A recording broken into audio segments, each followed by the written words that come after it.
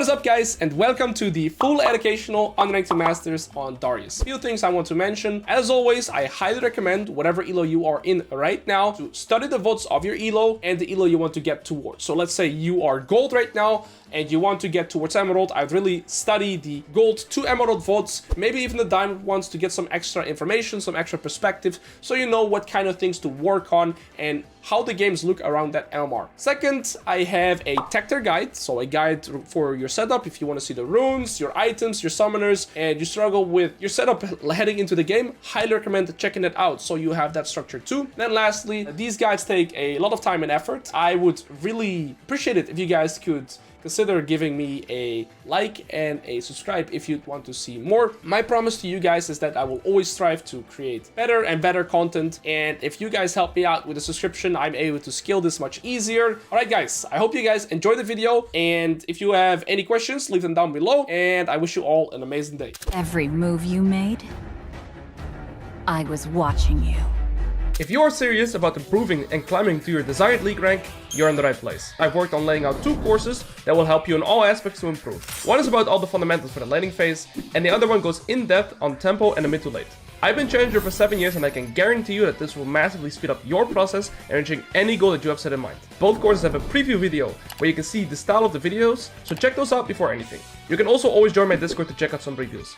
Alright, let's get into the video. Alrighties guys, doing the Unranked Master Darius now. We have finished him up towards Diamond 2, Diamond 1 MMR, and now we're going to be playing some of the low elo games. So, of course, for the YouTube bros, we are starting the video here. I've already gotten quite some knowledge on Darius, which I'll be sharing with you guys. And maybe it's also in a better way, so I can really educate the bros towards the lower MMRs, give it more guidance. Not in a condescending way, right? AP jungle, please. I asked this because we have an 80 mid and an 80 top. If we also get an 80 jungler, it's going to be pretty easy for them to itemize against us. And we're just going to look into Darius. You play Flash Ghost every single game, and runes are pretty straightforward too. I mainly am looking to go Tenacity, but let's see. Thus far, they have 0 CC yet.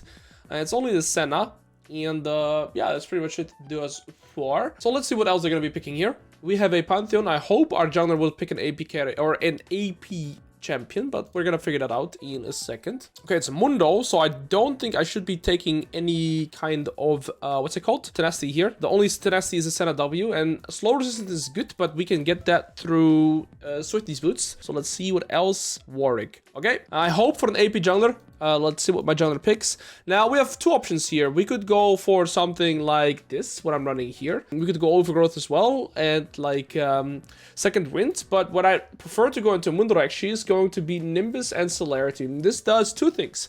It gives me more gap close, right? Because Nimbus, once you press Ghost, or once you press any summoner, if you read it with me, you get movement. Okay, nice, you pick Brand, so we have AP. You basically get an extra burst of movement speed. So Ghost plus Nimbus is like a really, really easy way to get close, and the Celerity is all move speed bonuses are 7% more effective, and you gain 1% movement speed, which is really good on a champion like Darius, because my champion has no mobility, has no dashes, nothing like that. The only thing Darius does have is he can walk. So the best way or form of mobility that Darius can get in this game is going to be from movement speed. As a result of that, items like That Man's Blade, Force of Nature are extremely, extremely good. And so the first game we're going to be starting off here, we're going to be starting in the lower MMR brackets, and we're playing against the Mundo here. First thing we should always be doing is checking summoners from both sides. So we see here, we got our setup, right? We talked about our setup. My Brand is playing Flash Smite, and his Electrocute, very stable. And we play against the Warwick and the Mundo. Mundo's playing Grasp Inspiration, very standard, but he's playing Flash TP. Some Mundo's playing Ghost TP, but this guy is playing with Flash. So I have that knowledge before heading into the game now. A lot of Darius players like to also go deep late. Me personally, I don't really like it that much. And the main reason as to why that is simply because once you proc your passive, you get 30 AD if you press shift here, right? And 30 AD is so high, it's similar to 3 longswords, so I feel like I should just have survivability, also because I have no second wind, so I'm going to go for the D-shoot. Now, Mundo is arguably one of the weakest early game top players, because all you can do is like auto Q, right? Q is like, is very weak, and I have my passive always. What you want to do as Darius is really try to win your lane at like level 1 or like super early on, because Darius is amongst the strongest top laners in level 1. I'd say he's top 3 strongest because only Trundle, Darius, and Warwick are able to invade enemy blue buff or red buff 1v2 because of my passive 3080. Nothing can stat check that. That is 1000 gold worth of longswords, right? It's more damage than a pickaxe would give you, worth 875 gold. So keep that in mind. Now he is here. I'm gonna select my W because that's the best. Oh, there's a Silas though. I gotta ghost here and dodge it, and I gotta dodge the next Q too. I couldn't dodge that. Okay, this is pretty bad, but if I get my passive here, it's really good. I would still win. The ghost is still last. Oh, I cancel my auto. That is so bad. I canceled my auto, so I didn't get 5 stacks. It's okay. We were warming up here. My ghost still lasted, but it's okay. I'm gonna try and zone the Mundo from walking into the lane here, so he can't get. Okay, well that's really awkward. I want to try and zone this guy from the XP if I can. Q's gonna come back up. Now we have to dodge. And now if he loses XP and I get it, he's already lost lane pretty much. And I don't want to give him access into this. Alright, we get the XP. Mundo does not, and we're already in an amazing position. And I always explain this very thoroughly in the course as well, is that EXP snowballs way harder than gold. And that is because right now this guy is always going to have his level up timers later than me. And that is big. And so gold, or sorry, EXP snowballs way harder than gold in the early game because now I'm going to be level 2 whilst he's still level 1. So now how does he get to play the game? Well, the answer is he doesn't really. However, I should not be pushing this wave too much. I should make it push towards me. So I made a little bit of a blunder here because remember, Mundo was pushing this wave here in the early game. And if I actually had made it push into me, which I could have by not selecting Q and using... Okay, but he's walking up, level 1. What are you doing, buddy? You're level 1. Well, yeah, XP snowballs harder than gold. Prime example, of course, Mundo should never walk up here, but you see that how he was always so... He was already basically in trouble, right? Because he was never allowed to walk up. He would perpetually be a level down. That is, of course, the biggest blunder that he could ever do. He also bought no items, but that's okay. That is his mistake. And now my goal would be to crash this and get my reset in. Preferably I get all the means here, because that will give me 900 gold, and I can buy Boots of Swiftness. And on Darius, you basically always buy Boots first. I'm gonna E here to get a Wisp passive out too. I might be able to dive him too, if he goes up for like a super greedy trade here. He's nowhere close to level 3.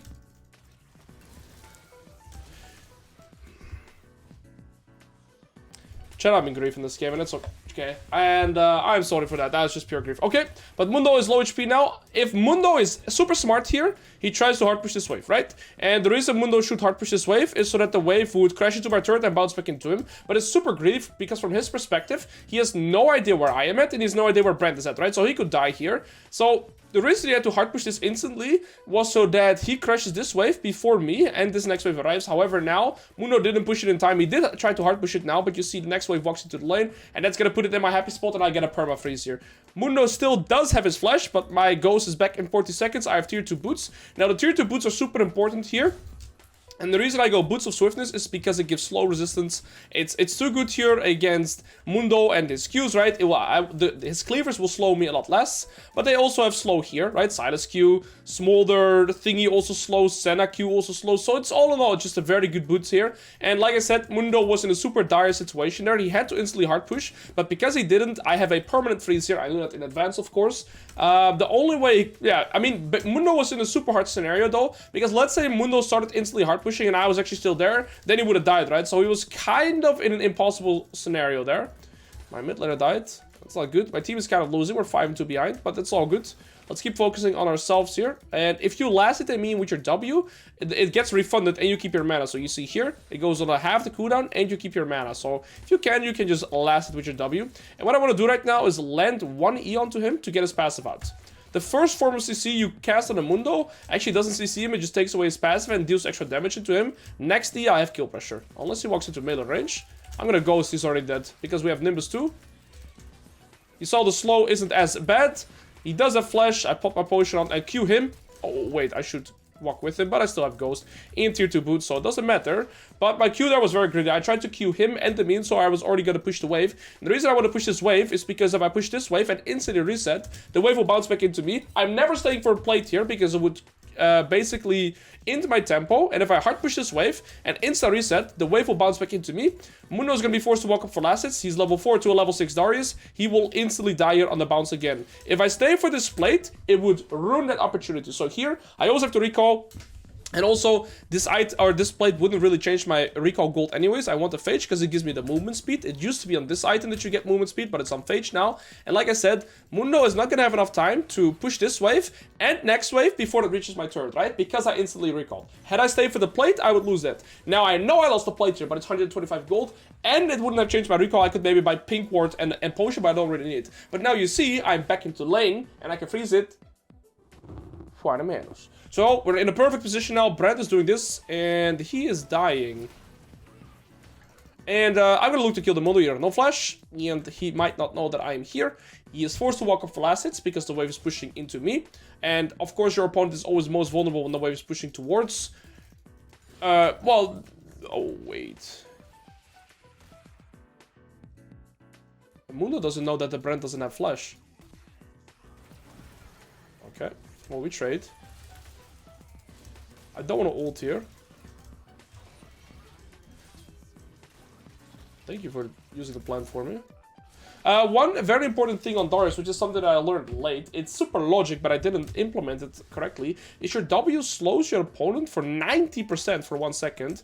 And what I very often used to do is I grab my opponent, and that slows them for 40% for 1 second, and then I instantly press W. What you want to do is either W or E your opponent, wait the slow duration of 1 second out, and then slow them again. So you want to E them, they get slowed, you want to auto maybe Q, and then you want to use W. And if you cannot use your Q, then just normal auto attack until the slow is gone, and then W into Q, right? So you want to try and match your Q with either the slow of your E or your W, but you don't want to E into like instant W, because then you stack the slows and it's inefficient. Some scenarios where it will be fine, most scenarios where it's not fine. Okay, the wave is slow pushing into the Mundo right now, so in theory he is not forced to walk up for last hits. So Mundo should just stay behind. He's bought this, he has no movement speed. I'm getting flash and goes back, he's level 6. I want to get 1.2k gold on my reset to buy this, or I could go for a Sheen. All items are alright. Oh, he's walking up here. Warwick could be here. No, Warwick is bot, so we don't have to be scared of the Warwick. Now, this guy ulted way too early. The way Mundo ult works, in case you don't know, is the lower HP the Mundo is, the more it will heal him. If he heals at full HP, he doesn't really heal that much, because it heals for percentage health instantly. The second Mundo pops ult, he will instantly heal. And again, Mundo wasn't even forced to walk up for last hits, because the wave is pushing into him. But the lower elo you play, and this is not in a condescending way again, but the lower MMR you play, the more people will walk up whilst you're slow pushing, and you can really get a lot of cheesy kills from that. Now I proxy the wave, and I'm getting my reset in. I'm gonna reset here just because if he throws his Q, it's not gonna cancel me. And I'm 4-0, but our team is 9-6 behind, so this is going to be a good game to try and carry. I am going to prioritize this because I can... Oh, well, I'll go for the longsword. It's still better. What? Sorry. We're gonna go Trinity Force here. That is because they have a full 80 topside. If you play against more range here, I would go for Strikebreaker. And then after this, we're gonna probably go into Sterox, but we could also consider Strikebreaker because I don't have a lot of burst, and the Strikebreaker would give me more gap close towards their bot lane, who's also their win condition. It's their bot lane and their Warwick that are kind of like their win condition right now. And at this point in the game, I don't really want to freeze anymore. I want to try and expand my lead by playing for plates and looking for that, because I'm super close to my Trinity Force and I want to get towards the spike ASAP. It is no point for me to try and freeze and like play the game slow. I want to speed up my game so I can pressure, and the faster I get my Trinity Force, the faster I can look to take over this game. One very important thing, try to avoid losing too much HP whilst pushing two champions like Mundo and stuff like this. One of the most common errors you can do on Darius is just lose too much HP by just laning normally. W into Q, right? Because I used to get slowed for 90%. Next wave will give me enough gold for my Trinity Force, so on this wave, I'm going to instantly hard push it. Nice Qs by him. And so that I can instantly reset, and then after my reset, I will be Thanos. So I need to make sure I don't die to Warwick now, because I'm 1k shutdown. It's me against the world this game. Okay, Warwick is bot, and the kind of mindset that I have in these type of games is my allowed margin of error is pretty low, because if they get like a 1k shutdown, my entire team is losing and they get even stronger, right? So that's kind of the sad part about the shutdown system is, yeah, you kind of get punished for being ahead. Okay, so I buy Sweeper after my first item because I think it's more important for me to deny the vision of Mundo than play or getting vision down myself, but I do get a pink ward so I can get it a little bit deeper. Warwick has been sitting on this TM out for like 5 to 6 minutes because I've been pressing tab the entire game, and I haven't, like, when he ganked bot and got his killing spree, he already had this Tiamat, so he's been having it for a very long time. He did the dragon. Okay, so I know exactly where the Warwick is at, and my assumption is that the Warwick is going to reset because he has a lot of gold and then come into top side. Okay, never mind. He went for a mid play instead. You can see him on the minimap here, and he still hasn't reset. So I hope Warwick comes top because I can 2v1 easily because he's only got the Tiamat. He's actually not that strong.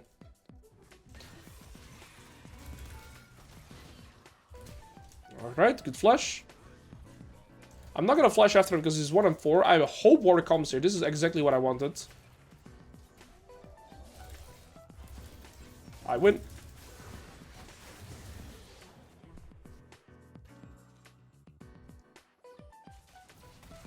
Shit, man! What was that, Alois? Oh, yeah, I gave it to the Brenneth though. Now I got another win condition in my game. Okay, I played my combo too greedy. I shouldn't E. I didn't need to E in this combo. I should just auto W, ult the Warwick, maybe Q, flash, something. Not whatever I did. Like, anything but what I did. Because now Warwick got my shutdown and he actually gets punished or rewarded. Okay, that was the moment where I had to 1v9. It's okay though. Let's keep up the focus. I really hope the Brand wins here. Land the W, baby. Nice. He doesn't die though. And he leaves away from me, please. It's all good. Keep the focus. I can still get his... Look, Warwick went from Tiamat to full Titanic Tabis. That's how much gold this Warwick had. And I also, of course, I gave him a 1k. But he had full Titanic, right? So, like, he got the 1k, so he got Tabis as well. But imagine how weak he actually was when he ganked me. Yeah, well, I just misplayed it. It's okay. Let's keep up the focus. Why is this guy still here? What are you going to defend, buddy?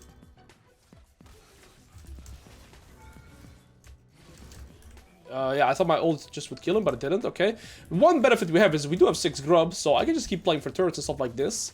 I get the first turret here, which is absolutely amazing. My Caitlyn is still relatively even in CS. They have Tabis here, so they're kind of building a lot of armor already, and that's why I'm super happy to have a Brand jungle. And also Brand got the shutdown on the Warwick there. And when you have a solo AP, such as like the Brand in this game, it is so nice if they get gold, right? Oh, how did my Q miss? Okay, I'm gonna take this and then get my reset in, and then I am going to open up into topside again because I'm gonna try and play for the tier 2 by killing the Mundo. He has no flash. I don't think I can achieve anything bot lane against Senna Smolder. They have so much wave clean, they're so hard to kill. 3 Tabis now, that's crazy. Alright, we're gonna go for Sterox next, and probably that man's played after. I'll refresh my... Actually, I shouldn't refresh my ping. I already have it on the map. I'm not gonna refresh. I don't think this one is dying soon. One of the most important fundamentals, guys, is to stay hydrated. Keep drinking your water. Alright, so their bot lane is pretty strong.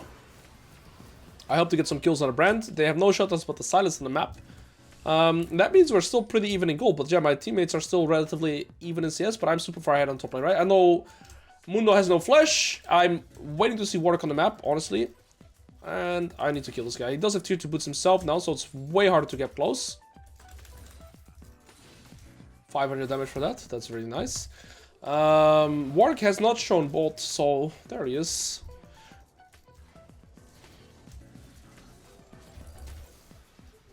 Wow, really nice ult by him. Yeah, so here I should have respected the Warwick a lot more, and that is because if a fight like this is happening in bot side, it's just a process of elimination, right? If Warwick is not responding to this play in bot, it is very easy to assume that, or it is good to assume, safe to assume that this Warwick, of course, is top side. If he's not responding to a big play like this, we had so much vision. I should have been way more cautious going for this play, and that's completely my bad. And not only did I die, I also lost my shutdown. So now I've died twice on timers that I knew were coming. And these are just massive blunders. Because now the Mundo is actually back in the game. Like, I'm still ahead, but I'm not as far ahead. And the Warwick is still snowballing this game as well, right? So, yeah, if either of those two plays went different, this game would instantly be different too. So, it's a massive mistake by me. And the Brand dying now is arguably also a result of me dying earlier. So, yeah, definitely some blunders by ya boy, but it's okay. We are still absolutely in this game, man. It's also good to showcase where it goes wrong sometimes. This guy still has ult, so I don't really have kill pressure, and I'm super close to Sterox, so I shouldn't greet until I finish Sterox. Okay, well played by Caitlyn. Well done. Dragon's coming up in 18. I don't think I want to play for Dragon, and I hope enemy team does, so that I can kill the Mundo 1v1 and then look to secure the tier 2 turret. right? Warwick is looking again, but he should not have ult yet.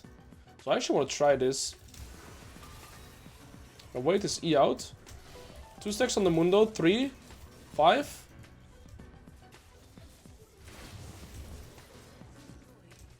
He should die. Okay, it wasn't pretty, but it worked. I made sure to proc my passive on the Mundo, because it is super hard to proc it on a Warwick with maybe Flash, ult and E, right? I didn't really know.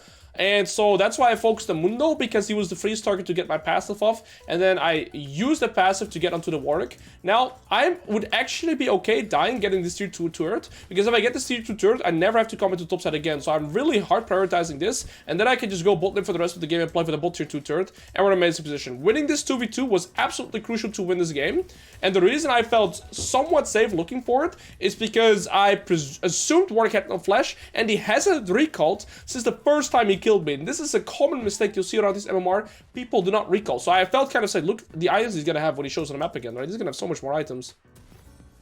People simply do not recall enough. I'm gonna go mid lane here because my Pantheon is going to bot lane. So there's no point for me to open up bot lane, so I'm gonna move mid lane instead. I'm gonna tell Pantheon to maybe stay bot, and I'm gonna go mid. Let me mid. Oh, I can check. Right, there's Warwick. Look at his items. He had 1.6k gold when he died top, right? That's how much gold he had, and that's why I felt somewhat safer fighting him too. Super important. Fundamentals. I talk about pressing tab so much all throughout my videos, especially my courses too. You want to learn more about that? Check it out, boys. Right, I can get this full turret before anything can stop me, especially with the W and Sheen. Alright, and Silas is dead, so I want to maybe look for the tier 2 turret. If I can as well. Enemy team might be playing for this. I'm not going to move because I get 2 turrets for them getting 1 dragon. Okay, they're not looking for the dragon. Silas has TP, so that's one thing I'm going to be a little bit wary of. Warwick seems to be fighting the dragon. That's okay. I got 2 full turrets, so regardless, I got like basically 3 to 4 kills worth of gold by not moving. And sure, I could have maybe gotten these 2 kills if I was here right now, but I basically got them 4 kills here. And now, well, looks like my bread is faker, so the game is in a very good position right now. Warwick died. I'm going to ping on this bot lane. I'm going to tell my bot lane to go mid. The reason I want to go bot so I can play for another tier 2, and then I have all the turrets. And now I have 3 items, even though I'm not really looking for 2 kills that much, right? I'm playing for natural resources. Gold on the map. Jungle camp, sideways, that stuff. Now, I'm actually gonna hard push this wave and then reset, because I don't have enough tempo to look to play for the tier 2 turret. Silas just come back from base, Work is gonna be back. I have no idea where Senna's at, even though Silas is showing mid. After he pushes this wave, he can go into bot. Warwick can go into bot, Smolder can go into bot, Senna can go into bot, so I don't feel safe staying for this, even though I know Mundo and Silas are here. Here's the Senna. Smolder and Warwick just respawn, they can look for me as well, so it's much better for me to recall. I have a pretty good shot down too, and I have a full item in base. Now we're gonna go for this next, so we get movement speed. Remember, I talked about the essence of Deadman's Blade and Force of Nature. Absolutely amazing items. Yeah, let's move here. If he overstays, we can kill him. I check his items. Okay. My brand hasn't recalled yet, so that's one thing I gotta keep in mind. He's actually not as strong. These 2 are showing bot side. Auto Q, wait with the W. Now W for the slow. And ult. So here, I E him, and I wait till he's not slowed anymore, and then I W to finish him off, right? I talked about this earlier. I'm gonna go here. I think I can catch up with the Deadman's Blade as well. I have so much movement speed with the Nimbus too. W. My ult is about to run out. Doesn't matter though. Got his flash too. That's what Nimbus does for you, baby. Paired with Nimbus and tier 2 boots, you become Usain in prime. Alright? So, and 100 stacks here, right? So, Mundo's still top. We're gonna play for the bot tier 2 now, but Silas and Warwick will respawn and have enough tempo to here, so actually I think it's better to play for this. If I wait till minute 20, my entire team gets it. But that also risks that Warwick gets here in time, but I should wait for minute 20 so my entire team can get it. Alright. The things you gotta do for love. Okay, never mind. Oh, are you kidding me? It got extra... Never play for a team. Do not be a team player, you learned it here. Do not be a team player. Never be a team player.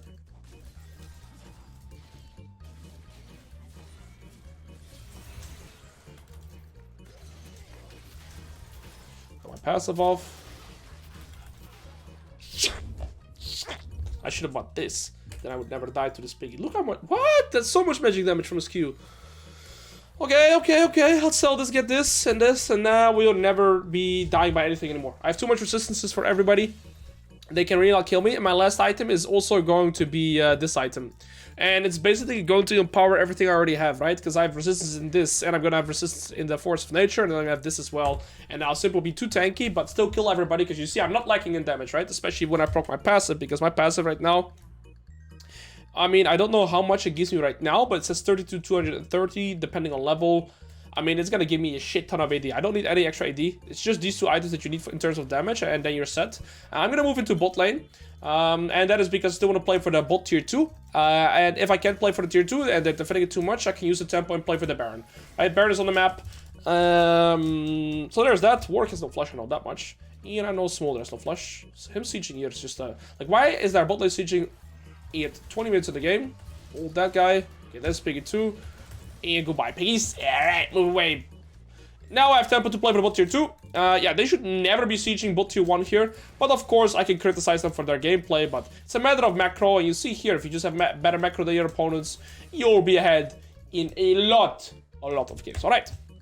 Right, enemy Mundo should be bot lane, and their bot lane should be mid, so that they can give and receive waves more accordingly. There's nothing their bot lane is going to be doing in the side lane against the Darius, and it's also 2 people, so realistically, we could have also just walked to Nash's 5 and done it. But then I also need the coordination of my team, right? And then randomly 3 of my teammates overstay in mid and die, and that's a very natural occurrence in around this MMR too. But all we do is play for ourselves, focus on ourselves, and we'll be golden. I'd assume that the Mundo has no ult after that fight in mid lane, but you never know for certain. So it's not good to make an assumption.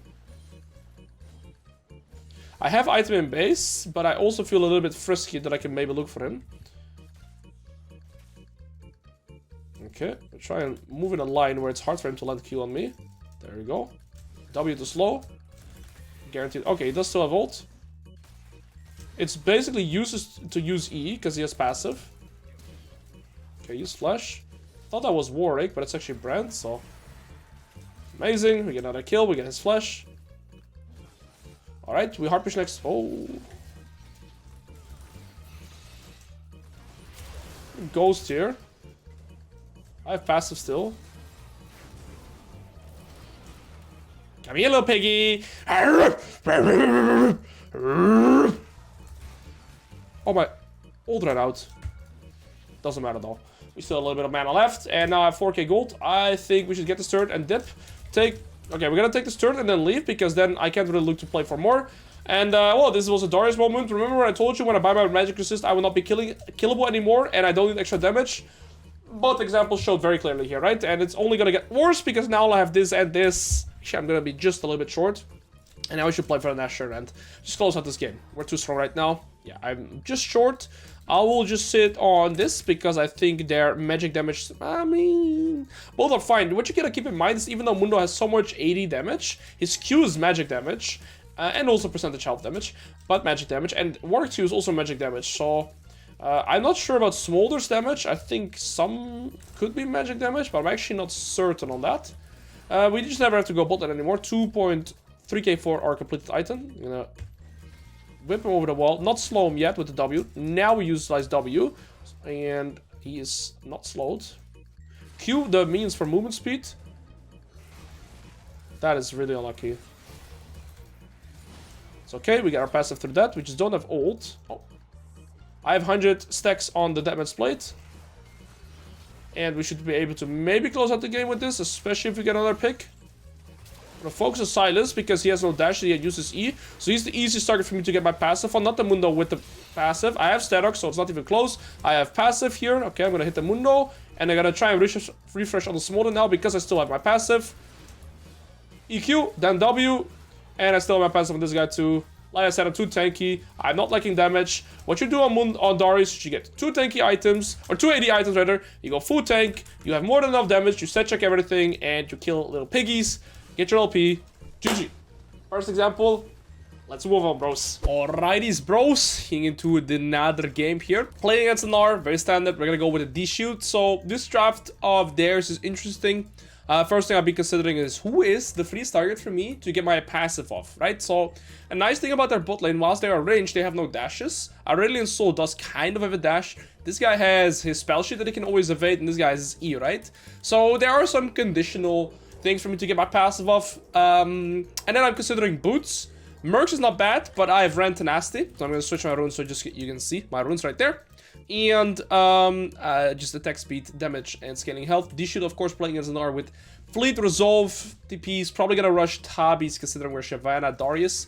And I probably want Tabis this game. And I'll go Statox for the CC in the other scenarios. They all have CC, but I'm gonna have Tenacity and Tabi, what's its name? And Statox, so that I should be fine. I think this is a Stripebreaker game because of the amount of range champions that they have. I don't think Trinity Force makes too much sense. Again, it's hard to get close onto them, and it's really hard to utilize the it's going to be hard to try and utilize it too. I'm not sure if he spotted me. He has a D-Shoot. I'm standing at the left side of the bush because he might queue into this, and he's gonna queue into this side. I didn't think he spotted me. Alright. I'm gonna try and... Okay, he does end up hitting me, but that's alright. I don't really take much damage. I'm gonna push him out of this bush now. And I can still just get behind him, considering that he has his Q. And now he has to walk to his turret. Oh. I'm gonna ghost. I mean, he's screwed. He has to flash. I'm blocking his escape path. Getting the passive off. Okay, nice. And now he's completely screwed. I did lose 2 minions worth of XP actually from that. But the Nar's gonna lose so much more. The HP and probably his TP as well. Okay, he gets the XP, but he's 1 HP now. Yeah, the problem is that I did lose 2 XP going for the last auto attack. However, I think it's worth it. Because he's gonna be in dive range for me, but he has more XP than I do. Because I think he's only lost 1 minion worth of XP. Well, it's alright. He's still level 1. I'm assuming this is gonna make him level 2. I can do a level 3 dive though, because I still will get my level 3 from next wave. And that's the wave that I want to dive him on. If I can take out a little bit more of his HP before the dive, it's basically a guaranteed dive. Like, let's say I were to land the Q here, right? I gotta make sure he doesn't get mega though. I'm not sure if I can stop it. Okay, he has his W. Oh, that's greedy. He's gonna flash probably. Ah, the Q was awkward. I am a piggy, but he's 1 HP. He has no flash, he has no E. Calculated, of course. I'm really surprised that my blade killed him. I'm gonna stay for this. He does have TP, and I'm just gonna take this as fast as I can. He shouldn't go for me. If he does, he's gonna lose the full wave, right? So that's why I'm able to do this. And then we're gonna get our recall in. I'm super surprised he died to the blade there. I'm gonna be honest. He's still level 2. So I'm not really at a threat. So now, this is an interesting purchase though, because I could get tier 2 boots if I go for boots of swiftness, but I don't really have too many slows, so I don't want swifty boots. I think I'll just sit on this, get the cloth armor, get a longsword, and a potion. I think that's perfect. And like I said, it's right back against the many range. He flashed. So even though I did end up losing EXP to melees for that level 1 trait, I think it's super worth it just because the amount of health that I took away from it, right? Ultimately, EXP is the most important stat, but health still goes first, because with that health, I mean, let's say the Dar stayed, right? And he just, I did a third wave crash. On the bounce, you'd still be in trouble, so you'd have to base TP. But he walked up to my level 3 timer, got caught by my E, and yeah, the lower, or let's say the lower MR you are, the higher amount of times those kind of mistakes will happen. I did use my W instantly here, 4 stacks. I would prefer to get my 5th here. Massive. Alright. And Nar is forced to walk up full assets here. The wave is pushing into me, right? Actually, is it? I mean, if I last it full assets, I mean, no, it is actually pushing into him. Although with this Q, I mean, it's pretty even here.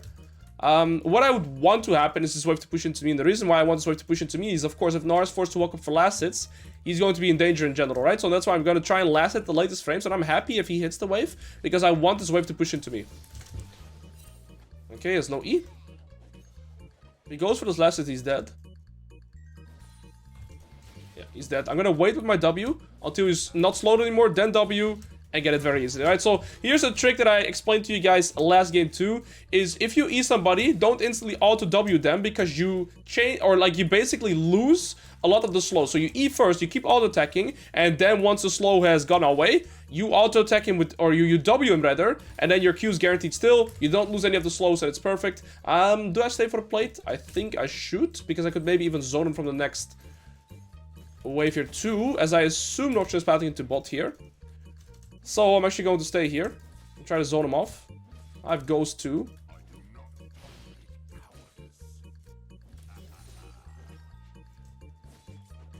Oh, that was a really good E by him. And a really bad E by me.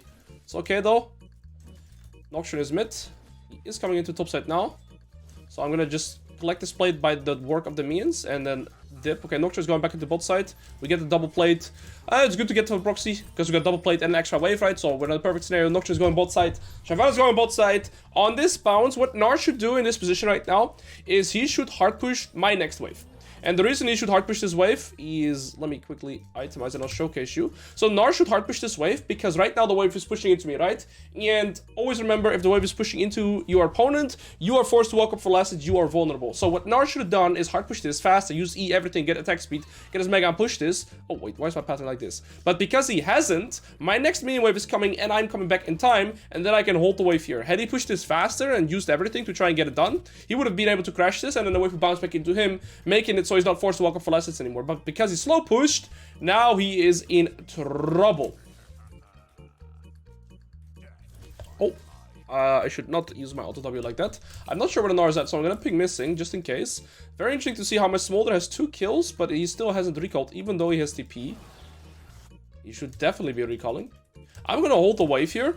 And very often I say it could be worth more for me to push to try and get extra plates, right? But I think here it's completely fine to try and freeze it because I've already denied Gnar a full wave, which is around 100 gold plus the XP. And now I'm also going to be denying him a full cannon wave, which is 200 gold and all of the XP as well. I'm not sure at all where he's at. But this is, okay, so he recalled. But this is all a result of the Gnar slow pushing, right, instead of hard pushing. So you see how one decision can completely change the outcome of the laning phase. He's going to want the cannon. Everybody wants the cannon minion. Gonna wait with my W. Now I ghost. W. He has no flash yet. 5th stack. Q ult. There we go, baby. Again, don't use your W instantly after Eing. Wait for your E slow to wear off and then use your W. This is something that I learned much later because I'm a piggy. But now that I know it, I'm gonna ingrain it into you guys so you don't make the same mistakes I have been doing constantly. You'll see further down the videos that you see me doing this habitually wrong. So, yeah, you can pay attention for that in the future games. We get the plate, we're gonna proxy this wave because Nocturne is bot. We're not afraid of anything, get a better recall. And we're gonna still go for this. I can just buy double longsword, I assume here. That's fine, I don't have enough gold for the full Tiamat. And we're just gonna run back into lane. Again, we crashed the wave, we proxied the next wave. The wave's gonna reset in a neutral position. Gnar is pretty screwed. And yeah, I really like my position. Okay, Gnar should have been back by this time, so I am scared that homie went AFK and I feel sorry for the guy.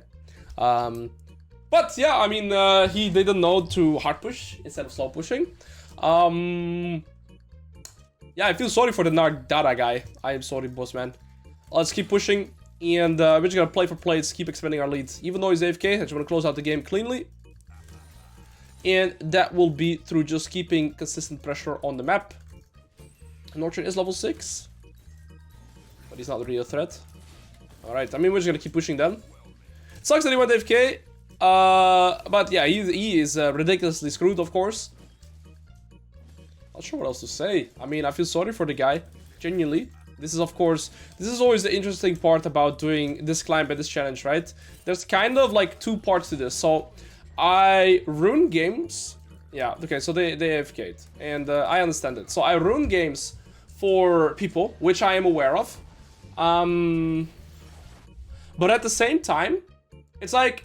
So I'll explain my view on this, right? I am very aware that I ruin games for players because I'm way above their skill level, but I'm not playing this to smurf or to make myself feel better. I'm doing it from a perspective of education, right? So I feel like I'm helping a lot more people than I am, yeah, you know, like ruining their games, and therefore I'm still like completely fine with doing this. But yeah, let's move on, going into the next game. Hope you guys enjoyed it nonetheless. Small game, but you can see how... I mean, it's super important, right? A champion like Darius wants to snowball in the early game. You can, once you get rolling, I mean, yeah, GG. Same matchup, same room page. We are against Mr. Schmundo again. But we'll showcase that through fundamentals, we can basically repeat everything we did last game. They have Lee Sin, Mundo. I want to try and see if I can maybe invade them level 1, because Darius is still one of the strongest level 1 champions, right? 4 teammates are here. They spotted Caitlyn. I see Dr. Mundo. He has Ghost DP. He goes here. Might be able to just kill him with my Nimbus. I'm gonna wait with the Ghost. But my Nimbus will keep me... Oh, what did I just do? Slowed. This should kill him, right? I kind of missed my spacing very hard. That should have been a kill. I misclicked twice. And he lives. And I have candy. Okay, I misplayed it super, super hard. For some reason, I spaced here. I don't know. My brain was absolutely fried. I don't know what that clicking was. That was very suboptimal. It's okay, though. We lose out on the kill. The one thing I can do here is assuming that... Oh, no, he has TP'd. Okay, so we both lost our summoners. He still has his health potion, too. Unfortunate. Yeah, should be the kill. 100%. I had Nimbus, I had Flash. It's okay. His Q start, we know that much. I'm going to be standing here waiting for all 6 minions to crash. He's used his Q. So I just walk for free here. But I shouldn't trade more than that. Yeah, okay, I'm taking aggro from all these minions too. So that was just a horrific trade. And now I'm just going to try and get my level 2 first and see if I can get a better trade that way. Gonna use my W on him here, but walk backwards to instantly reset the aggro from all the minions, right? If I kept staying there, I would just take so much more aggro from the minions. Okay, now I've gotten 4 minions. I need a melee, and I'm gonna have my level 2 timer here. Don't just Q. I'll just get the caster first. Oh. Alright, I think it's not sensible to select my E because he has his passive. I can't really get it out with 1 E. I would need 2. Lee Sin is pathing into top, Xin Zhao is pathing into top, so both junglers coming into top side here, right? We saw the Lee Sin on the rep buff, so well done by my team. Wait, I selected my E nonetheless. Is my brain functioning? I gotta log in. I'm very sorry. Logging in here. Okay, I should use my E on him then, at least once, so we can maybe set up a dive. I'm gonna be level 4 by the time the wave crashes, so that's good. He missed his E. So if he last hits a minion, it goes through everything. Okay, the next wave is walking up here. So I just gotta slow push this wave till the next wave comes, and then I can crush both at the same time. So we keep our slow push. Next wave is gonna be walking up here. And it's a little bit of an awkward crush. I'm gonna utilize my E. Oh, never mind. Well, didn't work. Then I'll just do a 4-wave crash to reset because he has no TP. So now I will still get ahead just by doing the 4-wave crash. I evade any gank timer or potential gank timer by the Lee Sin. And then I'll get my reset here, and the reason I'm still getting ahead here is because I get a free Rico, and now Mundo is in a position where he's forced to make a bad decision, because he needs to collect this wave, right? But the wave right now, you see his minions are gonna get halted here, even for a very little second, which is going to make this, you see how these minions are stuck and my minions are walking?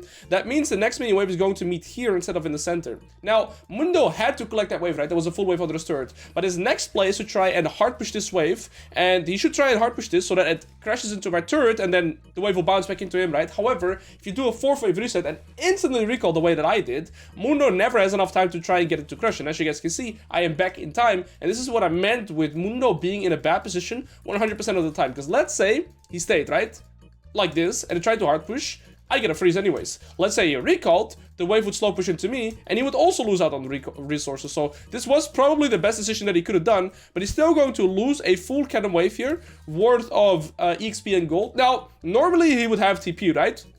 So he would kind of get out of this hard scenario, but since he used TP level 1, he doesn't have that, and losing a full cannon wave is around 200 gold worth of gold. He loses the full XP, 300 gold. Losing a full kill wave in the early game is pretty much equivalent to being solo killed. So here, we are still super far ahead. And like I said, usually Mundo can get out of this scenario with his TP. But let's say you play against an opponent that does not have TP. You see how valuable a 4-5 crash can be.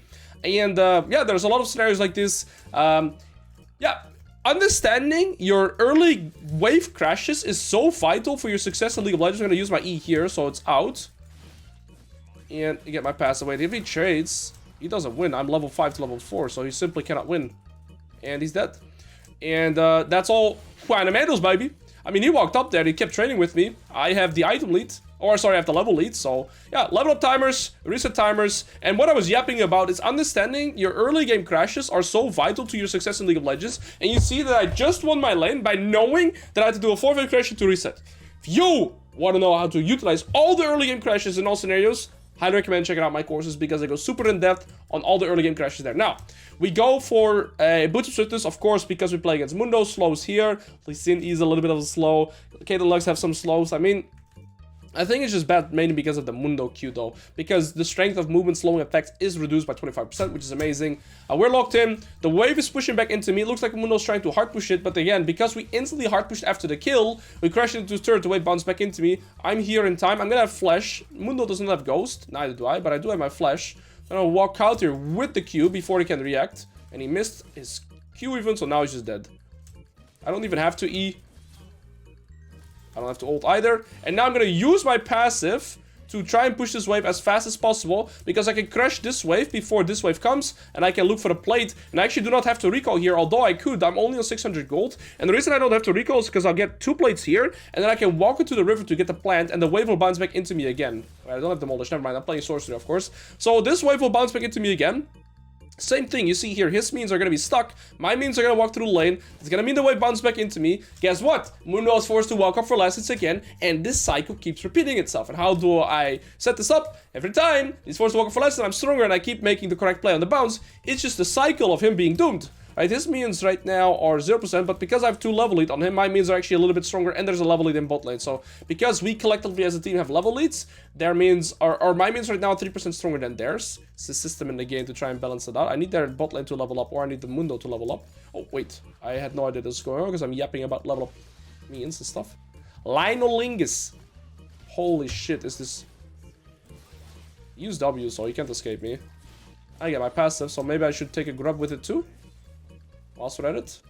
If you last hit a grub, you get 20 gold. And I'm gonna move back to top lane right now. He hit level 6. I'm gonna use my potion. So the thing I'm thinking about right now is how do I set up my next reset? All you have to do as a top laner, or as a solo laner honestly, is you always have to consider how do I set up my next reset. Right now, I'm sitting on 1.5k gold. I don't want to keep laning with that much gold, so I am going to be setting up my reset. Looks like the Mundo walked away, so then I just get free access to the wave. Very easy. Gonna hard push this wave. I crash it before this next wave arrives, so it's a clean crash. And we're able to get out there and reset. Lovely. Now we are able to spend our gold. We are gonna go for Trinity Force. Double melee top. They do have 3 range here, but I think it's absolutely fine because we're just double melee top. I'm gonna go for the Sheen here. I think it's better. I don't need full mana. And the reason I don't go for full mana is because it would cost me 2 to 3 seconds to extra to stay in the base there. And I would potentially lose this timer. Because if the Mundo starts hard pushing here, maybe I am back in time to still freeze it. He's not hard pushing here. That means the wave state is neutral. Their minions, or my minions are 0% stronger. So you see here, level ups are equal. Everywhere besides top lane, I'm 2 levels up. For some reason, yeah, okay. So I was going to say, I think my minions should be a little bit stronger. And there we go. I actually still get all 3. That's amazing. So now I can't really kill the Mundo. Why? Because the wave is pushing towards him. If the wave is pushing towards him, he's not forced to walk up for last hits, meaning that he's not under threat. He can stay under his turret. So what I'm going to do is I slow push this first wave, wait for the cannon minion to arrive, and this is the wave I'm going to hard push. By hard pushing this, it's going to start bouncing back into me, similar to a 4th wave crash. And then, remember, when your opponent is forced to walk up for last hits, that's how you can always look for kill windows. But he's already 0-2. I don't necessarily have to kill him to expand my lead. I can also look for plates and proxy and stuff like this to expand my lead. There's multiple ways to get leads on your opponent, and solo killing them is not the only way. All I have to do is just avoid trading equal resources. Equal resources would be he gets a wave, I get a wave. But now I get a wave plus tempo because he still has to push the wave. I can't play for the plate, but maybe I could roll mid here. Maybe I get a mid wave. Maybe I'd find the jungler here. Okay, the jungler is there, so I cannot find the Lee Sin. But ultimately, I'm still able to do more than the Mundo, right? So here, he proxied the wave. Or sorry, I proxied the wave, he get the wave, but I also get the scuttle, so I'm still expanding my lead. Did I have to kill the Mundo? No. In theory, I never have to kill this Mundo again to still be ahead of him. All I have to do is just make sure we're not trading equal resources. Of course, killing him would still be fine. And his plate is pretty low HP. I'm gonna Q this. I gotta be a little bit careful of my mana though, so always make sure I'm using my W to... Last hit. I lose 40 more mana with that. That kind of sucks. Oh no, I'm losing my mana. I'm losing my mana. I'm gonna be freak soon. Man, no mana! No, I pressed ult, but I don't talk about it. He was on 4 stacks, so my ult would have given me the 5th stack. It would have caused him to bleed, and it would have caused him to die, but I had no mana. I told you, I'm gonna be freak soon, and I turned into freak. I lost the 2nd cannon in a row. I'm getting tilted now. I'm getting very tilted now. Alright, we get the plate because of the grubs, and now it's time to dip. Okay, It's okay what happened. It sucks because usually on this reset I really should already have more than enough gold for my Trinity Force, but right now I actually do not have enough gold because I missed 2 cannons and a free kill. It's okay though. I need to make sure I last hit this minion with W, because if you last hit the minion with W, the mana refunds itself. Like that. And now we can recall we have our item. Mundo should not have enough speed to push in this wave and this wave before I'm back, unless he full confidently hard pushes it, which would be a pretty tricky decision for him to make, considering he has no idea where I'm at. Very lucky that he missed that. I'm glad I reset at the edge of the bush. And I'm gonna stand here. This is actually still heals me. He is hard pushing it, which is his correct play. He should not stay for plates, because that would ruin his tempo, but he does have TP to maybe still fix it. Okay, so we got a scuttle, we got a plate over him. However, it should have been a solo kill, but I didn't have mana. So let's play more reserved with our mana pool, so it doesn't repeat itself. I can queue this. I'm actually gonna refrain from it, because it's like 3 minions, right? So I'm ready to do this. And let's keep expanding our elite now. I want to look for plates, I want to look for proxies, I want to look for the jungler. I have Ghost, don't have Flash, but I have a full Trinity Force, so I'm very strong right now. W just one-shots me with the Sheen. Lee Sin is mid, has a full item. One thing to keep in mind too, I had a little bit of movement speed there. I could move here, but I don't think I should. I think if I move there, I'm already late to the play. This guy does not have ult. And so he dies. And now I can get a full plate with the Su. I had 3 stacks on him for free. Goes it to an extra movement speed. Get the passive procs here too. And now we get a kill plus an extra plate. He used TP earlier here, so I think I'm fast enough to get the full turret here. And that would be absolutely amazing, because then we can also start roaming the map. So if I press tab here, right, I see that their bot lane is kind of behind. The top lane is behind. It is just their mid and jungle that I have all 8 kills. So their mid jungle or their win condition, which is the people that I should be avoiding unless I'm strong enough. So, meaning I have like my item spike, I have my summoner, something like this, so I know that I can fight them. It's kind of me and bot lane against their mid jungle right now.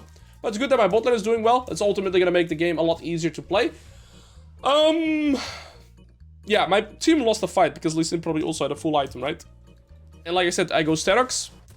I go Sterox pretty much every game on Darius when I start with Trinity Force. Also when I go Strikebreaker, it's just such a staple. Because after these 2 items, you don't need to buy any damage anymore. You just go full tank.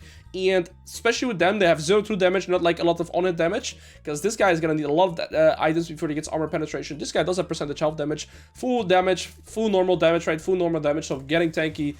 Wait. He lost so much HP from what exactly? Okay.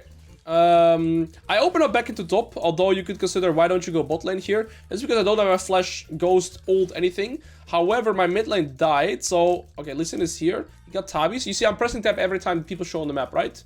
I want to expand my lead, in the sense that killing in the 0-3 Mundo again will not really change the outcome of this game. Killing the 4-1 LeBlanc or the 4-2 Lee Sin would change the outcome, which is something very important to always consider in games like these. But I need to not lose my shutdown, and I want to have priority before I move, because if Mundo gets 3 plates for me making a potential move, that would not be good either. Okay, so here I'm mid lane with Annie, but LeBlanc is getting chunked, which maybe gives me... yeah, this is good. I'm here. Nice, I got him too. Annie stun. Annie stun. You're trying to last hit it, Annie?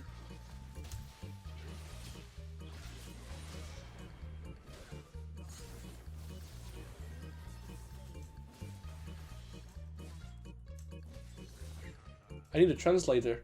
I need a translator to what just occurred. I'm a little bit stun locked. I don't know what that was about. But, since Zhao got the shutdown on enemy jungler and on enemy mid lane, I instantly went to mid lane here so I could look for plates, but plates are gone, but maybe I can get the full turret. I would lose top lane turret, but that's okay, because if I get mid lane turret, it's alright. Mundo's own 3 is already not a win condition. I'm expanding my lead, so I'm happy with this. I'm just, a little bit in shock on what this Annie was doing, but... It's alright, we get the mid tier 1 turret. I'm gonna move to top lane here, but I assume I'm already a little bit late. He does have a full heart steal now. I have Sterox in base, so what I should do, with both my summoners coming back as well, is I just want to collect here, push this wave all the way to the tier 2, reset, get my Sterox, and then be on the map again, and probably play into bot, because that's where I can get the turret still, or play for the top tier 2. There we go, I get this in, and then I'm gonna push this wave too, and then by the time I'm done pushing this wave, I can already push the next wave that's coming up here as well. It's gonna reset into the tier 2. It's gonna make the wave bounce back into me. We're happy. Yeah, Sinzao died without having to recall, or without having his recall first, so he's gonna spend a lot of money here, because he got double shutdown, right? Yeah, he has full Titanic. Probably a little bit more than that as well. Ooh, the bleed got it for me. And he had Tabis. Nice. Okay, so now I want to be bot preferably, but they do have Caitlyn Lux with a lot of wave clear. I'm gonna see here on how other people make decisions. I'm gonna go for this first. That's because LeBlanc is super fat. Mundo deals a lot of magic damage too, so I think it's alright. Annie is bot lane, so with Annie, Lucian, Leo, Amumu bot, I can move to mid first. And then after pushing up mid, I can move to top, so I kind of take best of both worlds here. I think my Annie should be recalling, not staying on the map. But this guy is a little bit of a criminal, so we never really know what this guy's gonna do. I'm just gonna see what he wants to do.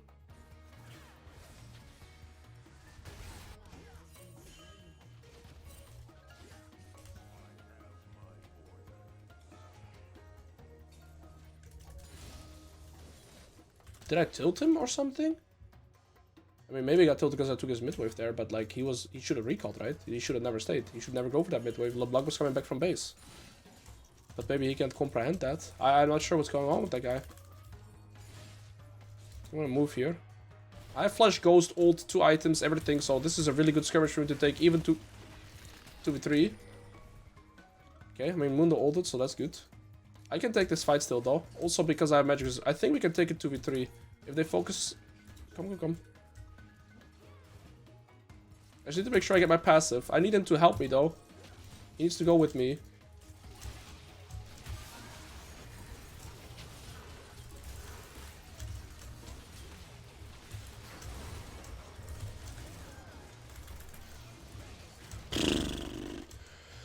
Way closer than I would have wanted it, but I luckily got my passive on the Lee Sin, and with the Triumph healing, I managed to stay alive and get everything, but it was way closer than I would have wanted it. That's because the Xin Zhao was not following my call. I needed the Xin Zhao to go first, so they target him. Even if he dies, I would kill everybody, but he was not aware of that, which makes sense. He didn't see the plays that I see. But yeah, the reason I was so confident in this fight, even 2v3, is because I literally had every single button to my disposal, right? Flash, ult, Ghost, everything. All items too. I had 2 full items. They are on 1 item, so I felt very, very confident there. Yeah, this is how I absolutely overstayed.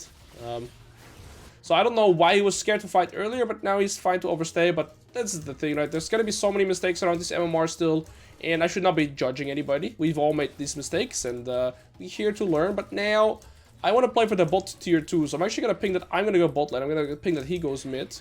I would want to be bot so that I can play for this bot tier 2, because that's the maximum amount of gold that I could play for on this map. There's nothing else. I mean, kills, right? But preferably, I really look to play for this tier 2 turret, which is 700 gold, which, again, is more than 2 kills, and that's what I should be playing for on the map. Plus, I'm on the side lane, opposite to the next neutral objective, which should be Baron. Alright, I can't really kill this guy, but it's okay. Oh, it's my W. Alright, get this in.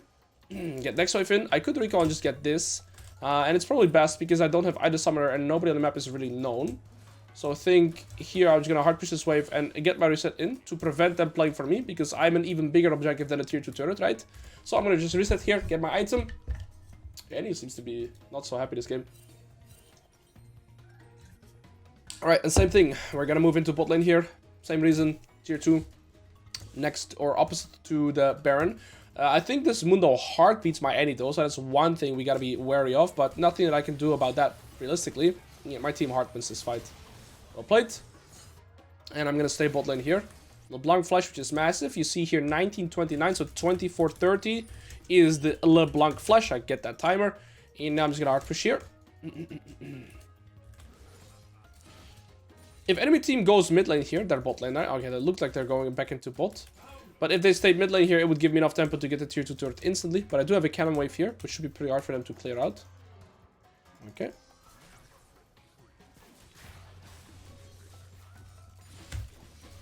You shouldn't get into melee range with me. Okay, I did lose half my HP for that. I still have Static, so I'm not too scared. Got proc now. Okay, that sucks. Yeah, it's annoying for me that their bot lane is still bot. And that is because they have enough wave clear and like pressure, so I can't really play for the tier 2, but if their bot lane is bot, you know what we're gonna do instead? I'm gonna play for Baron. So I'm gonna ping my team to come here. I'm gonna somebody should get this. And if their bot lane stays bot, they have 2 people bot. They never have enough pressure on the map elsewhere, and then we can just play for Nash very free. Need the Lucian to stay. Oh, I mean, he died.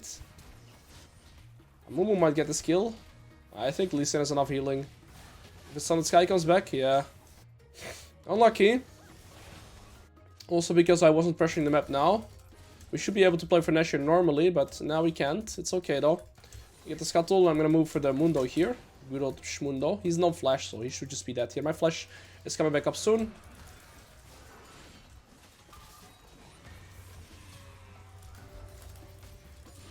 Alright. I don't want to use my ult. I don't want to use anything else. We should just play for a Baron, as we can very easily 5v5. My flashing goes coming back up too. This is going to heal me with Q, so I'm just going to quickly go here. Drop 5 stacks. And they should die. And then we're going to start off the Nashie here with the bro. Alright. The reason I'm so... Like, I feel so safe starting Nash is Lux has been bot lane for, like, the entire game, right? So I know that they have, like, no vision here. And so I feel completely fine starting this off. The only person that we're scared of course, is Lee Sin. But I have my flash... I have position 30, I have Ghost, though.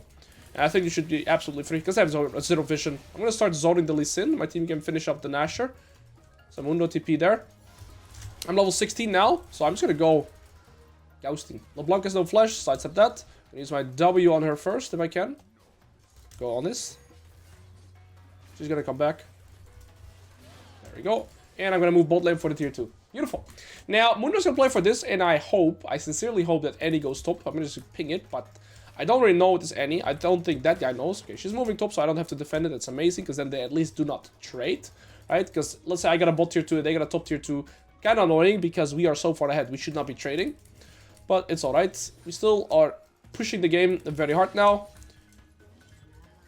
That sucks that we die mid, because it's gonna relieve... Or it's gonna, like, relieve pressure. LeBlanc is gonna respawn too, so I shouldn't stay on the map for too long. Okay, I'm just gonna recall. I have enough gold for my item, and my entire team is dead, so no point for me to stay on the map. And my next item is going to be Jack Show, very similar to last time. I just need defensive stats. I'm going to be unkillable. You see, I do not need damage because my passive will give me more than enough damage, plus true damage on my ultimate, which is like 1k true damage. So, yeah, we don't really need that. This Annie is dead, for sure. Okay, so my entire team is... I have 100 stacks here. As long as I don't proc it, I should be able to get closer to her. I'm going to have to dodge her E, preferably. Gonna wait with the W. Oh, I couldn't ult. Maybe I shouldn't. I should have prioritized my ult over my Q. Maybe I don't think if I don't land the Q, I don't think I ever kill her. It's okay. I got flash heal out. Still very good. Should die to the bleed. Yeah, it sucks that my entire team died with Baron, and this one keeps disconnecting too. I think if he keeps chasing, I can find him. No, he's dead to the Scissor. Alright, blow up for me and the bros, and then afterwards I can take a plant, and we should go back to midwave and start sieging again. I feel very confident, because...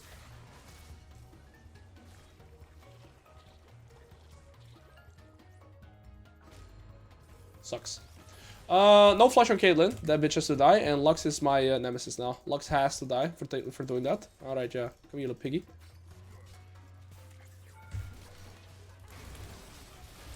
That's what you get. Try it again. I can literally W ult and she would be dead, by the way.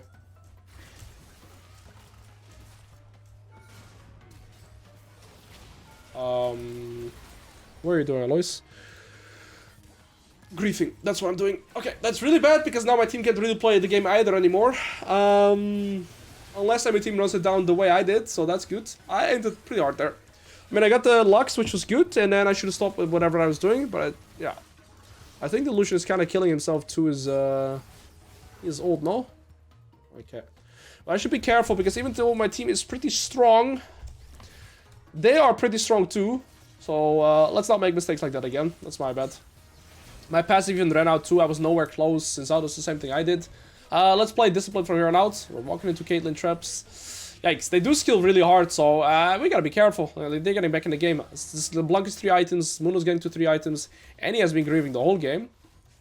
I don't know what this guy's issue is. Like, he's just running it. So we have to focus if I want to win this game.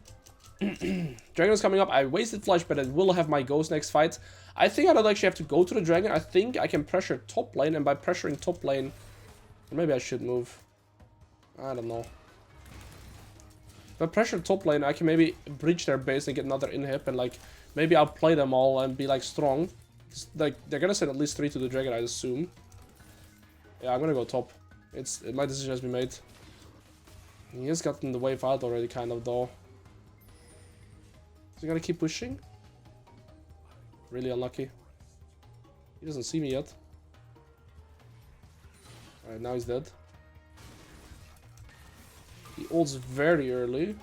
I'm just gonna E to get the passive off.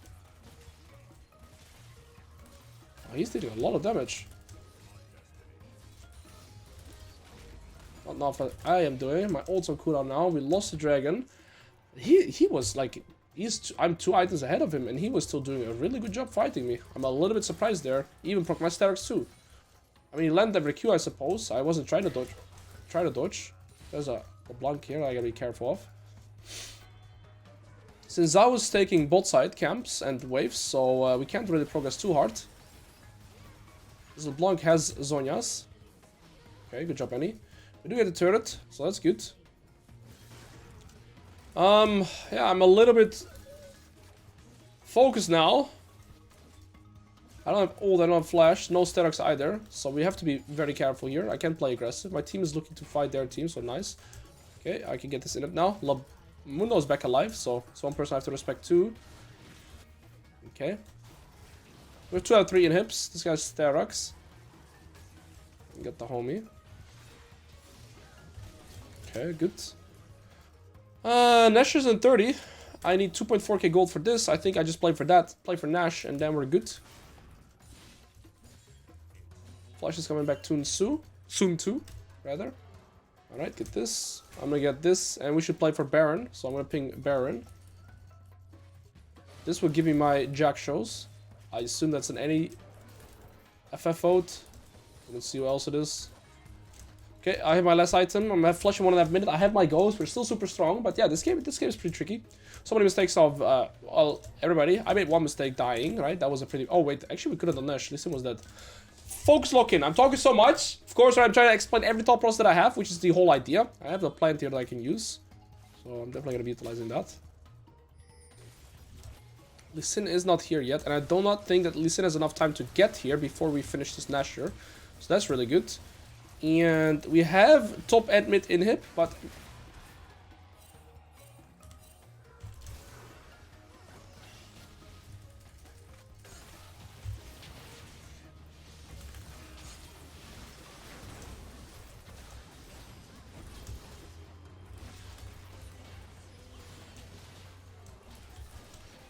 how illegal is that?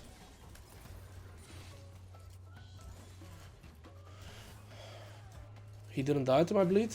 Are you kidding me? What is this game, man? And why am I getting pinged? I killed like their entire team, buddy. What is this game? I guess this is the experience, huh? Wait, am I dead? I have ult. He's too tanky for me now. I want to get this final inhib, right? I was going to talk about earlier that their inhib is going to respawn in mid lane. And this Mundo is hyper scaling. Mundo is one of the best scaling champions in the game. And he is becoming a threat. We're not going to have anybody to kill him soon. Oh shit. Oh no, no guys. We are in trouble. This game is actually hard now. I don't know how Lux outsmites. There was like no pressure for this inside. Nothing was going on, but he just went full panic mode. I'm gonna get mercs now. He just went full panic mode, and yeah, I don't know. This Mundo's gonna have like 4 items soon. Even though I'm full build, we have nothing that can really kill the Mundo. He's going full arm, which is correct. Annie isn't really killing him. We do have Ignite here. But Annie needs to play the game, but she's kind of refusing it. And so this game is super, super awkward. Well, Dragon is in a minute. I'm gonna have my flash. I just need 1 reset, and the best reset is on either of their bot lane, and then we can look to, you know, play the game like that. Maybe I can get a catch here, or if they go for the wave. Their Baron is only 50 seconds longer. Maybe Lee Sin goes in here. Okay, it's LeBlanc. 4 items. She has her Rabadons now, but Mundo's top. Okay. Can I get close onto that? We died mid lane again. This Lucian keeps on dying. He lost flash too. Caitlyn's level 16 now.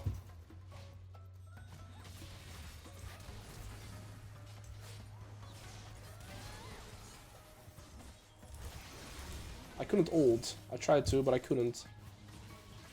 Wait, Mundo is pushing.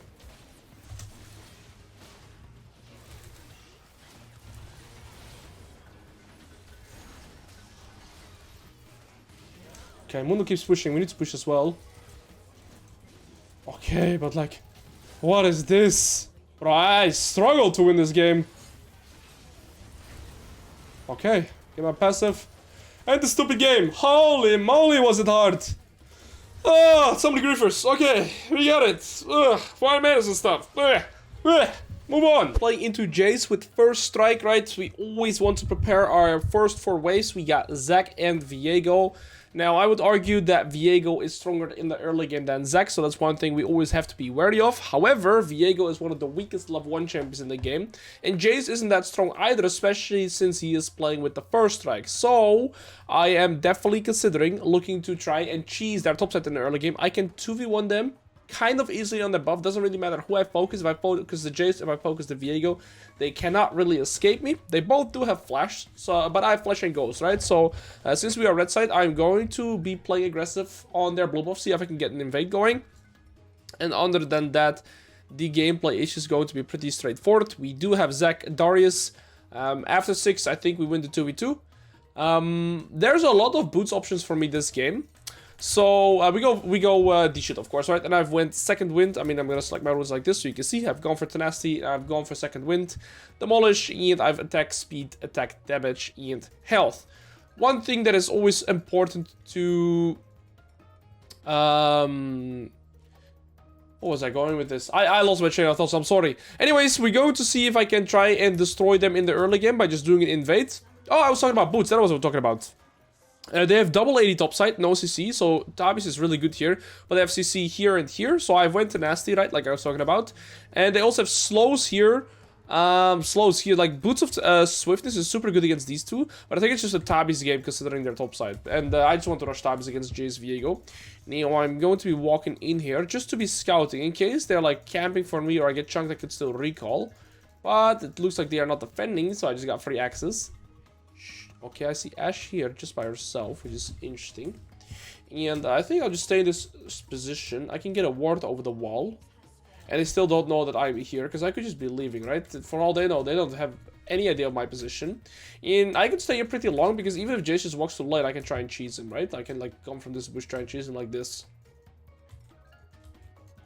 Of course, I would want the Viego to start blue buff, but as a jungler, like from a jungler perspective, the only top laners that can evade you 2v1 is like Warwick, Darius, and Trundle, right? So always keep it in mind. Oh, it's actually Ashe. Okay, Viego's not something here. Unlucky, I would 2v1 them there, but it's good to check it out nonetheless. Probably want to start W, especially if he walks up to the wave. I get behind him, I can just destroy him. He's hitting the wave a lot, so I'm gonna walk up now. See if we can maybe zone him from some XP. See how he reacts. Okay, he lost XP there for 1 min at least. Couldn't get much more down. It's okay though, I zoned it from 1 min of XP, I'm still happy with that. Okay, so I will hit my level 2 faster, especially if I target a melee minion. I need 2 casters and 1 melee to get my level 2 here. This caster is dying. This melee will give me my level 2. He's not level 2 now, and there you go, baby. Level up timers. That 1 XP is a world of difference, isn't it, chat? There you go. So stop saying chat! YouTube, but you see the difference there, right? Zoning it from that 1 EXP, I disjoined the level of timers, and just that alone, kind of already won the lane here. Maybe I honestly should have ghosted there. I think if I ghost, I might even kill him, even if he flashes afterwards, but it's okay, we're still in an amazing position. He has no flash now.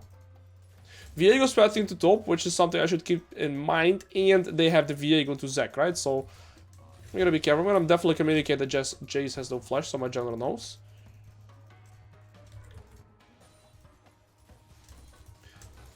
he ever walks up here, for last it's a little too close. Even if I just do like a trade with where I get half his HP, I could set up a dive with it afterwards. I'm gonna go here. Oh wait, I put 2 points in E. I'm an idiot. Where is my Q, which is what I was going to ask, and I don't have my E, or my Q rather, because I put 2 points in. Lois, what are you smoking, bro? I need some. If I had my Q there, the Jace is pretty much dead here on the turret because I did like 200 extra damage, right? Q auto, but it's okay. We get a reset in. I have 2 points in E, which is super unlucky because you never want to put extra points in E up until level, what is it, 8? So I mean that sucks, but it's okay. We're just gonna spam upgrade Q now to level 9. We do get a good reset, and we get a 4 crash, we get boots, cloth armor, so our reset is still perfect, right? I talked about why I want to go Tabis, and Jace is gonna have to reset here, and I get a freeze because this wave is bouncing back into me. Jace is forced to walk up for last hit, so he's going to recall TP back, which is what he should do, so that he is going to be healthy to play at the bounce. Viego should top 28 CS, so he get the scuttle. It's 7 camps, right?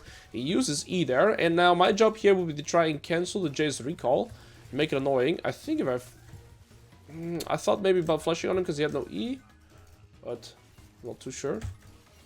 Gonna wait with slowing him. Now I slow. It's not quite of a kill, but he's still gonna lose full cannon wave worth of XP, so it's still very good. And my passive is gonna deny his recall a little bit longer, so I don't get a kill, but it's still very good there. I think I should have flushed. I mean, that is really stupid. I think he even missed the cannon. And on top of that, he's gonna lose this full melee wave now. So even if he got the cannon, it would not be worth it, because he's losing this full wave by delaying his recall. And so even though we didn't get the kill here, and I do think I missed out on the kill window, we're still super far ahead in terms of EXP and CS. And we can safely save 1 minute. So I check his items, I see he has no potion. So that's the first thing I consider. And remember, we have flash advantage. There's this first strike procced. I want to see if he gets level 5 here or not. I believe not. Okay, so we are level 5 to level 4 here. I'm going to try and utilize that. Flash auto WQ. Wait for him to E me. Oh, he ate me in. Oh, there you're just dead, buddy. And now we should hard push this wave. Instantly get the reset. We utilize the flash advantage. Even if he eat me, I still would have killed him there. Because I was still in range. I had boots, he did not. We can get our Tabis, and we can go Dagger Potion or Longsword. I think Longsword is better. And this game, and a question to you guys right now, think for yourself, press tab, what item should I go first? Trinity Force or Strikebreaker? Obviously Trinity Force. Gotcha, little piggy. No, it's not Trinity Force, it's Strikebreaker. Why? Ranged. We need movement speed, we need slows. We go for Strike or Strikebreaker into probably Sterox into, what's its name? Movement speed items, right? Alright, they have mixed damage, AP damage here, but let's see how that goes. Alright, so Ghost in 30, I will have my Ghost before he has Flash. I've got my ultimate too, but only 2 points in Q. Okay, missed cannon, so now I'm upset. And I missed E as well, so now we can FF. Do I miss Q as well? No. Oh yes, I do. And I pushed the wave into him, whatever, I'm griefing here. Okay, the wave is pushing into me, I believe, so this is good. If you want to fight, we fight, else I leave. Don't just want to... No, the wave is pushing into him. And that's because I queued the wave. I gotta focus here. I'm not playing too well. I'm getting my Ghost. If I focus Viego, I think we can... Okay. I gotta lock in. I am playing very, very suboptimal. I use my Ghost, and even though it doesn't seem that important, it's gonna make it so I can't really kill this Jace anymore. Because now, by the time that I have a kill window again, he's gonna have his flash, so I'm not sure how to kill him. Plus, my wave is just in a terrible spot, so... Oh, wait. I've just played this section really, really poorly. I did sidestep everything there. Well. There's his flash.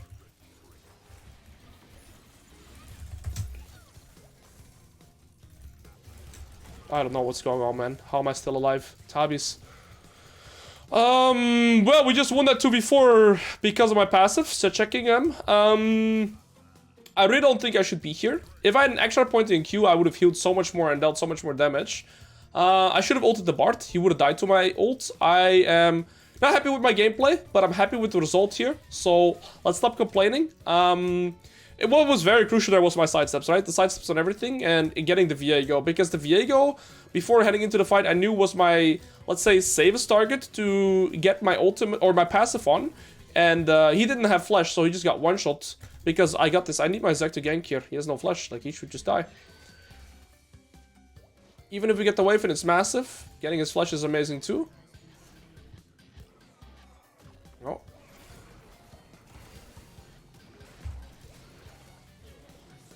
Well, it works. It's not pretty, but it works. I need to remember to put a point in my Q, an extra one, right? Because we put the point in E.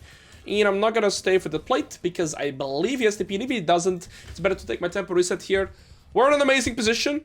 Again, I'm not too happy with how I played this scenario, but the result is good. So let's stop being a whiny little piggy. And I'm gonna buy my refillable here nonetheless and go back to lane.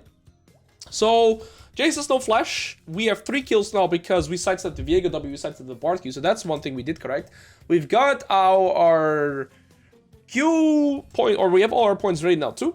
He has no potions. He has bought a cold feud, so he's no movement speed. I've moved it here. My ghost is coming back, my flash is coming back. So that should definitely result in a kill. Now my minion wave is 3% stronger because we have level leads everywhere. Top lane 2, bot lane 2 as well. So our minions are stronger. And so I need to get this wave in a scenario where it's pushing back into me, but it's pretty hard to do when my minions are 3% stronger. So it's kind of by default pushing into him, which is like a balance system in the game so that once your opponents are behind, they don't stay behind. But he is a cannon, so this wave will push into me. And all I should do here is play pretty patient and try to see if I can kill him with my flash and or ghost. And then I definitely want to also try and get plates from getting the kill. So just killing him and using my sums wouldn't be worth it. It's only worth it if I can also get some plates. So I need to make sure that I kill him on a timer where I can also punish him extra hard. Okay, get a C out. It's pretty alright. Just trade that.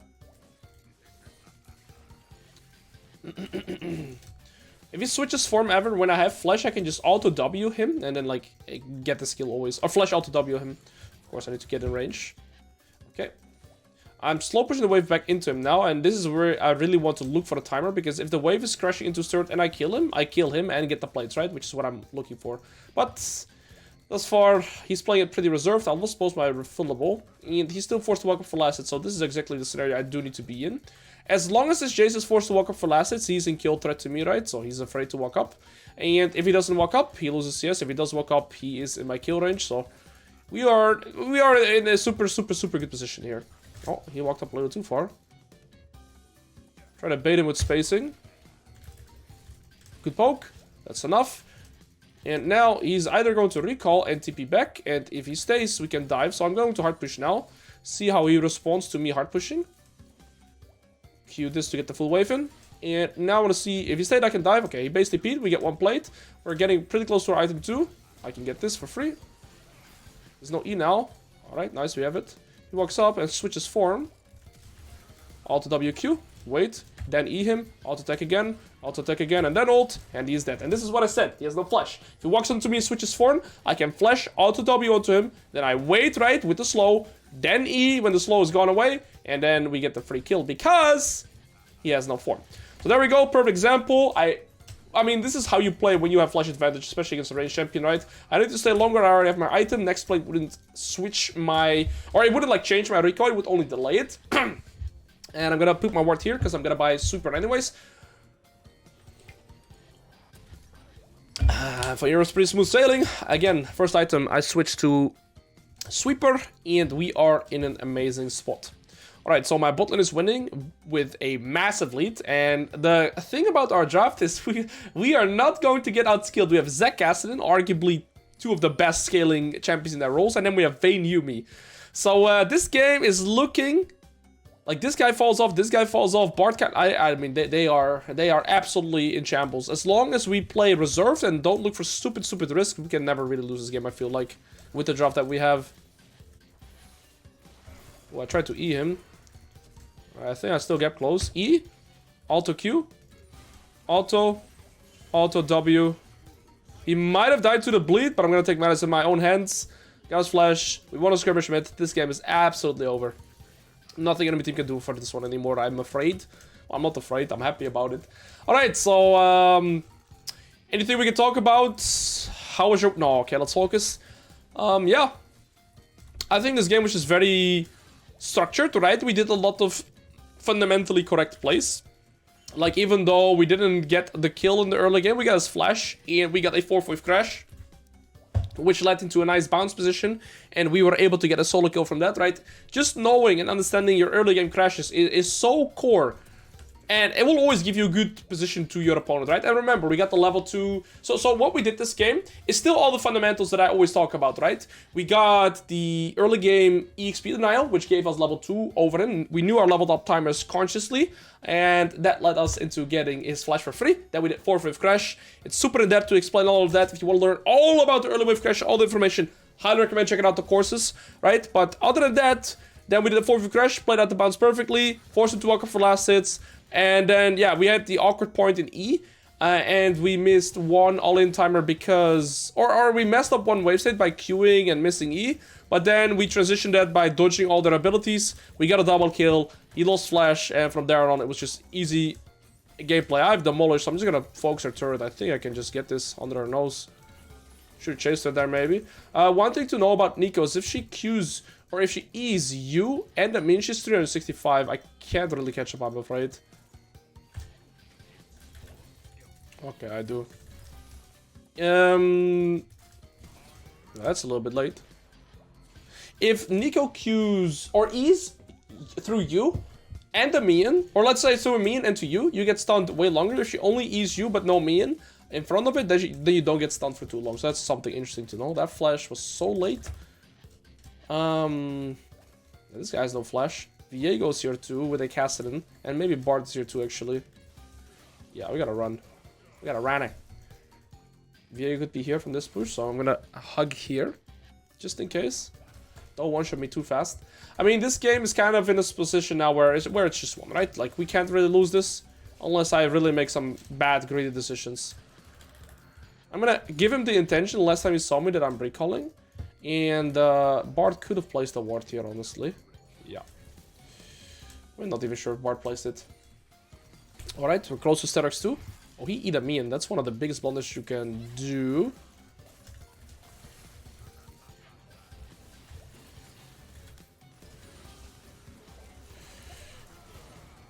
Triumph.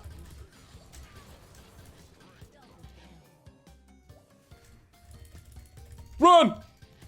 He's coming! I got the auto ult off onto the Nico perfectly, which gave me my passive, but yeah, they're just too weak and they FF'd. Right, good game.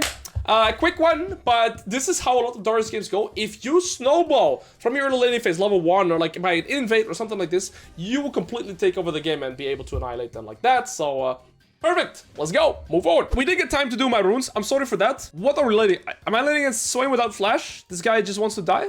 There is one very free target to get my passive off this game. Their bot side is harder to reach, right? But this guy, see, the thing is, I think Darius is extremely good against enemy draft for multiple reasons. So first things first is, I have a free target in the Swain always, right? And this guy's playing exhaust TP, so he can't escape me. Literally no way for him to escape me. Alright, splitting, thank you. Then, they have a Misfortune, Talia, and Vel'Koz. Also, none of them have dashes. Sure, they are ranged, but they have no dashes, right? So if I even get remotely close, they are basically always dead. Now, the Extreme Auto, thank you for gifting Ham's Best Raven.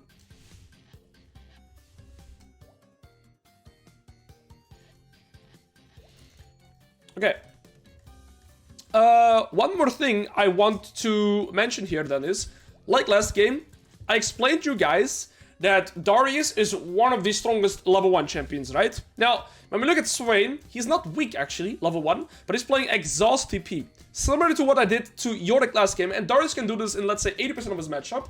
Darius can zone their opponents, or his opponents rather, from the first 3 minions worth of EXP.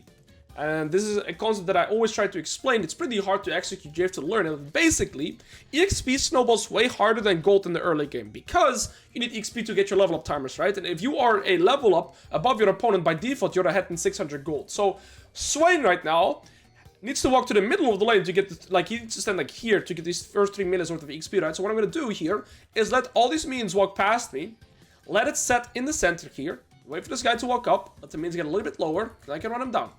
Unless he's going to stand here, because then I can just run him down. Remember, he has no flash, right? So now Swain has to choose, does he go for the minions or does he go for the stirred? Let's find out. He's going to go here, he's dead.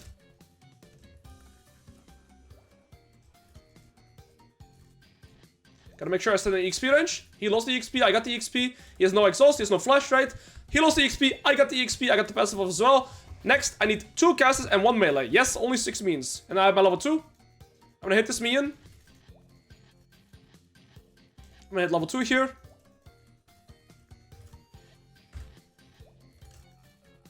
Level timers. I missed like 3 times. Well, we're in trouble because I took 2 turret shots. I was supposed to only take 1. We're in big trouble, so now I got a hard push. I don't know why I misclicked after my flash again, but I've had this a few times now. I need to crush this wave as fast as I can, so I need to get my level 3 and push. Ultimately, we did the same thing that we did last game to the Will you ever go for rank 1, Mr. Phantomentos? Yes, I will, but probably when I go to Korea. I don't know. I've made polls yesterday on my channels. He should have TP'd, by the way. But I guess we get the third question now. Thank you, lols. Yes, I will go for rank 1 when we're in Korea again. The thing is, yesterday I made a poll in Discord and on YouTube, and I asked, what do people like watching me for? Is it educational content, or is it tryhard, like high elo content? And the most votes were on educational content. So for me, what makes the most sense to do for my community and for myself is to make educational content. That's why I prioritize making educational content over grinding to rank 1. But when we go to Korea, I'll grind for rank 1 again. So, similar to what we did to the Yorick last game, we're doing to the Swain this game, right? And level 1 was good, the level 2 turn was good. I just inted a little bit level 3, but it's alright. I think, I have actually no idea what a Yorick is pathing. Swain still has TP, for some reason he didn't use it. He has no items, I do. I want to look to match level 4 here and then fight him. I'm gonna thin out the wave with my first Q. I need to not take too much HPs whilst doing so. I'm misplaying this again, but it's fine. I'll get better whilst doing this. Okay, he did not get level 4 actually. Ah, that is just awkward. He should be dead here. I just bad at my champion. He should have been dead on this bounce for sure. I misplayed this in a lot of ways. He's gonna hit level 4 now. Damn. Alright, let's focus. Let's forget about the past mistake. Nocturne is here with 28 CS, so he's full cleared. I don't do the gap close.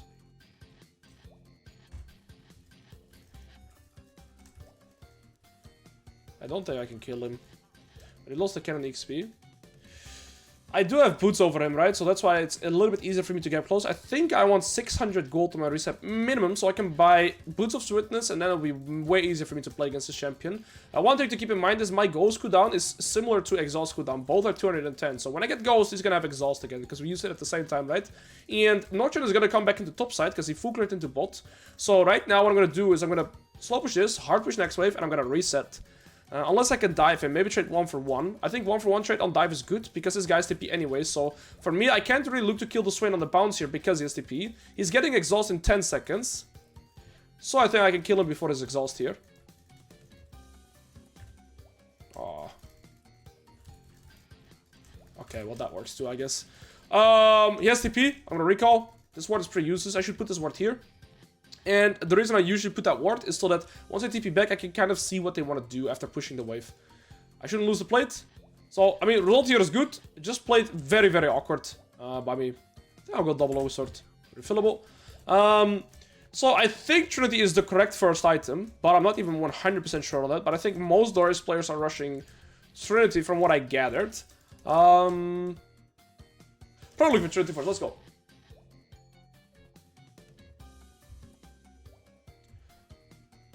I feel like I have better numbers when I do Unranked to Masters, when Discord and YouTube says that, right? I feel like my numbers are doing fine when I do Unranked to Masters. I mean, it depends.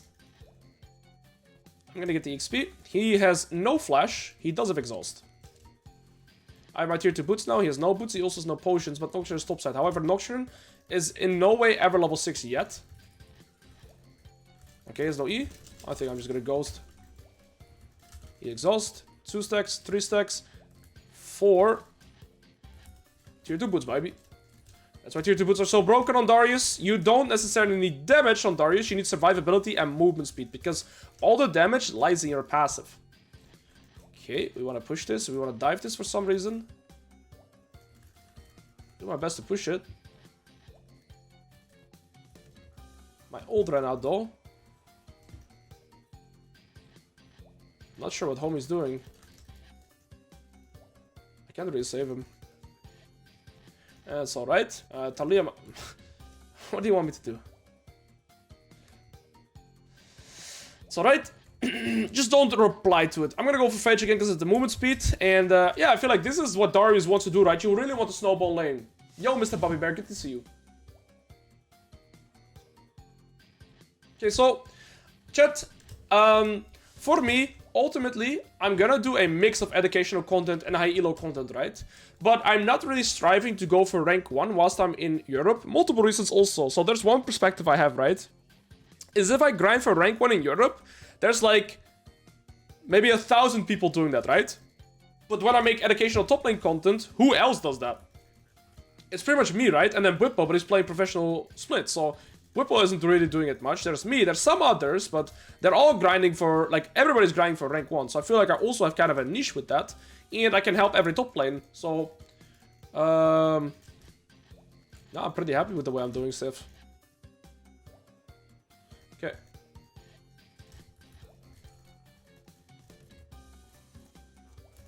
Ultimately, do I say that word that much? Okay, I'm waiting for my ult, and then we ultimate. Okay, max your E second. I can start running in when my ult is like 5 seconds cooldowns, because that's when I'll have it, right? So I want to proc movement speed on my Phage, and then all in.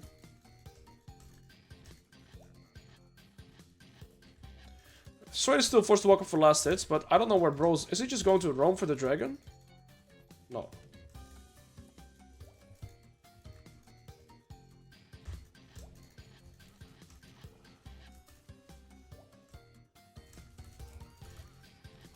Oh, I canceled my auto, you pig, Alois. Thank you, Swain. Yeah, I don't know. I still have tier 2 boots. He did not buy boots. This Swain is not the best. I'm gonna be honest. This Swain has no idea what he's doing. But it's okay. This guy is Emerald at the end of the day. I'm gonna push this wave and make it bounce back into me by hard pushing it. I'm gonna skip the plate here, and the reason I skip the plate is because I already have my item, which is this. If I get this plate, 125 gold extra. A harder climb to masters? Maybe. I think it's very comp reliant, this champion. So yes, I think it's a little bit harder. It's not a good blind pick. Again, the reason why I recall here is because the 125 gold from the plate would not have changed my recall, but it does delay my bounce timer, right? Because now I can look to kill the Swain instantly again because I instantly recalled. However, had I not done that, I could not be looking to kill him. He is Zonya's now, so that's one thing to look out for. Marek TF, thank you for the 2-1. Appreciate it, brother. Alright. Ultimately... Oh, shit. Okay, yeah, I say it a lot. I say it a lot, huh? This guy is very weak right now, and Nocturne has ult, right? We're winning this game super hard, but they do have 2 globals in mid and jungle. I want to avoid dying. If I kill Swain but I die for it, it's not worth it, because this guy's already 0-4, right? Okay, now I can walk up to him. Alt WQ. And now I still have my E ready. He's gonna Zonya. He's not gonna Zonya. Alright. I expect him to Zonya. Oh yeah, game's over. This one is over. This one is just snowballed from level 1, right? And he had to TP, did not, and then the game was instantly won for me. But that's, I feel like, how a lot of Darius games will go. You snowball on the champion early. You got to use your early game strength. You can even invade enemy buff 2v1. Actually, I should look for that. I haven't looked for that at all. He doesn't have Zonya. This is Zonya's, guys. Seeker's Arm Guard is Zonya's now in new season. You'll see us splitting, bro. I'm not sure where Nocturne is at.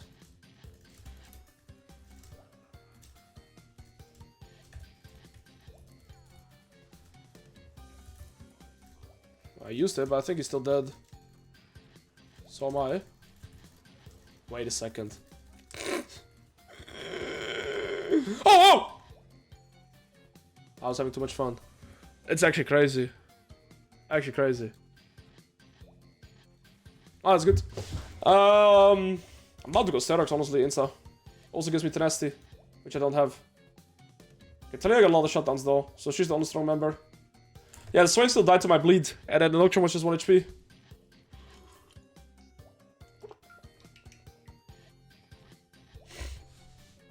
Ultimately, you're dead. Yes, you're right. Alright, let's focus.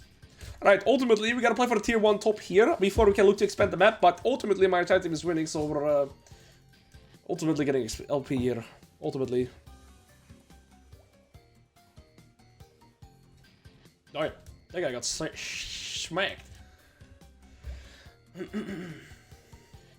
Phaser's Darius is good. I think it's suboptimal. I still think everything in this tree is amazing for you. Ultimately. Okay, let's focus though. Alright, I'm gonna look for the top tier 1. If this Swain walks here, he's dead. He has tier 1 boots, but... Is that enough?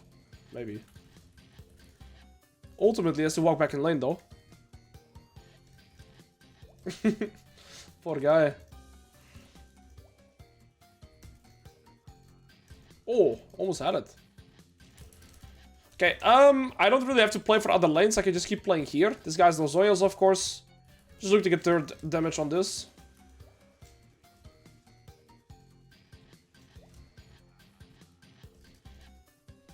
Oh. I'm actually in trouble, I think, here.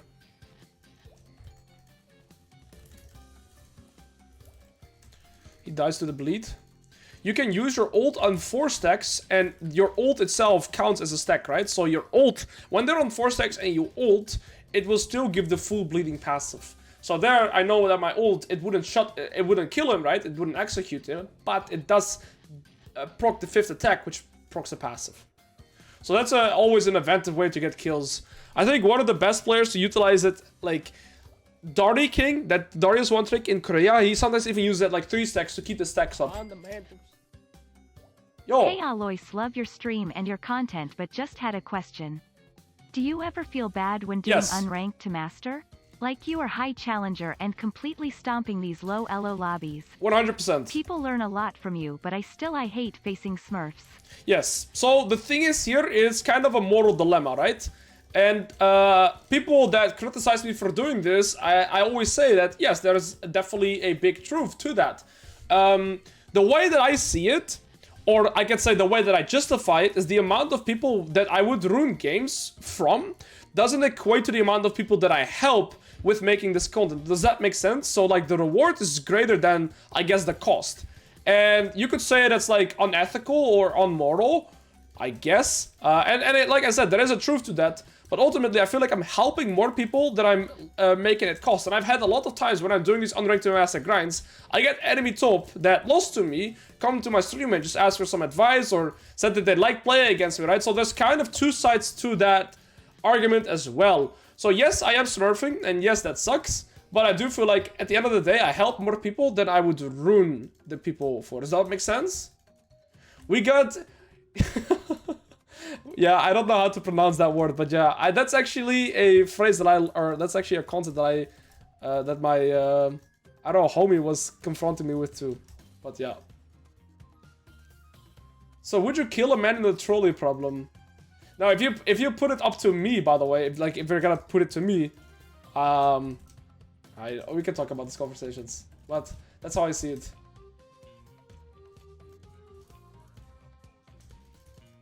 But yes, by the way, I will always say that I understand the downside of smurfing, and I am very aware of that, so... there's always that. Okay, let's keep the focus up now, though.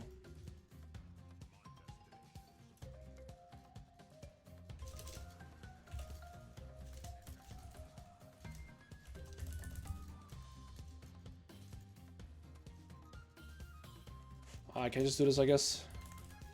Oh, maybe not.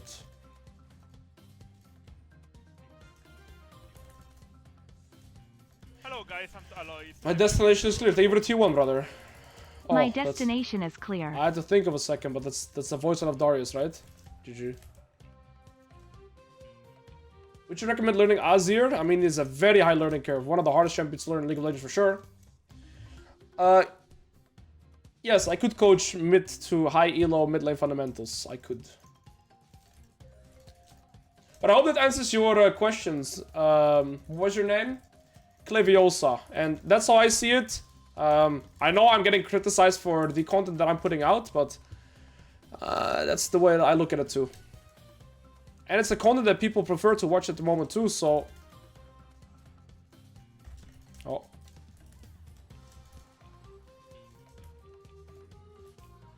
Well, that's satisfying. That's anticlimactic. What's even going on, man? It's too busy. I'm just gonna get the tier 2 turret. I don't need to chase his Talia, I think. I got tempo to tier 2. Alright.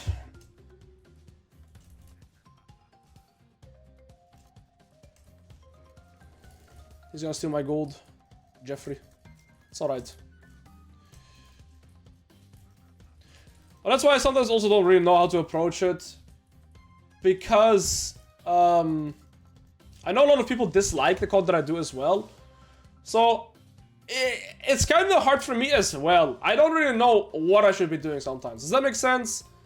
Because yesterday, that's also actually why I made that poll yesterday. I'm like, do people really enjoy the Unranked Masters? But yes, like, there's so many people also that are still watching my Fiora guides and they're saying, like, they're so happy with it. They're watching the Riven guide or the Garen guide, right? So, that's why it's hard for me, because there's downside, but there's so many plus sides too. Yeah, it's not a good coach. Sissy, thank you for gifting Roku. Yo, is Roku here? My man Roku, how you doing, brother? I'm playing a champion. Oh, this guy's dead. No, he's not.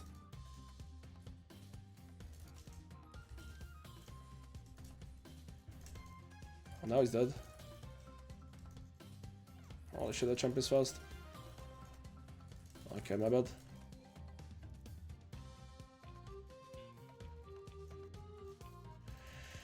Sweet Watson, today there will be, from today onwards, there will be uploads on the VOD channel again. I was pretty lazy last month. Alright, that champ is hard to kill because of his because of the items. I need 1.3k gold and weekend reset. I'll just take this, sell this shoot, buy a pink too, and we're good. Alright, let's go.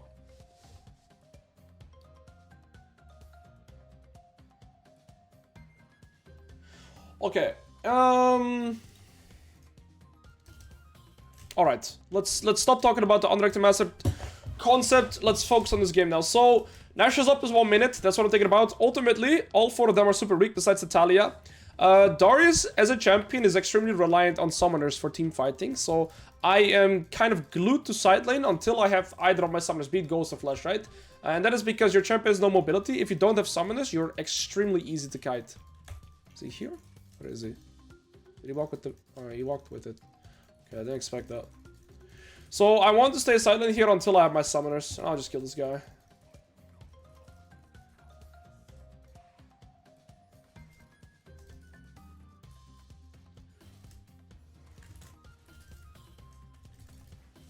Now, I push out the side wave, because it's the side wave opposite to the neutral objective that I want to play for, right? Which is the Baron here.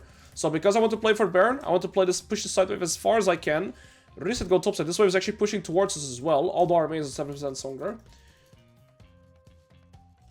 So I'm gonna push this. Reset.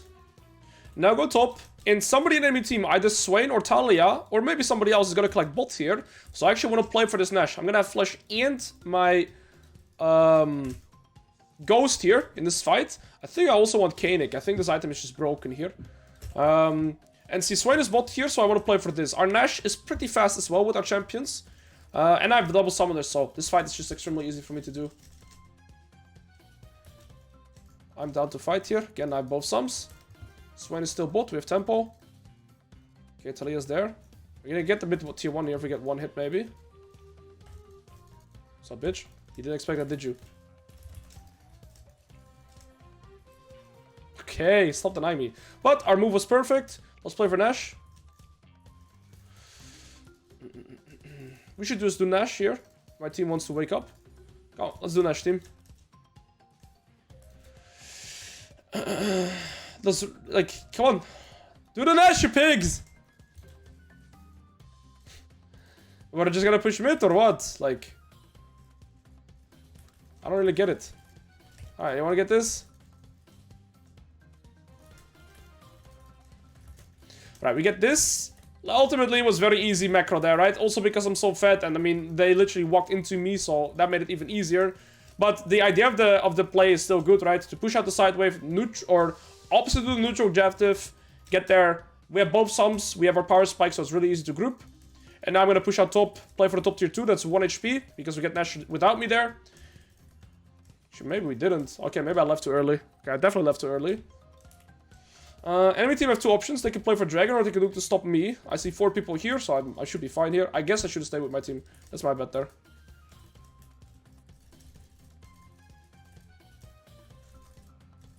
Swain is recalling, but he only has Zonias. He's not really a threat.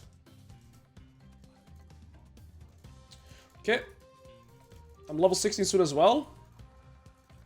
I can get the turret and then look to kill the Swain. But I shouldn't risk my 1k shutdown for a kill on Swain on the 108 Swain. What's your opinion on one-tricking versus having more champs in your pool if your one-trick isn't as versatile as maybe Riven. One-tricking Jax isn't gonna be as beneficial as one-tricking a more versatile champion? I think Jax is an Hard amazing... to decide whether to one-trick or not. Well, I think Jax is a versatile champion, arguably even easier to blind pick than a champion like Riven. This guy flashed, by the way. I'm griefing here, aren't I? Maybe not. No, I'm not griefing. I'm Darius. Bye.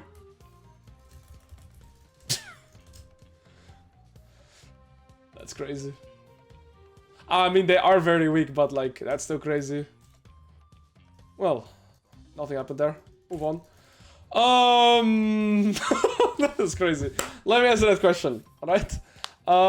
That's pretty satisfying too. But see, like, I'm not here to smurf or like make this like, oh, Giga Darius play, right? That's also not my goal. My goal would still be to make it educational. That's still a banger. So let me explain, right? I'll say this. I would recommend for any League of Legends player that wants to climb serious and also the fastest way possible to be a one-trick. I was a one-trick myself, and I always recommend this to my students as well. I always say, the smaller your champion pool, the better. Because the more you know about your champion, you'll be better at your matchups, you'll be better at your all windows, you know what items to build, what runes to go, what summoners to go. Ultimately, you're gonna have a niche in the game, right? And because you know your matchups and you start knowing how your champion works, that's going to allow you to start working on your fundamentals. But if you can't play any champion to like have decent level, you're never going to be able to focus on your fundamentals as well, because it's like, okay, it's a two-step way, right? You need to know a champion first, and then you can start working on your fundamentals. And as a result of that, I always recommend people to one-trick, 100%. So, I think being a one-trick is good. I think if you permanently play different champions, you will improve, but you'll be like half decent at everything, right? I find this very annoying, this bar. I can't really see how much HP I actually have. It's the first time I've had this item in the game. So, I think Jax is an amazing one-trick to have. There's a lot of Jax one-tricks, and even your bad matchups, you're able to switch up your rune page to go like Grass, for example, or switch up your build path, right? So, I think Jax is a perfect champion to one-trick. Ultimately, you can one-trick any champion, but some champions are just generally speaking weaker than other champions, but Jax is not one of those. This guy's not flush. She's dead now, right? Oh, she's still faster.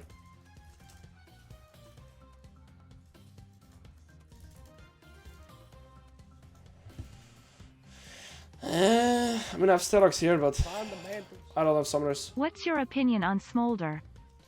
Pretty... I don't know. It seems strong if it gets the skill, I guess. Thank you for the 1. Thank you for the Prime as well. And thank you, I don't know what to... Your name is I don't know what to main as well. Thank you for the 1. What I would main in your... I mean...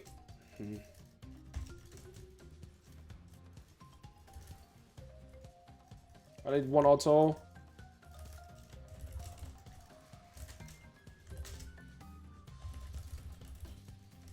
I think with that combo, you actually can't Zhonya's.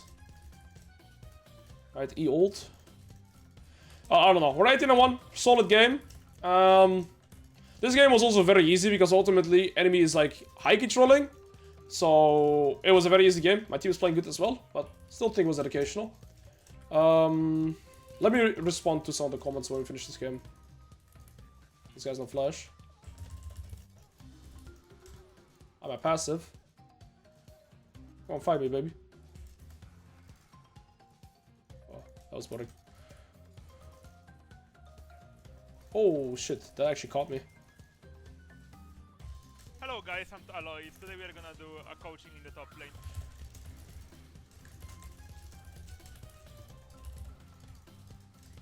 I don't get my ult refunded. That's a Darius moment. GG. Jax was a bad example. But another example is playing a less mechanical champion. You main Riven for example, and when you play other champs you still play at a Chal level. I used to be Scion one trick and got shit on when playing Bruisers on 6 tiers lower. Yeah. Okay, so yes, I think one-tricking certain champions is not smart as well, right? So I think Sion is one of those examples. But the reason why Sion is a bad one-trick is because you literally lose at least 80 to 90% of your matchups in top lane when playing Sion. Can you still one-trick Sion? Yes. Is it way harder than other champions? Yes. So two things can kind of be true at once. For example, for the same reasons, I wouldn't want to one-trick Yorick because he kind of falls in that same pattern. Yorick is indeed more of like a situational champion, whereas there's champions in the game that are going to be able to do fine. So the thing is, I'm way stronger than Varus level 1 if I get close, and Kayn is stronger than Zac. So I'm actually down to try and invade. So I think that's it.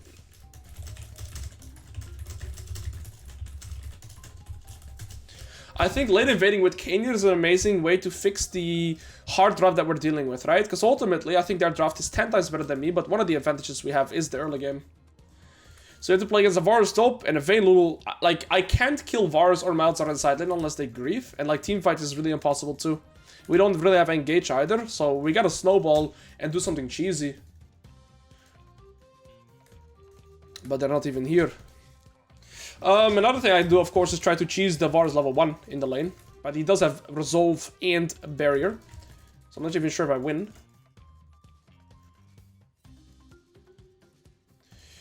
Kayn should just start here. Do you feel better RPS-wise? Yes, it feels way better. I also have 14 FPS now. Or MS, rather. Okay.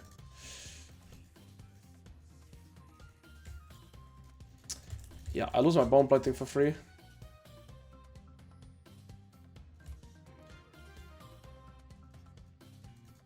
Yeah, he's gonna ward here. That's what I anticipated. I'm making him scared.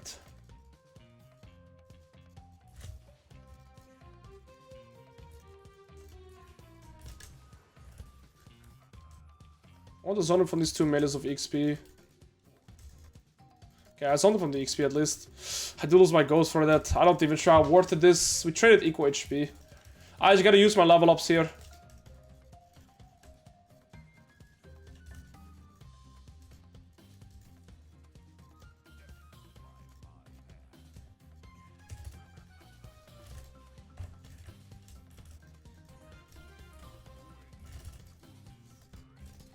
Okay, massive. I'm not sure if I had to flash there, but I'd rather not risk it. And again, the reason I won there is you saw I was walking up at the second I was gonna get my level 2. And that's the only reason I win. And it's because I zoned the Varus from EXP, right? I need to crash this and reset.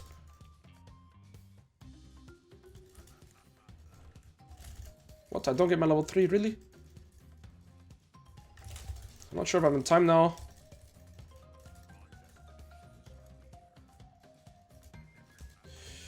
Okay.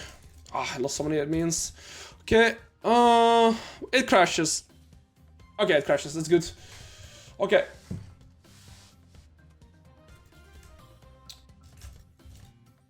I'll go this. I think it's alright.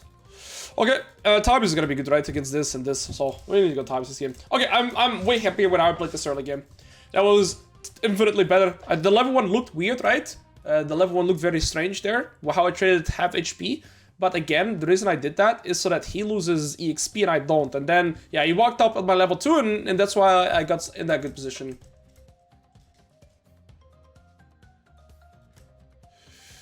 Okay, he still has flash, so now we need to chill a bit more, I guess, until I have either summoner back.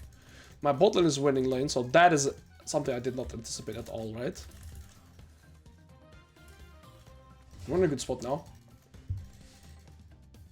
No, Mercs is not that good. So, Mercs is not good for multiple reasons. First of all, I mean, Mercs is good against this champion W and his ult, right? But Mercs doesn't help against Malzahar ult because it's a suppression. So, Skarner ult, Malzahar ult, Mercs actually does nothing for you. Oh. Okay, I got his flash. I think he's still dead. He just missed his spacing. Wait. He misspaced. Alright, I slow push this wave. The reason I slow push so that this wave walks to lane, but I can push now, because it's coming. And I high push this wave and reset. Nice. He loses cannon as well. Flash there, 20 seconds ago. Alright, winnable. Let's go. I get a longs for 2. Okay,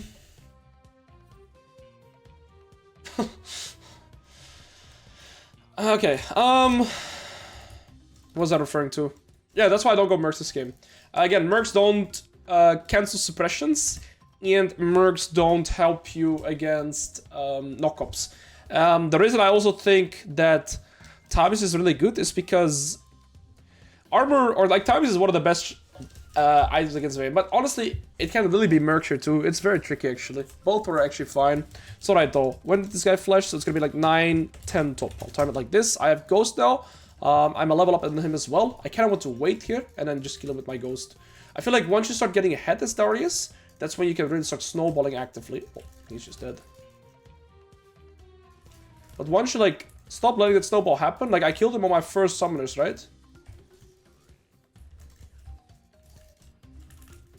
But once you stop snowballing, I feel like that champion falls off. But once you get ahead like this, I killed him on my first Ghost, I got his flash then, and then I kill him on my second Ghost again. Once you're snowballing like this, then you're good, right? You don't get in that spot, you get a game like last game. I felt pretty useless. Okay, well this is massive. I can even zone him from getting back to lane here. I think. I'm pretty low mana. Not sure actually. Let's not flip it.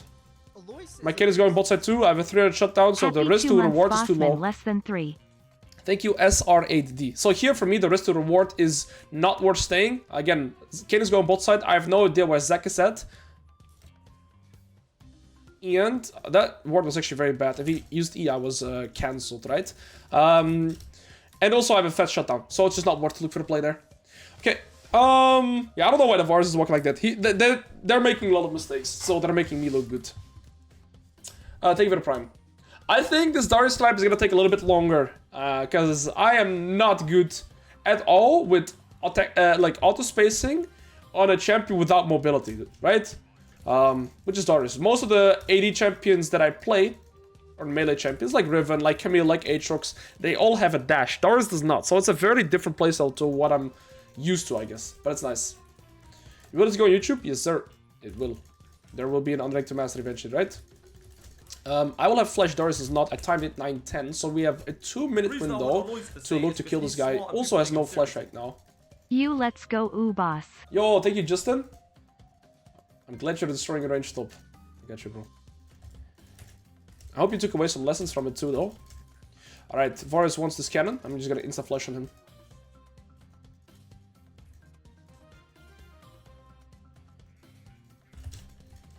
He got 6. I'll step here, because this is only his escape path, right? I don't have to ult even. So I was already spacing with him there, and that's actually really important. You saw me, every time I was auto-attacking, I was already spacing towards his turret, because that is his only escape route. If I don't do that, he could still, like, ult me and run away, right? If I, like, auto-attacked and stood still. So you saw every time I auto-attacked him, I spaced with him towards his turret. Okay. It's gonna be interesting to play this champion more though in higher MMRs too, when I cannot look for solo kills anymore, like level 1 to level 3. Because right now, every kill that I get is like level 1 to level 4, kind of, right? But once I start getting higher elo, I'm not gonna have that opportunity anymore. I mean, this guy's just griefing now. Yeah, I don't know. Looks pretty over. I'm glad that it's that way. But I actually can't wait to play the champion in higher MMR too. I'll definitely go to Masters and play quite a few games in Masters just to see how I perform with him on that. I had one suited for a very long time, Mr. Justra. He's one of the mods as well. And I think it will be interesting just for him also to showcase how I play the champion in higher MMR. And I want to learn it. Because it's a completely new playstyle for me. I just got Trinity. I can get this and then like extra, right? I'll go Dagger. Do you think learning Darius with no dash will make you even better on Riven? I don't think it makes a difference. No, I don't think so, personally. Because Riven just plays, like, Riven plays, it's a complete different playstyle. Okay, Vayne flashed. Okay, Varus has flash again. Okay, flash ults. Darius is, Zac is here. Looking at the Zac on the ward. He has barrier, by the way, this guy. I mean, this game's just over. This game's completely over. Everything, all the windows that I had went well, and it just kept snowballing, right? So I should slow push this a little bit to allow this wave to walk through the wave, and so now I can start pushing. And then we'll walk through the wave, and can get one more plate, get my reset, and game over.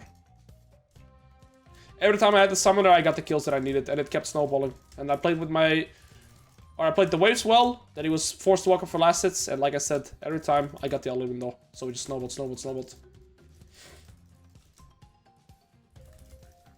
What champion has a similar playstyle to Darius? Olaf, and I think only Olaf.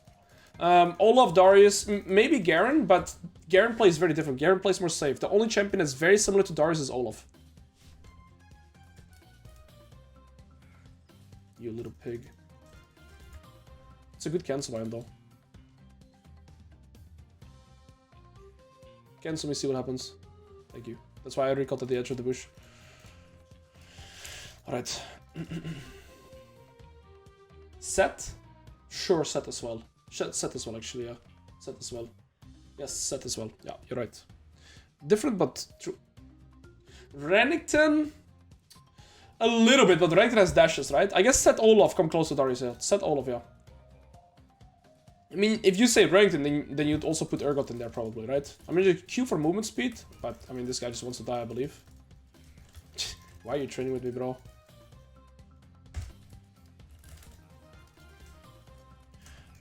Alright. Oh. Didn't hit. And my passive's out. I might actually die. Oh no. This is bad. This is really bad. Real bad, actually. Okay, I didn't expect all the bros to be here. Okay, that's my bad. Shit.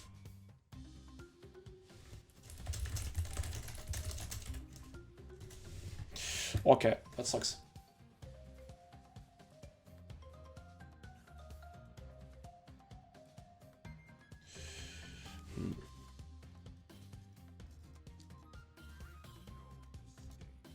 That was a preview of the rest of the game? Yeah, let's hope not. We're gonna make sure that we play this game out disciplined, because indeed, if this game goes longer than 25 minutes, we're gonna get kited the rest of the game. So we have to play this game in a clean fashion, so we just close it and, you know, finish this game before they can get to climb. Or before they can get to scale, rather.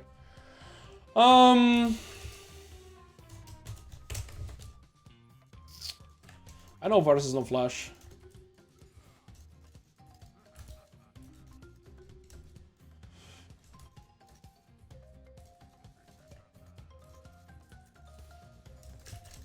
I can get this turret and then kill him. I'm acting as if I can't.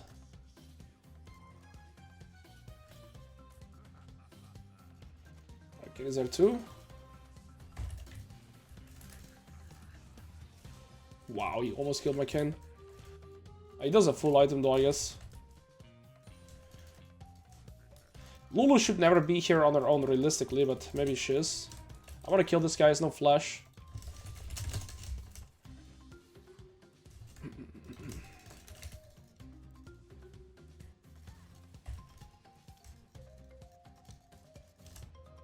I can never fight these two champions. They are so good against me. They'll just permanently kite me. Even 1v1 against the Vayne is tricky. Lulu's walking away though.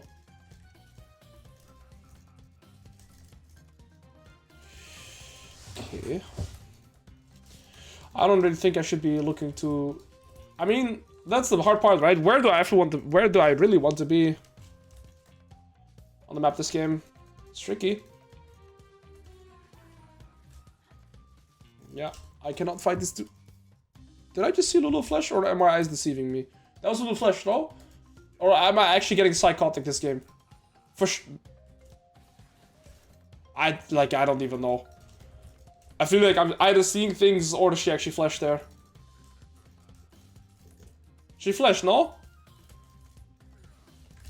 That was a flash? Okay. Dude, I don't know what's going on anymore.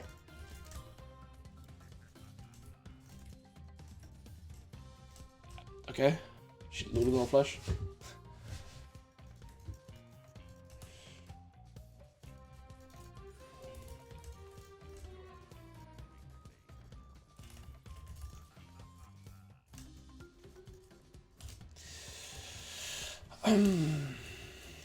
There's no ward here, I believe. There is no. Okay.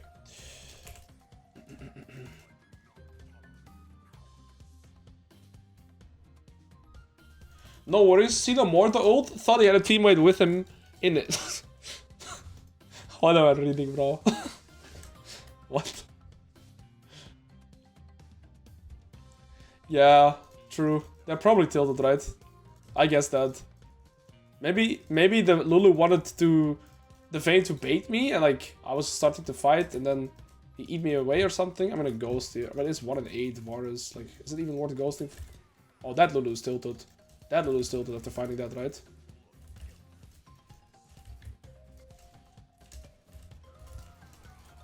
What? He almost killed me! Did he almost kill me at the end? Holy shit! That's just crazy. Lulu's tilted. That's good though. Okay, yeah, she's just tilted. Pure tilted. I should wanna stay. Everybody's dead. Let's finish this game fast. I wanna do more games. Because the thing is, I'm either winning my lane level 1 to level 3, or I feel useless. So I want to get more games in the sky. Ultimately, you are a very feast or famine heavy champion though. You really want to get elite in the early game. Darius is the best at punishing mistakes, but it's kind of hard to initiate plays because of the limitations of your kit, right? So you kind of just are a champion that wants to punish people. Hello, Lois, do you stream on Twitch? I'm not sure, bro. I'm not sure. I'll consider it, okay? I'll consider it.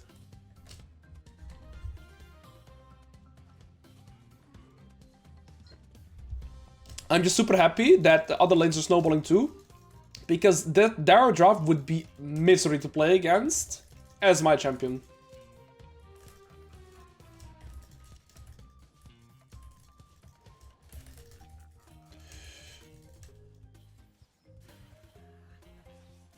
I think Varus just wins.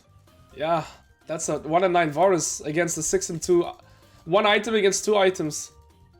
Yeah. The thing is, that's why people also ask me, are you gonna play Varus top? I just refuse. I actually refuse to play that playstyle. Let's actually play Vayne though. Does she have ward? She has no ward, so she can't attack me. Just stand in the bush. I don't have sweeper, but she does not have a ward and she can't do anything. Just stand in the bush. Thank you for the T1. I am gonna go ahead and buy the course now. I wanna get out of Platine Pislow. GG. Time how it goes, brother. If you want to, feel free to ask me questions on Discord too. And Real Levantin, thank you for the support, brother. I appreciate it immensely. Good luck on your journey, brother. Report all 4 of them. Report the Zek? What did he do?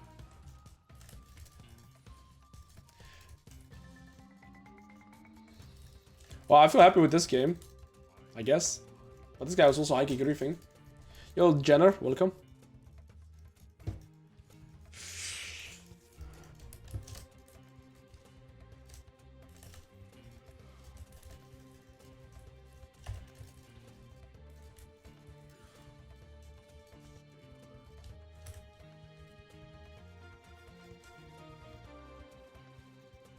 He was CC'd for a very brief duration there.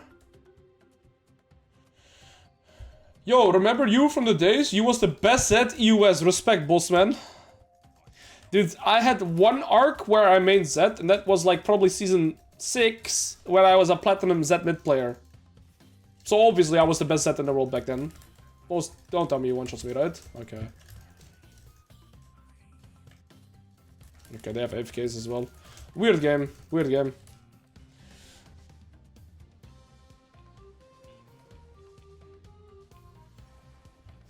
Okay, that was a weird game, honestly. I mean, did you guys learn from the level 1, right? Like the level 1 to level 3. That was, for sure, a super educational part, right? Where I zoned him from the EXP, trading the HP at level 1 for zoning him from the So, actually, let's show it. Because what I did the level 1 to level 3, that is how you really want to play Darius. If I buy the 4-man plan for the guides, will I get them instantly? Yes, you will. You will. Katsjumpo, welcome. Alright, I'll show you guys what I did level 1 to level 3, which made me basically win the lane, right? And it's super important to master this when you play a champion like Darius, Arguably, it's one of the most important things that you need to learn to do when you play a champion like Urgot or Trundle or Darius, basically, or Olaf, right? When you play super level 1 heavy broken champions, so examples of this is Urgot, Olaf, Darius, Riven, maybe sometimes Fiora. Ultimately, Darius, Trundle, and Olaf and Urgot are like 4 of the best, right? But this is how it goes, right? So ultimately here, he hits me a little bit. He gets his ward down here. So now, once he's placed his ward down, I'm gonna go all the way around. And my goal here, simply put, just make it brief, is zone him from EXP, but still get the EXP myself, because EXP snowballs harder than gold in the early game. So here, he's been hitting the minions, and I'm gonna fight him here, and I'm gonna drag him to go here, right? So check the Varus here. I see this minion is getting low HP, and he actually misses this EXP, very crucially, right? So he missed 1 minion of EXP. But even that 1 minion already delays his level timer a lot. I thought he had missed 2 in the game, but okay, he only missed 1. But I missed 0. So now, there's 2 ways to get your level 2 in the early game. Basically, you can either go for 7 minions, which would be all 3 of these casters from still wave 1, right? This is wave 2, 1, 2, 3, 4, 5, 6, right? So these are 3 casters from wave 1. But the fastest way to get your level 2 actually is by going for the melee minion on wave 2, because that way you only need 6 minions. So instead of 7 minions, first 6 minions of wave 1 and the first melee of wave 2, you can also get level 2 from only 6 minions by taking 5 minions wave 1, so 2 casters, and getting the melee, which is what I'm going to prioritize here. Agent, Archeo, Favorite Prime. So here you see me hitting this melee minion, because that would be, and this caster died, and now I'm hitting this caster, and you see this caster is going to get low HP, right? This is the minion that is going to hit me, or give me my level 2. So I'm going to be walking forward, knowing that my minions are dealing with killing this minion, right? So now I'm fighting this Varus, and whilst I'm fighting him, I hit my level 2. And you see this guy is still very far away, and that is because of the 1 minion that he missed out. If Varus is level 2 here, I die, right? But look, he missed the XP. And that's why I win here. That guy is good. Level up timers. And it's that thing, right? It is that detail that cost me to win my lane here. So, League of Legends is a game of details. And I actually thought he had missed 2 melees in the game, but he had only missed 1. But still, the calculation was correct. I get the wave to crash, and then because of this, right, I get idle lead, and then on the bounce, I mean, he makes 1 misstep here, and we kill him again. Or he flashes. No, we actually kill him. And then GG. Neanderthal, thank you for the tier 1. So, that's how we won. Oh, it's Zaktop. Zaktop is actually the highest win rate top laner right now. It's 12 days though. How are you doing, Grodka? That's a long time ago. I think Zaktop is just extremely hard to deal with for multiple reasons. That is because it's very hard to kill him, but you also have to be very careful for him killing you. My mid laner is running Smite. Das ist nicht gut. He's playing Flash Ignite and Grasp, right? So ultimately, neither of us is playing with TP, but I actually have to be careful. And another problem in this matchup is that this guy has infinite sustain with his blobs. I'm gonna ward here, so I see his pathing. I mean, I'm down to fight here, to be honest. He's gonna select my W. I mean, the Zek is in trouble. He's going for the blob, really. I'm gonna try and last hit chat.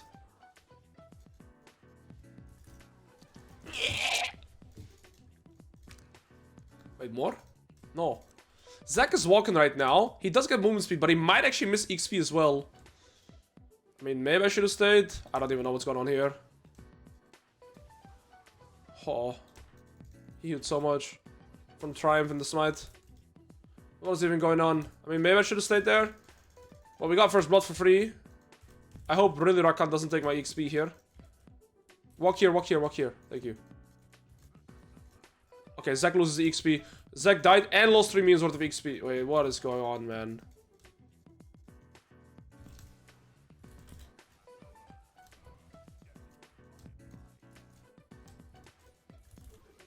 What is this game even?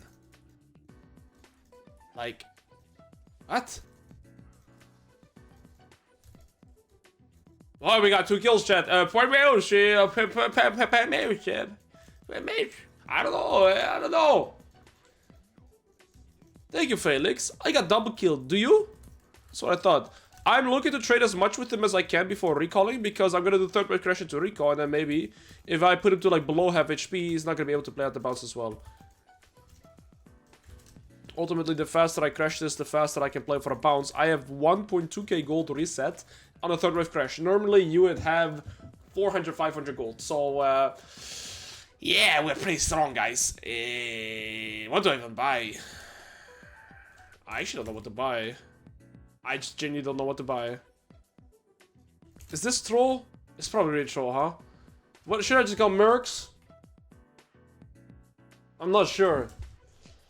I think Boots of Swiftness are really good. He does have some slows, Q slow. I think slows me a little bit. Mercs were probably better. Well, yeah, ultimately I have to buy Boots. But I think this buy is not good enough. I think Mercs is probably just better. You do want tier 2 Boots still. Like, the Boots is all I need. He wants to E after queuing.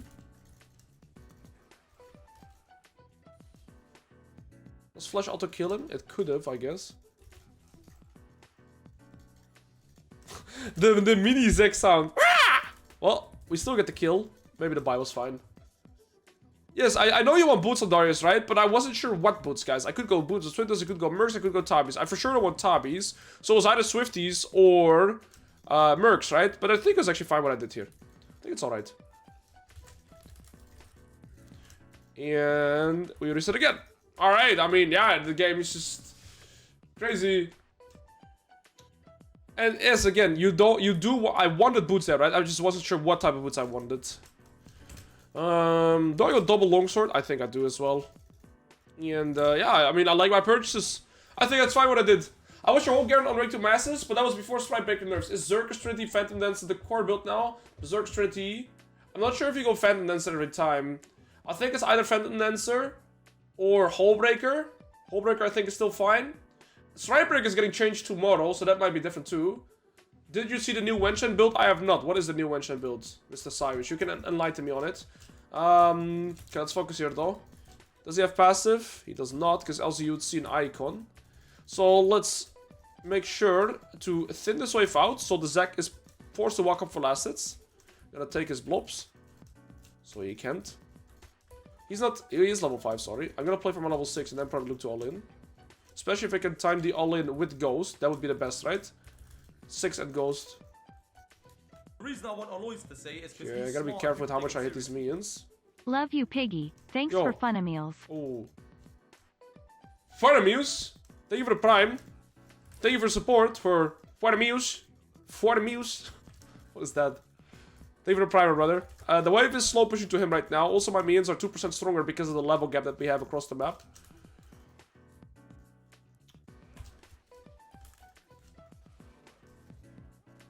There, I was considering to legit ult him for the 5th stack and to put him to 1 HP, but I don't think it's worth enough there. We're in a good spot. We can just slow push this wave, hard push next reset again. Maybe look for the plate as well. And also the plant and the river spawning now, chat. Remember, 605 the plant spawns. So I think I actually can continue laning and I'll just take the plate. I might lose some HP for it, but then I'll just take the plant, so it's fine. So now I'm actually just gonna hit the plates. I don't really care too much about the Zac. I do gotta respect this ignite, especially if Lee Sin is also looking. He's not here.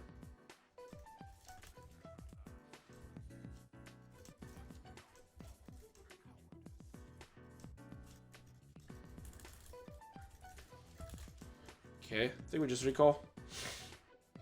I don't think I lose a plate here. I can buy some components. I think I buy the Phage. Alright, I like it. Pretty solid. And now Zac has to choose. Does he recall as well? Or is he going to try and push his wave? But if he tries to push his wave, I'll be back in time. So there I just did plate into proxy and to reset. Yo, your top lane opponent is my buddy. Can you make him suffer this game? I got you. We want Unranked to master mewing. I don't even know how to mew. We can actually watch a mewing video after this game. Somebody sent me one. He goes Hydra, Sundered, Resistances. So he skips Eclipse. I'm gonna make him miss the cannon to make him suffer. He is passive again. Alright. We get the wave in a perfect position here. He's going in.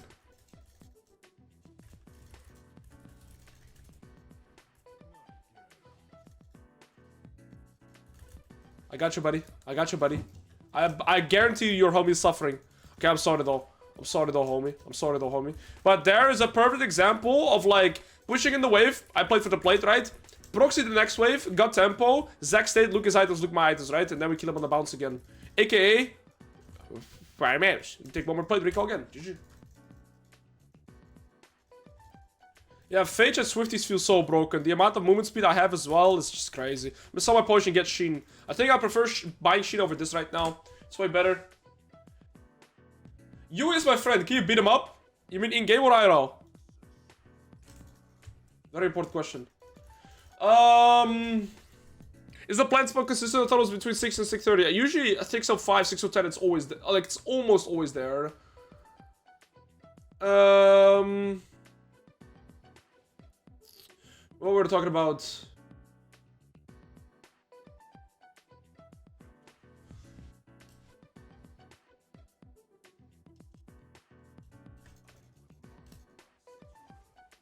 Okay, let's focus. He has no passive, his tabbies, there's no potions, but neither do I. There's only 500 gold for my items, so actually let's play for that. So I think I slow push this wave, and then... You see, this is the next wave, that's the one I would reset on. He said, yes, in-game and IRL. GG. Thank you for the 100. Okay, slow pushing this wave, hard pushing next. And then I can get my Trinity Force, and then again, I take 0 risk, right? And I'm just expanding my lead. But then once I have Trinity Force, the game's pretty much over for this guy. Right now I only have components. Once I buy the Trinity Force, this guy can scream Mama. And even Mama won't help.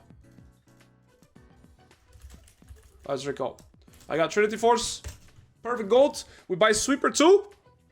And then it's time to start expanding our lead, playing for turrets, doing that. But you see here, I just got the 2 kills in the early game, and I got 2 additional kills. But the things that I still prioritize were the waves and the plates, right? I still played according to the wave states, and I made sure that I was never really gankable by the Lee Sin as well. That's disturbing. That was really disturbing. Okay, well, let's skip that one, and let's move on. Okay. I've never lost a Zack vs Darius lane. What did you do to win this lane? Well, let's just say that I got 2 kills level 1. Let's just say that I did get 2 kills level 1. Don't ask me how. It was really, really great what MT did. He wants the cannon, right? So do I.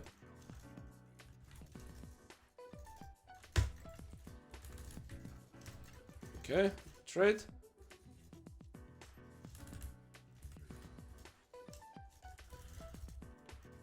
Now I want to play for plates. I gotta make sure I don't die to a randomly Sin gank as well.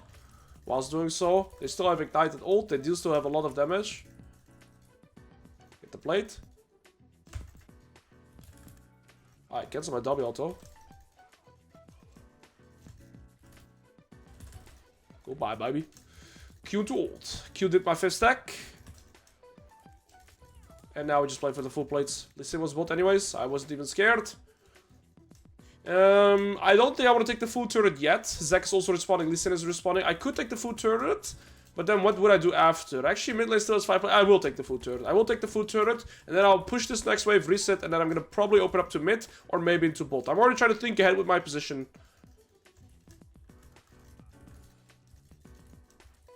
Okay, so let's hard push this.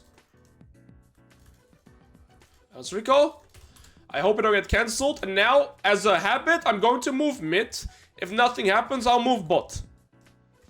We're gonna go Sterox next. I think the item is just the most consistent.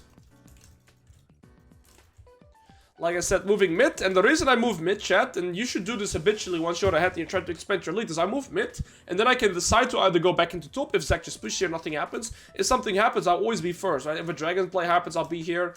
And I also just stay mid. Also, Talon going top for me would be absolutely perfect. I'd rather lane against the Corki and look to get 5 plates here and maybe kill the Corki. Because killing the OM4 Zack here, it won't really change the outcome of this game, right? But if I shut down the Corki, it will change the outcome of this game. So, I'm much happier being here and looking for plays like this. I don't think I need to be in this play. I mean, maybe I can actually get some kills. FF? Oh, what? Okay, I don't know what's going on. Hey, we got a kill. Take it. We got a plate.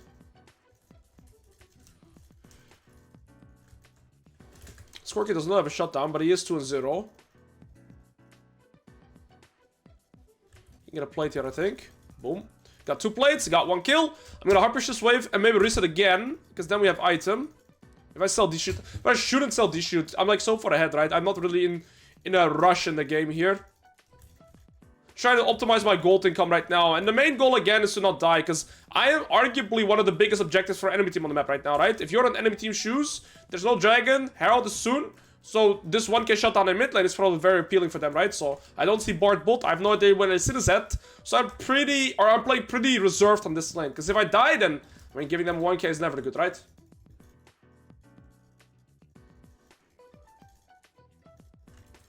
Okay, Corki actually went top. Which I think is a bad play, because I'm just gonna smash his mid turret. Bard is behind me. Okay, Bard's bot. I mean, I just get the full turret. I'm not gonna move. So here, I of course, had the opportunity to move. But I think staying mid here is the consistent play. Because if I move, it's what I refer to as a salvaging play. I'm trying to answer to the play that enemy team is making. But if I just push and get this turret here instead, boom, that gave me 400 gold finishing it, right? Or like 500, and I also got all the plates. So look at my gold now. I was 1.3, now I have 2.3. I literally got 1k gold for staying in mid lane. Now I'm gonna recall, and guess what? I'm gonna go bot now. Am I doing something special? No, I'm just playing a very good macro. And I'm gonna build... Actually, I can just build this, right? I just need armor now. Now it's say me bot, you go mid. So I've gotten top tier 1, then I went mid, got mid tier 1, also because the Corki roamed, which was a mistake by him. And now I'm just gonna go bot, play for the bot tier 1. So you see, the macro decisions that I make in the game are based on where I can get most gold on the map. I'm not playing for kills, I'm playing for objectives on the map, like dragons if it's up. And if not, I'm playing for side waves, jump camps, and turrets. In this case, turrets give the most gold, right? Especially when you can combine them, of course. So I just tell my jungler, or I tell my bot lane to go mid. And you see, there is very little risk to this play, unless I'm going to like look for 1v3 plays or doing stuff like that. I'm gonna wait for the bleed to run out. It did not run out. Well, GG FF. Oh, good. Corki is still getting fed.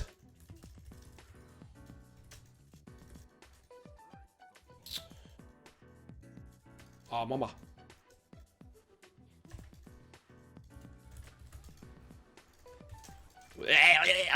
I played it so bad, but hey, we got a kill, baby.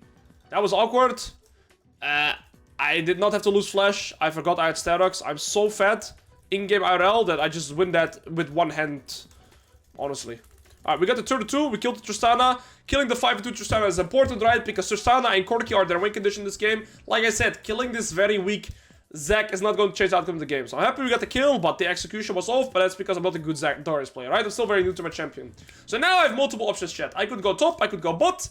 The next objective is going to be the dragon, right? 110. Now, my reasoning to go top lane here is because it gives me the opportunity to pressure, and I can cross map, or I can still move from top lane and go to the dragon and have numbers advantage. Basically, I decide here what enemy team has to do. Because they only have TP in Corki. If Corki comes top, I just dive him. If Zac comes top, I can probably kill him too. And I can pressure this tier 2 turret. But at the same time, if nobody defends me, I just get this for free. If enemy defend me, I can still just leave and go for the dragon, right? So I kind of get best of both worlds. 2 people top. Lee Sin wants to recall his full item in base.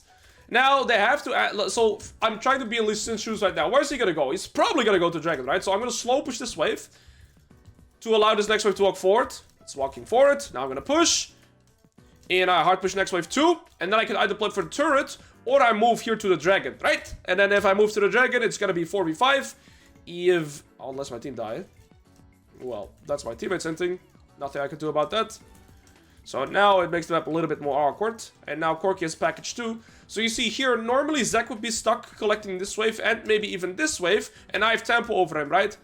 Fortunately, my teammates had already died. But Zac is still top. He's probably going to go for another wave. And if he doesn't, he's just going to lose it. I can collect this mid wave too. And I'd want to fight here. But see, Zac is still top, right? But in the meantime, I'm already a dragon. That's why I went top to get tempo. So I actually helped my team to get... Okay, we just back off. They're not doing the dragon, so we should just back off. I can't catch up with them. Yeah. Yeah, they can pick me all they want, but they just died for fun.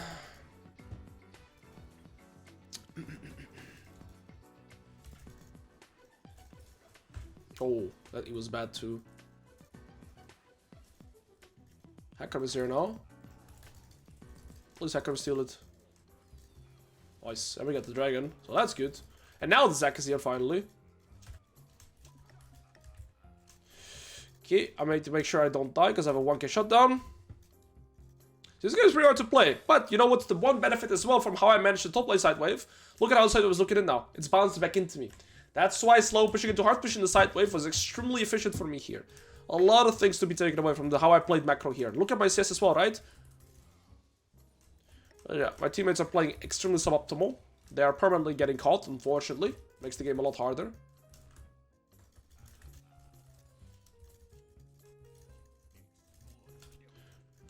Alright, I can maybe even stay here. Bart is here, 3 people still on the map. I think I actually have tempo to do this. 4 people.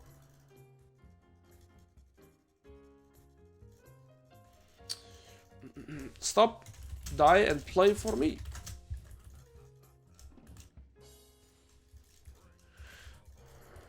I get the tier 2 though. But Corki gets this as well, maybe. Alright. I'm on my way to my 4th item now. Me bot. Okay. I'm gonna go for this. And I probably want to get some magic resist now too. So you see here, I'm still expanding my league very hard, right? I am barely getting kills. The last kill I got, I believe, is on this Tristana. But I still got a tier 2 top.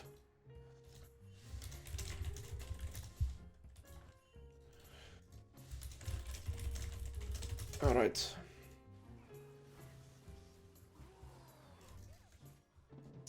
Yeah. That's my jungler.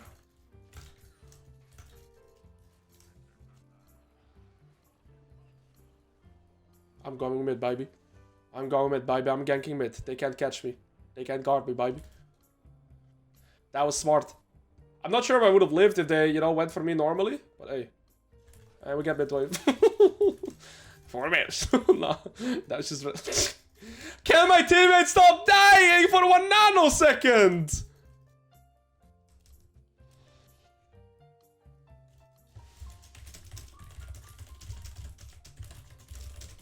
If I show bot, they're gonna do Nash, maybe.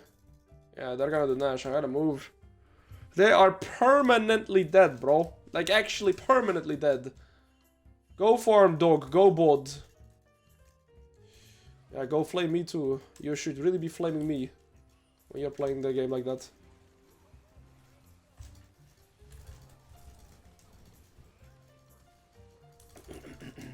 Still Sterox.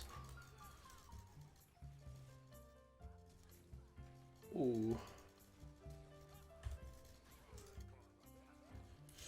They use a lot of sums on me.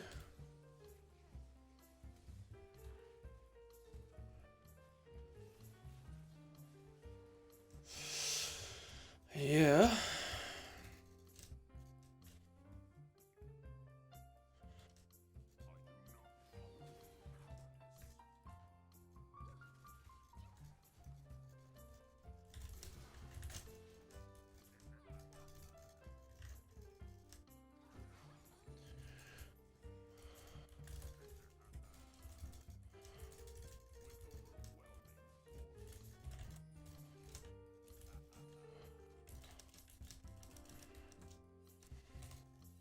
Why is Talon pinging me?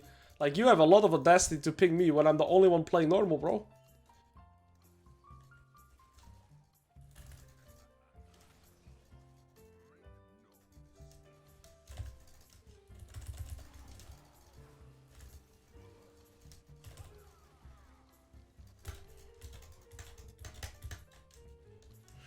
Okay. We had our flash. We used it for the crucial timer. We actually got that jungler and somebody else. So I used my summoners in like the best way. It's probably gonna lead for the Nashor for us. And we somehow still have 3 dragons. Money, money. Lever 3. Just wondering, how do I know which champ I should buy Sheen on? Since I've started to play Aurelia Abbott now, but I don't see anyone buying Sheen on her. But other champs I play like Camille, Jack, Give me a second to GP, answer Sheen later, bro. etc. They want to rush Sheen.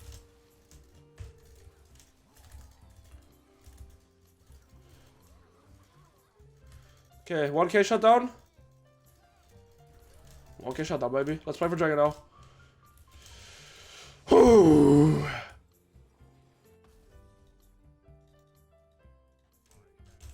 So, Sheen, right?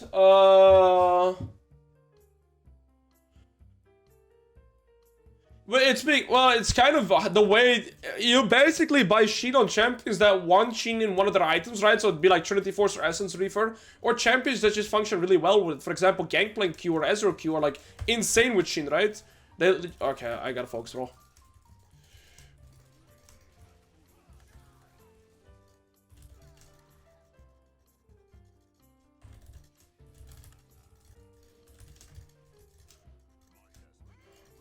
Damn.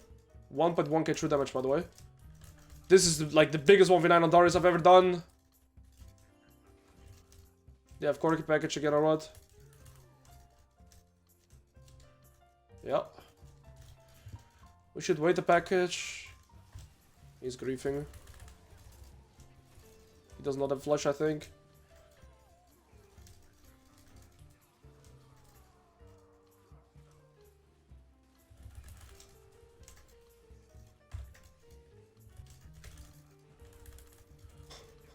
I am him on this champion today. Look, he knows. Smolder knows. Out 215. Thank you, brother, man. He's a champion.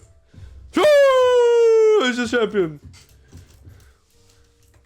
Ping me again, Talon Piggy. Ping me again, Talon, you little piggy. Holy moly, this Corki's only died twice. This guy's barely making mistakes, but we got the one crucial fight with our flash. Gotta make sure we got Nash. And we've been playing very good macro. Let's get this tier 2 now. I mean, I don't think I'm killable.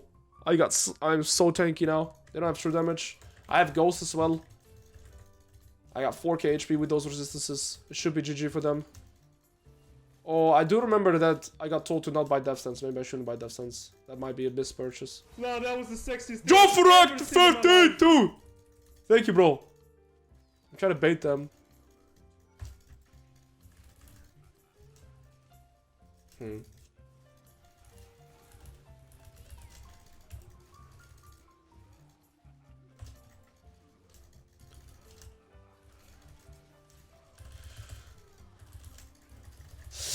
Money. The sense! Oh, and so... Underscore NL Darius underscore NL Darius underscore Yes. NL Darius Yes, it underscore is. NL Darius Yes, it is. underscore NL Darius Yes. underscore NL Darius underscore NL Darius underscore NL. I can't see my HP even. Oh, I'm almost dead. The third shot would have killed me. I didn't even know. We carried this game. We actually carried this game. I think we actually won.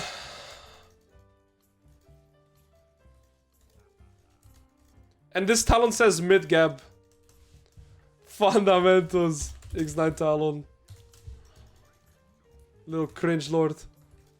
You guys know who a good coach is? Alois. That guy is good. GG boss FANTAMENTOS. No! Okay, GG. Oh! That was just a clean...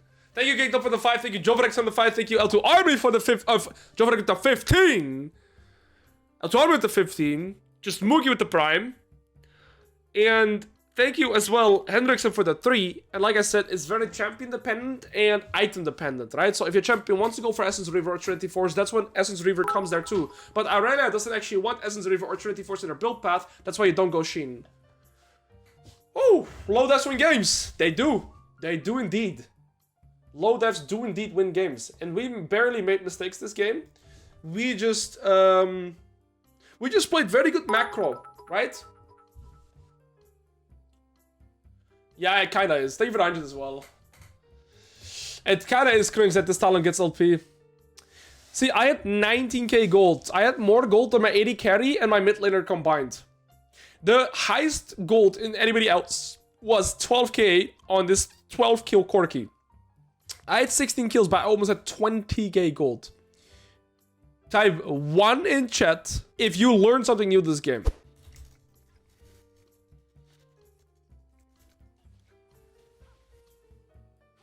The least stupid gameplay. GG.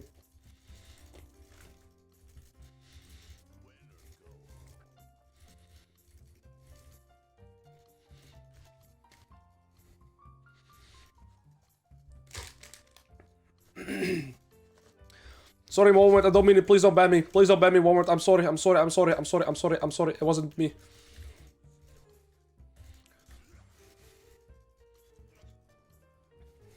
Oh. Okay, chat. Focus the melee here. This guy's dying and the melee I get my level 2. How's this guy already level 2? What?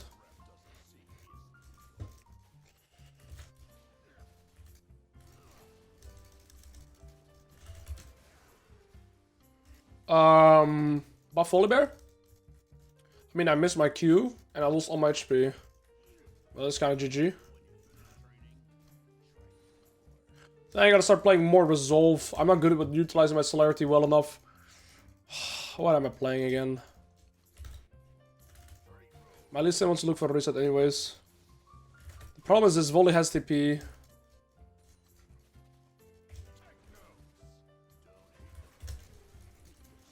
I'm not even sure if we kill him. If W hits me. He didn't W me. I'm lucky. But we knew that. GG. Time for another piece.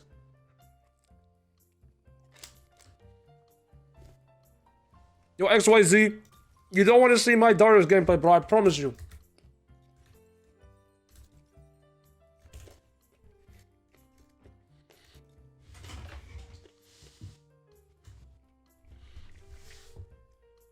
Good to see you though, boss.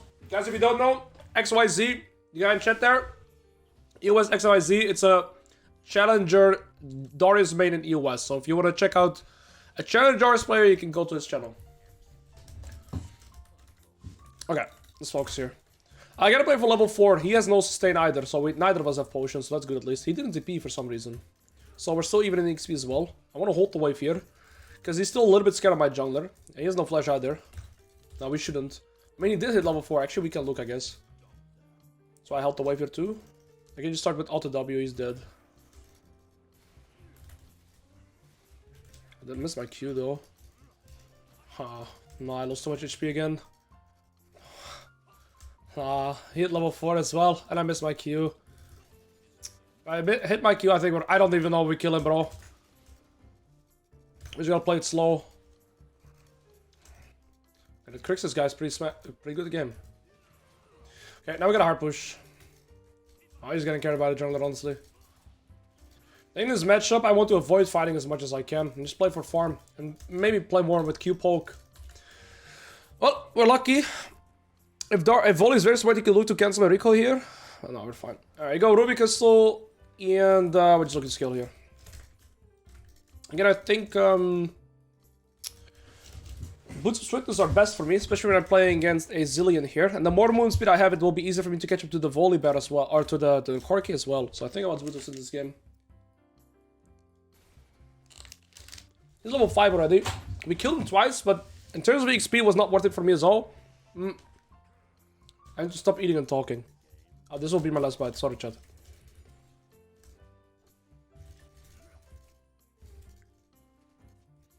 My mom raised me better than that.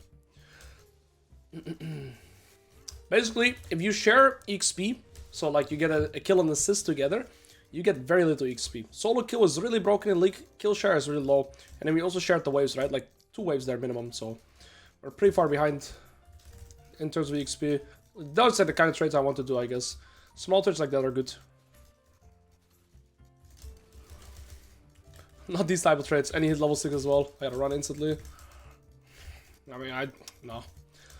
Try to Q him and the cannon, it's not even worth it. Every trade I do with him, I just feel like I auto-lose. I trade with my E, I'm not gonna look for any other trades, that's it. I might still be that tier even, 1v1. And I just start running a second wind in matchups like these. You can look for the Lee Sin, I guess. There's a plant in the river. Either Volibear looks for that. I'm not gonna stick around to find out. I'm gonna recall.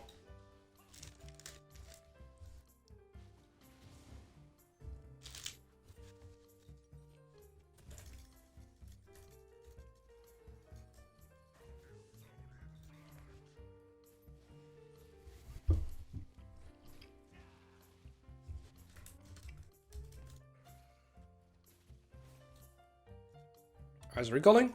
We lose 1 million worth of XP, but we're fine.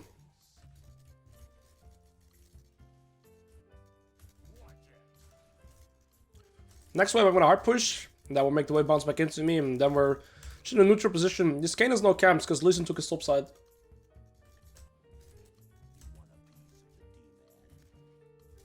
Oh, I missed that one. I missed everyone. I hit the metas, I guess, not the casters.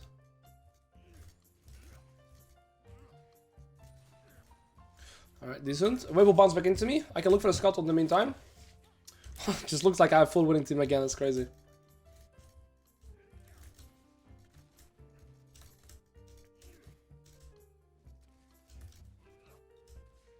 He's gonna hit level 7 there, but with getting the scuttle, I'm at least like, yeah, he's at level 7 already.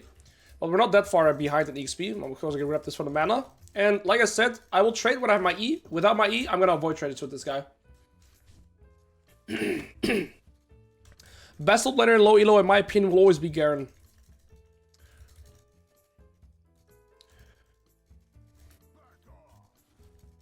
We at level 7 here too. There's no potions we have refillable, but I find it very hard to look for equal health traits into this champion.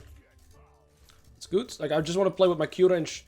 When we play mana range, I'm just losing the traits, I feel like. And there's no trap button I can do to dodge his E. He has to kind of mess up. Because his QE guarantees his E, of course, right? Unless he uses it like this. I can hold the wave here. I like laning here, right? Because ultimately it forces the Volibear to walk up for last hits, and then I can play with my Q poke. I'm too close to my turn for him to really use all his abilities onto me. And this is the trade that this is the only one that works, right? E auto WQ. That's the only one that works. If I do one more like those, then we're good. Maybe a Q poke here on the cannon. Very nice. Okay, now we're playing good. And we hold the wave here again. He's forced to walk up for last hits. Now we finally done some good trades. Nice. Okay, we're learning too. I mean, I learned a lot this game, right? One of the few matchups where I feel like I'm permanently forced to actually play with Q poke. Because he just outstat checks me, right? So then, if a champion like Darius gets outstat checked, then it feels a little bit weird. But the only favorable trade pattern seems to be auto WQ. Or just EWQ. Lovely jungle div, not wrong. So now I probably recalled. We're in a fine spot. I do have 1k gold in the base, so the thing, or what I'm thinking about right now is how do I set up my next recall realistically, right? Which is pretty hard because I don't have TP, so generally speaking, you don't want to recall when the wave is pushing like super close to your turret, because then you're obviously going to lose the full wave to the turret, but you also don't want to push the wave when it's like pushing, or you don't want to recall when the wave is pushing away from you, right? So the best timer to recall, in the general sense, is after you've crashed the turret. It will bounce back, but you won't lose much whilst doing so. But holding the wave here is very uncomfortable for Volibear. Again, he can't really utilize his abilities into me. If he does, I could run him down the entire lane. He's always gankable, which he's scared of too. There is a ward here that I'm gonna ping. Gotta dodge his E. Oh, I think I still catch him. He's tilted. I would love this kill now though. Very nice. I mean, we held the wave here super long. Now I can get my reset finally. I'm scared of Volibear having to... Oh! I toggled champions only on almost there. Almost missed it. Let's prioritize this. Alright, we find a plate, good. And now the wave will crash. I'll lose the plate, but it doesn't matter because I get a good recall, and so Volibear doesn't get multiple plates. If I stay for this plate and he TP, he could cancel my TP, right? And then I'd lose multiple plates myself. So it's way better for me to reset here. This is better. Like I said, it's very important that I miss this one plate, but now you see I'm instantly back so Volibear can get up multiple plates himself. Had I stayed in a lane longer for like 5 to 10 seconds longer, right? Sure, I'd get the plate, but Volibear would get 3 himself.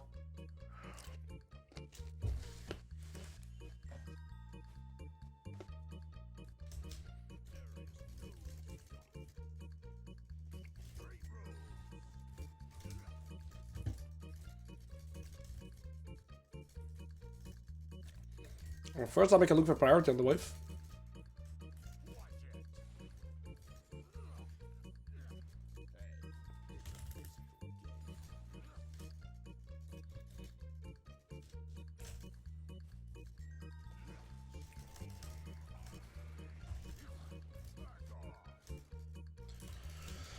I want this plate, because if I get this plate and proxy next wave, I have my item, and he does not get a wave to proxy with, or sorry, to play for my plates with, and now I have my item, and now we're actually in a good spot. I will just sell my refillable potion here. Let's buy it, GG.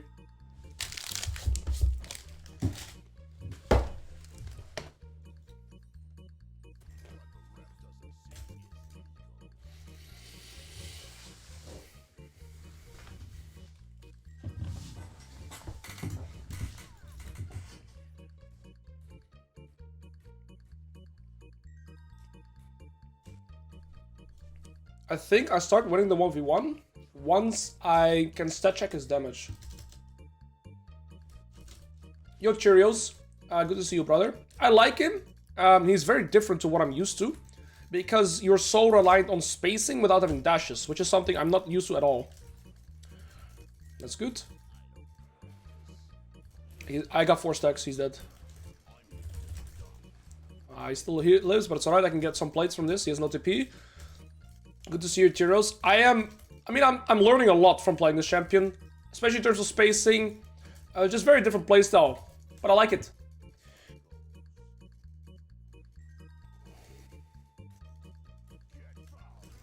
Okay, yeah. Not much to do for him there. Oh.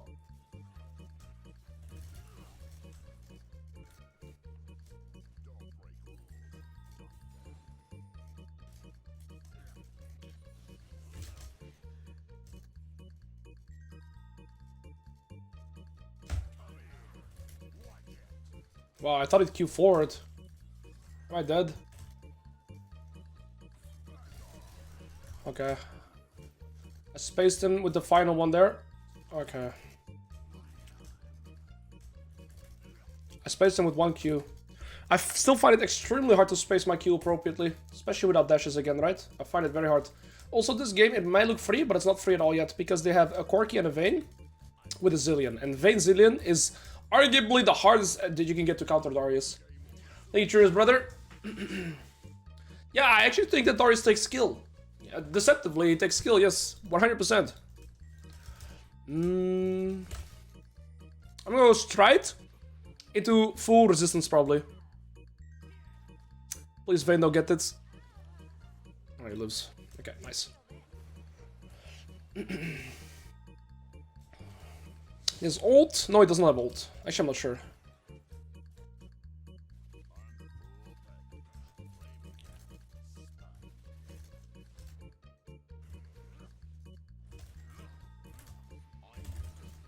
Well, that was just a chill combo, but I mean, he was also just... I think he tilted from that one. Okay, we get the full turret now. There's Herald up. Ultimately, I want to play this game in a way where I never fall behind again. I don't want to give away my shutdown. I want to keep ahead of the curve, because enemy team will outskill me extremely hard. There's a multiple time I've seen 420 damage on Castle with my Q. Satisfying. Alright, let's go. Volibear is tilted. He says hold stitch in chat, right? So that guy's tilted. We'll make that use of that. I'm gonna hard push this. Probably reset 1.9k for my item. The Corki and their Vayne on their win condition, right? The Kayn and Volibear are pre-uses. It's the Corki and the Vayne that are their win condition. So in a game like this, the mindset that I will have is killing this 0-5 Volibear again will not change the outcome of this game. Very obvious, right? Killing the Corki or killing the Vayne will change the outcome of this game because they're the win condition. So I don't really want to use any of my resources, as in like my summoners, to kill their already weak members. I need to try and shut down these 2 members. I still have to go top here first though, because I don't want to just give Volibear a full top lane turret yet. Of course, I can't trade for anything if I walk bot. There's a chance the play goes well, but it's very, you know, if I just walk bot here, I'm not sure what's going to happen. I would want to get priority top lane first and then make a play. Right? This guy flashed, so I'm going to say like 20, 40 mid, because I assume he has the, oh, he does have boots. I assume he has the rune where he gets like shorter cooldown on the summoners. You gotta go bot, right? I would go bot only after I've gotten priority in top lane. So once I know that Volibear cannot trade a full turret whilst I go bot, then... so right now, let's say that bot fight didn't go this way, right? Let's say right now, there was still laning bot and Volibear was here. Now I could go bot because I have tempo on top lane. However, now it's reversed. Their bot lane has died and Volibear TP to bot, so I'm gonna play for tier 2 here. So ultimately, the thing with League of Legends is, as long as you conceptually understand what you have to do, then it becomes a matter of adapting, right? So if Volibear was here, I would just get priority and I would roam bot. And now, since their bot lane has already died, the Volibear went bot now. Of course, I play for the tier 2, right? Just gotta adapt. I know Corki no flash, because he used it earlier mid. I have double sums, so guess where I'm going, chat.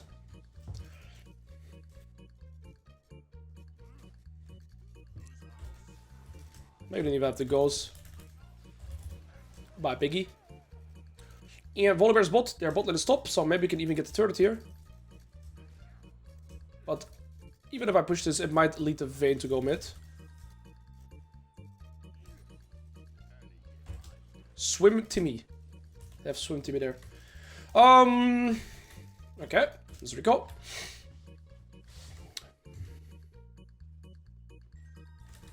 Now I would like to go bot. We should go mid lane here. And I should be the one that goes bot. The reason I go bot, chat, is because I can play with the bot tier 1, I can play with the bot tier 2. There's nothing for me to look for in top, so I'm never going top lane again. If Volibear gets this, I don't care as long as I trade this and maybe this. And I'm playing bot mid the remainder of this game. Corki takes package now, which is very weird timing, honestly.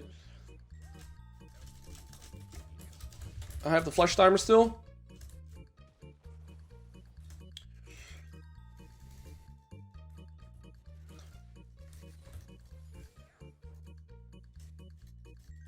Kayn is topside, Corki is coming, but Kayn is topside. Corki cannot kill me by himself. I can get this turret before Corki arrives. I have 6 drops too, which is insane. Dude, when you have Stride Trinity, your attack speed is so high. It is ridiculous how high my attack speed becomes. Like I said, I'm just going bot. We're trading, but they're sharing resources. 3, I'm sharing resources by myself. Corki's package is gone now. There's no flash.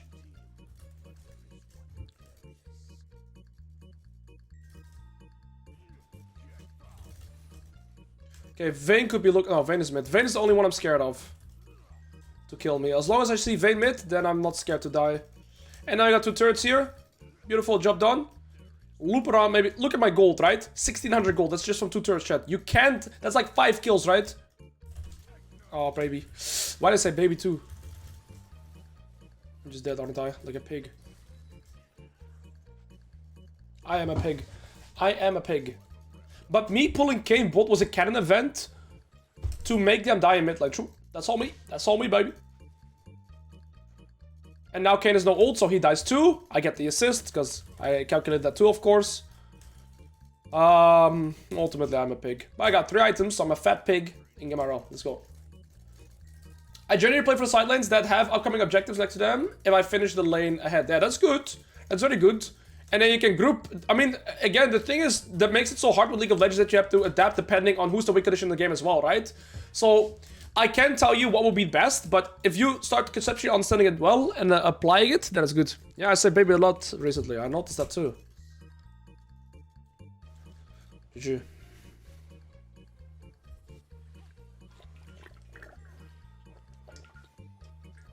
Right, chat, what do we play for now? Joan Camp, Sidewaves, and ultimately Nashor, because we have nothing else to do, right? Vayne is bot, Volibear is dead, let's go for Nashor. Vayne no TP. Nothing else to play for other than Nash. Corki has to reset as well. Corki is low mana, low HP, so that guy's going to recall. Vayne is bot. That counts 2 people already out. Volibear is dead, so it's only Kayn and Zilean that can contest here. And, I mean, they can't really steal this. I mean, we're kind of letting the R die. If you walk to us, then we can save you, maybe. Satisfying.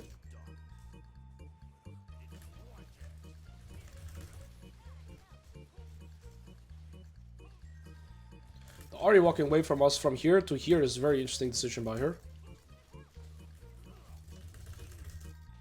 Alright, now Dragon is coming up in 40. I mean, surely you kill this without me. I'm gonna just move both here already. Actually, it's better to recall all in sync, so I'm gonna recall right now, so I don't have to recall anymore. I'm gonna buy this. And I think we are in a good position to just get it again now. Baby, don't call me baby. I'm only calling your mom baby. That's the deal, okay? You can't call me baby. Okay, I gotta stop saying baby. We mute it. We ban it in game.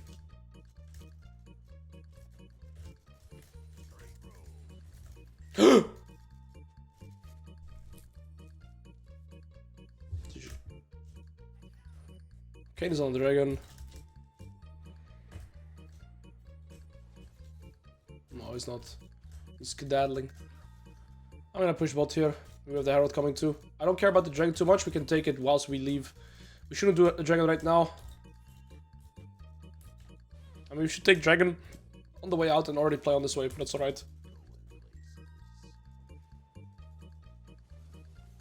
This is where we want Boots of Swiftness, because this creature of a champion is gonna do this to me whole game.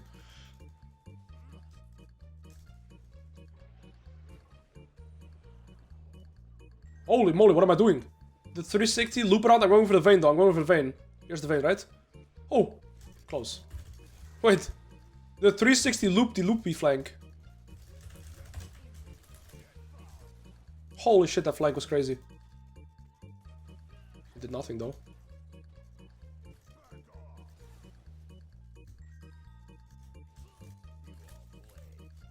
Crazy.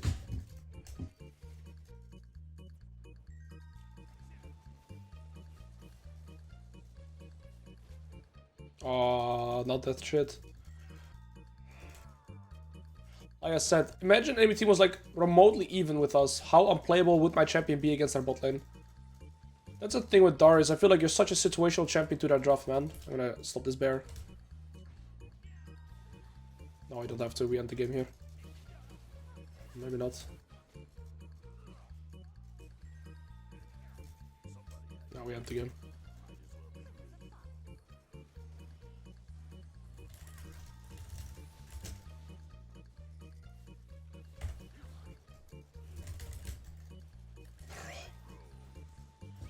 Oh, Emilio.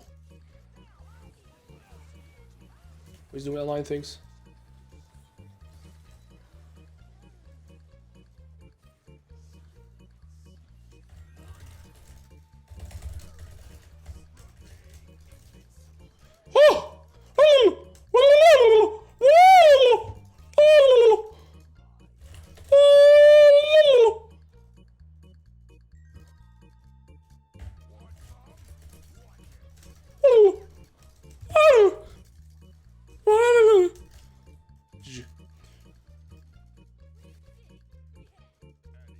Most articulate Darius player. GG. Sorry. I messed up my combo too. I should have W ulted the Corki, but I did ult W. It worked though.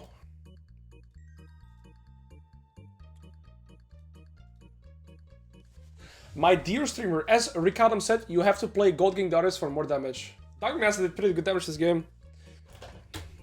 I'll be honest. This was a good game though, besides the early. Level 1 to level 3 was very awkward, but I felt stronger in this matchup. But I actually just got completely destroyed. But once I started noticing, W ult is a hard combo to be fair. Once I started noticing how to trade with this champion, it became way easier, right? Alright, I believe this is one of the worst matchups for our champion. But we have the luxury that we're playing against AP top jungle. So that means we're allowed to build magic resist without feeling bad about it.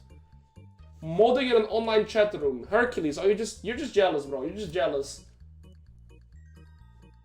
Why do I keep getting golds to silvers players against me if I'm low? Bronze makes the game barely unplayable. If it's barely unplayable, then it's super playable, right? Think about it. Barely unplayable makes the game playable.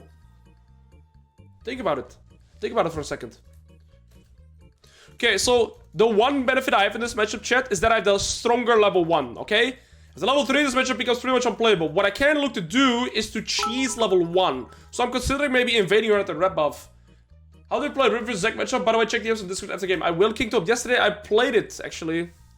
If you can't grief top, I gank level top.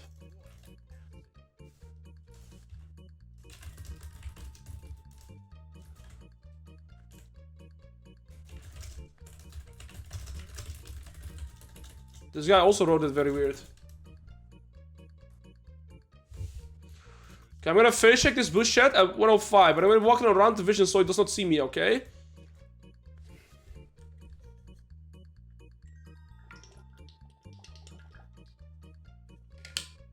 Let's walk around. I'm the stronger level 1 champion, so I want to face check him here.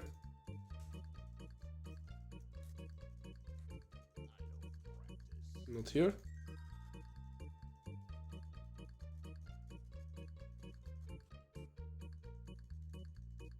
I don't see Evelyn. See, I could invade them level 1 and just kill the Evelyn.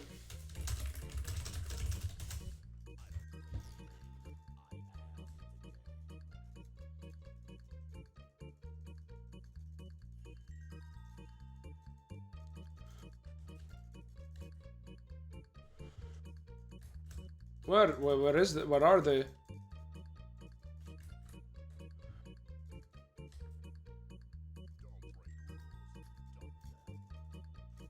What?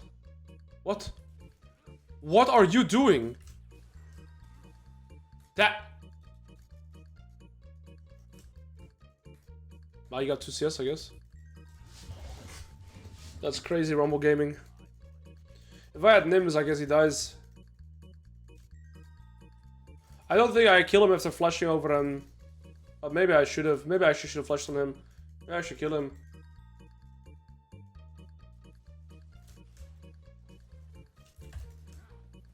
Do we kill him? Boys. That's a crazy early game. Maybe I should have actually flashed on him. Instinctively, I didn't flash on him, but maybe I should have. Ah, mama. What if I do the same thing and just zone him from the turret here? I know Evelyn is coming.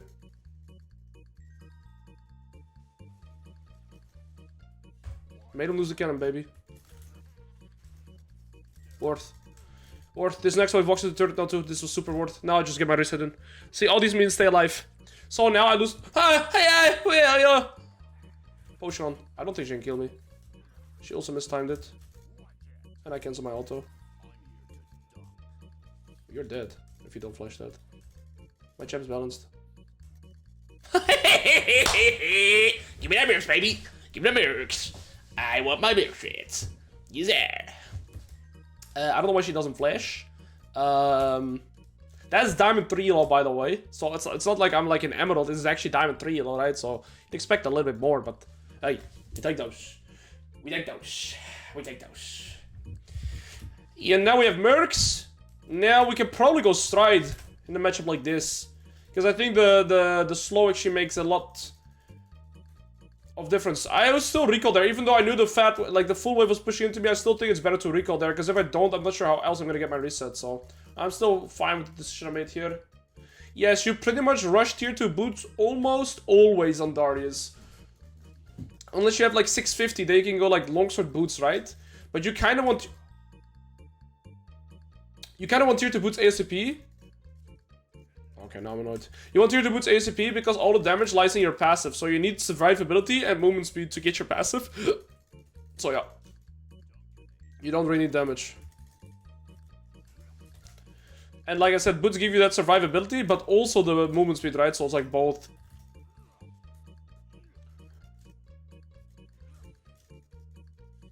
Like the next item I would want is a ruby crystal, not a longsword. I can't get an altar for that, so I queue. I want the ruby crystal, so I'm more tanky. Go get for the cannon, bro. Oh. Maybe I should take the turret shot, but land the Q on him as well. He doesn't have boots.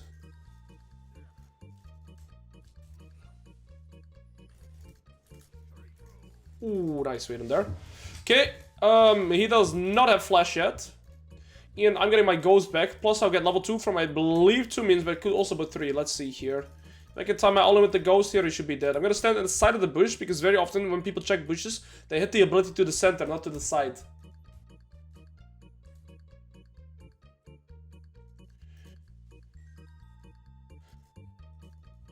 The cannon minion will die. My Q will kill the cannon and hit him. solid, chat. That's what we call. Level up! Yeah, man! Yeah!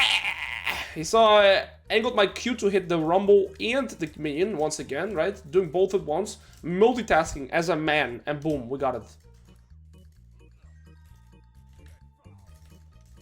Limited times, baby.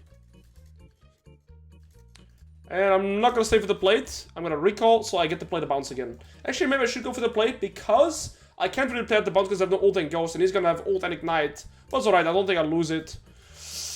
I'll go for the Phage. I think it's better than getting the Tiamat. Because again, I think survivability, aka the health, is better than full damage, as all the damage lies within my passive anyway, so I'm much happier with this. GG. Rumble after a hard working shift experience, bro. If this guy's already done with his shift at 3 PM, he needs something else, bro. Although, I did play mid to late game on Darius. Keep watching, Mr. Vayne King. Keep explaining it. You dunk piggies, not wrong. I'm gonna freeze the wave here. 1 minute for my ult. He still does not have a boots, but it's still Rumble. And Rumble with ult and ignite can still 100 to 0 me. Okay, he's mid. I'm gonna push then. I ulted. If anybody flames my wall up, I'm perma-banning you. I'm gonna allow this guy walk back in the lane. Thank you, Straw, for the tier 1. Actually, I'm gonna go for plates. I think it's better. He's already on 2, so I think it's just better to look for 2 plates there. Thank you for the tier 1, brother.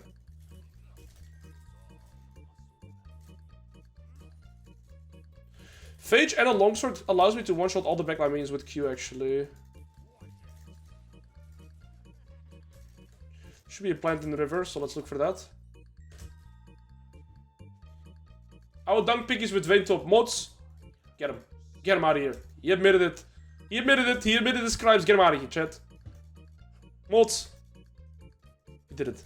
Alright, chat, I'm gonna set up my own reset here. I want 1.2k gold, so what I'm gonna do is slow push this wave, hard push next. I get a perfect reset opportunity like that. Because next wave should be a cannon wave, so... There we go. That was gonna give me 200 gold that wave, so... This wave a slow push, give me 100 gold. Next wave, 200 gold, I get my cold fields, and we get... Or sorry, my Tiamat rather. We get a perfect reset. Purge him, indeed.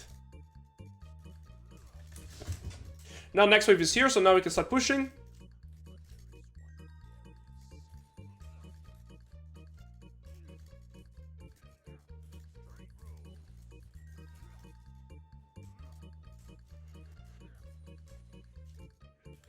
Please? Danke. Like I said, oh, this will give me my Tiamat. I mean, where is he? Where's Rumble? There he is, I guess. I mean, I kind of dislike going for the plate because now I don't get the bounce timer. And what I mean with that is because I stayed for the plate, Rumble has enough time now to decide to hard push this wave, and so that the wave will bounce back into him again. But from his perspective, he's not 100% sure if I've recalled or not, right? So from his perspective, like he's checking his bushes, he's probably pretty scared to hard push this. It is safe to assume that I've recalled, but he can't verify for 100%, so he's kind of still scared to hard push this instantly, so maybe we are back in time, but I still think that plate was too greedy. Okay, we are going to be back in time, but again, that plate was still a bit greedy. And again, it didn't chase my reset either, right? Oh. Well, I guess that's a solution. Pretty smart ult by him.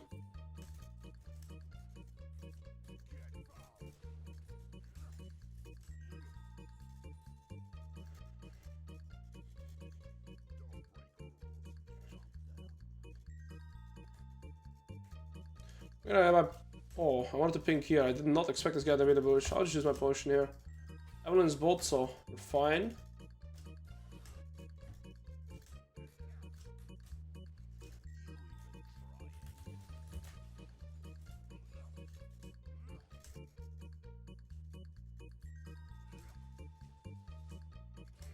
I'm gonna proxy next wave. I need 1k gold for this.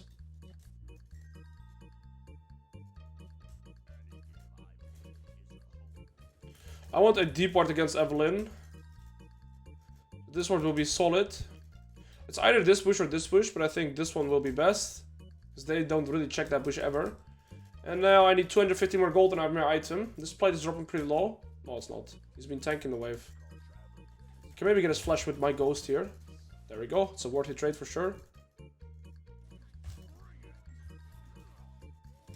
Alright, guys, flash. I'm gonna time that 10:50, so let's say 15:40 top. No flash. My ghost comes back faster than his flash, so that's good. I think it's a good trade always.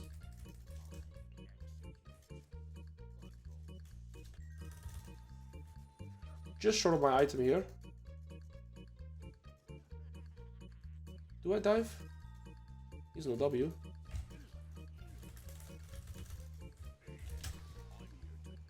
I'm here to dunk, babe.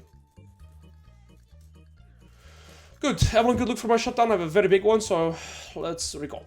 Let's agree. Clear.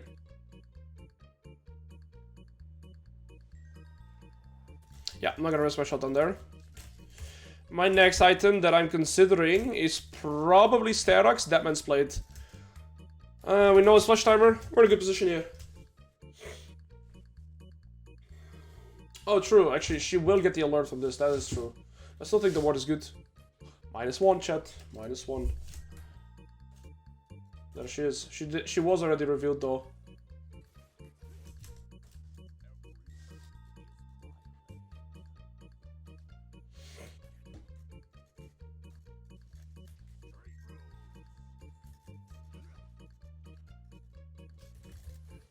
Let's reset here. Not risk anything. The problem with Evelynn is that you need so much magic resist to deal with this champion. So I'm thinking of going either Koenig Rukern against that champion or Anathemas, but I think Koenig will just do better. I think I need Koenig, and then I just need items like... Okay, so I have a very, very big lucky factor here. Look at this. He's going Lethality Ash. So I'm not gonna have to play against on-hit Ash. It's only gonna have flat armor, right? Same with Talon, so it's pretty easy to build armor against this guy. Like, Deadman's Blade will already be enough. Deadman's Blade... I know what to build this game. I'm gonna go Sterox, Deadman's Blade, Koenig, Jackshaw. And I will be absolutely unkillable.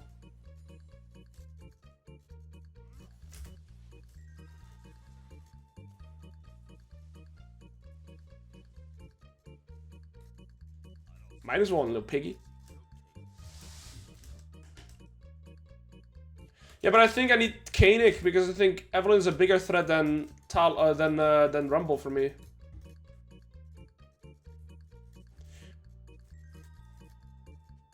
Yes, I think the amount of magic shield that Koenig provides for you is just better. Yes. I could dive him, I think. Okay, alright. Okay, my bot lane is on 7, but my top side is doing alright. Yes, I was thinking of Anathemas, but I think Koenig is just better. Can you don't proxy my full wave, please? Evelynn's bot again.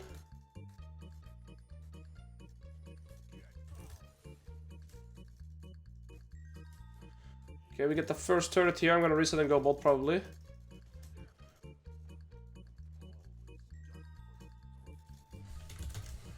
Okay, 1 minute for his flash.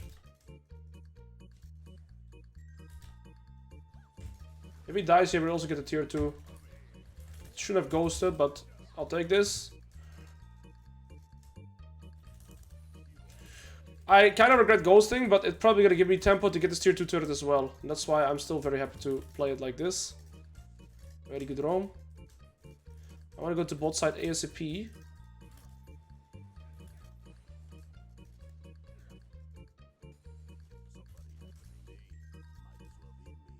Somebody had to be me. Might as well be me. Damn, yes, ego. Yeah, I'm actually not gonna play for this. I will. I really hate that I hesitated for 5 seconds. This might be the difference maker. It's better to just play for this. I hope I'm still in time, because then I never have to go back to top anymore, right? Yeah, okay. I almost made a very big blunder by not playing for this. I think this wave is too scary now. I have stacks on base anyways, so... Me, bot, please. Okay, that was really massive that we got the last kill.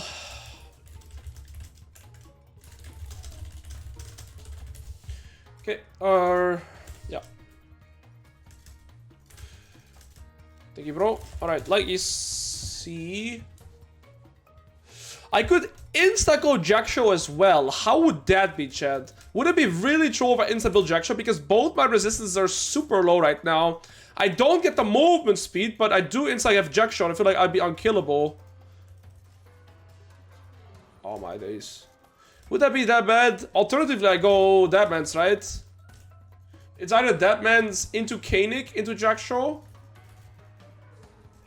I am not sure here, I'm gonna be honest. I have a really good pink ward here, so I don't want to place my new pink ward down yet. Okay, she doesn't have items yet. She needs to recall. She has 9 Dark Seal stacks. She probably has a lot of gold in her inventory right now. Okay, we're fine. This guy is pretty strong, but this guy's very weak. She's sitting on a lot of gold. I know that because she has 4 kills and a lot of CS, but not that many items, right? So I know this Evelyn wants to recall. That's why it's so important to press tab throughout the... What? My character went the other way. Very lucky to get it, but this is why pressing tab is so important, chat. I know that this Evelyn wants to recall, so now I can also play pretty aggressive here, knowing that this Evelyn's gonna recall anyways. Oh, what? I mean, she doesn't really do damage to me, though. She's pretty weak.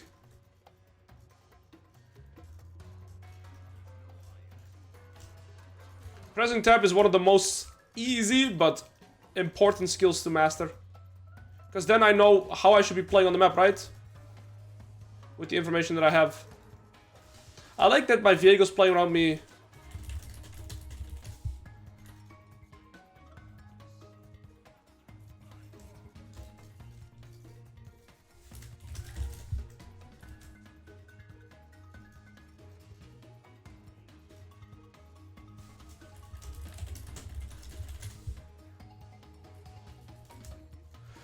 Please Herald! Place Herald! Place Herald! Place Herald! We Gucci! And recalls. Love it. That's what I like to see from the young jungler. Thank you, jungler. We Gucci with it. We Gucci with it, baby. We Gucci. Love it. Lovely. Where's recall? Yo, Petu, good to see you, bro. We Gucci. That's what I like to see.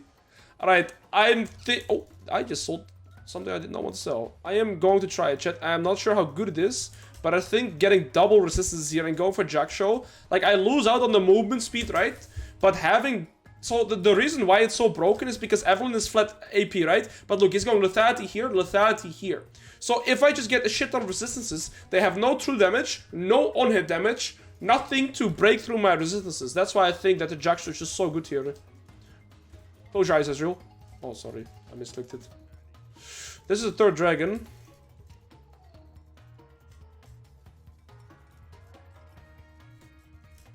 The pink is still here, remember? I'm not sure if I want... Oh, wait, I have no pink. Never mind.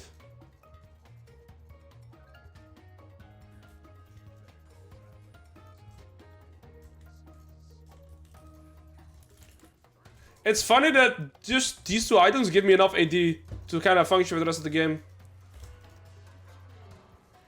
Oh, that's really good.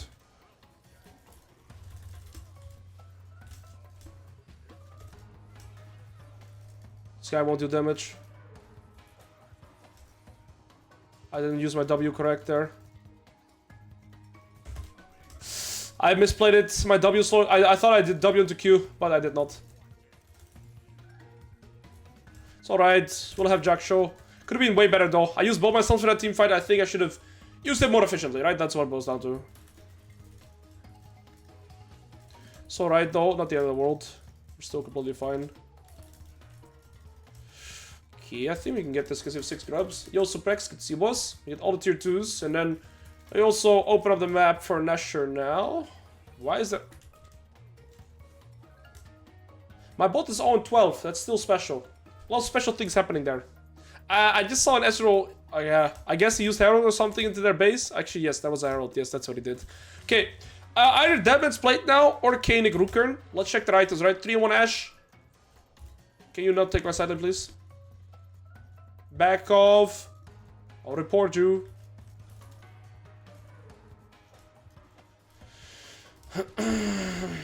Okay, Evelyn is that win condition though, right? So Koenig is very good for that. I like to have the option for Koenig now instead of only having How you call it? I can't think of the item always. It's the chain item against Evelyn, right? Did he see me? Okay, he definitely did. I'm moving here. But they probably have everything. I just need Varus to engage, but we have no Viego Flash ult, so not sure how good this fight is for us. They are stuck here though. Okay, Evelyn no ult. Can we? No, I mean, maybe not. Oh. Viego's ult again. Okay, now I can do Nash. Now just do Nash insta. That's really random for the Evelyn to walk up again. Nice.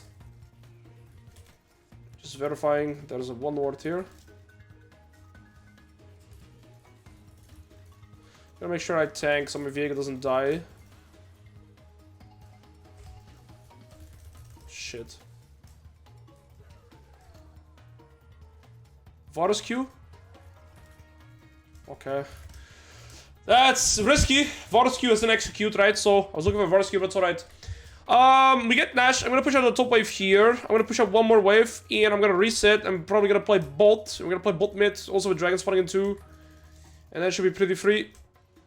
I like these 3 items. I feel extremely invincible. Especially because I'm ahead, right?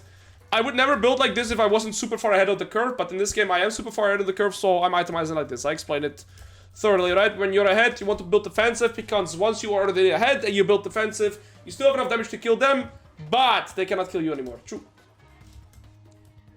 We want to see you hit rank 1. I am down to play more solo queue, but the thing is, chat, high elo, I think it's just bad content in general to play high elo, personally. Long queue times, lots of target bans. I'm gonna have to do focused gameplay. I can't really focus on educational.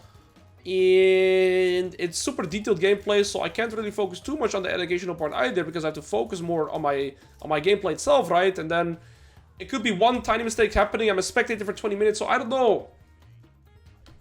I don't upload all the Darius games. If you want to watch all the Darius games, you can go either to the Patreon or the second YouTube channel. Patreon filters it all by matchup, and second YouTube channel is just all the VODs, right? The VOD channel. But I will eventually have like the best ones for the Unranked Master on Darius. No, I know I can't simmer forever. You know, 2 days ago I did the whole day. I did high elo gameplay, right? I am almost challenger. Yesterday we played some high elo games too. I rotated. Look, this Evelyn doesn't really do damage. Okay, I need to get my passive. My statics is done already too. Okay, I'm yapping too much. I understand. I'm not only doing educational content.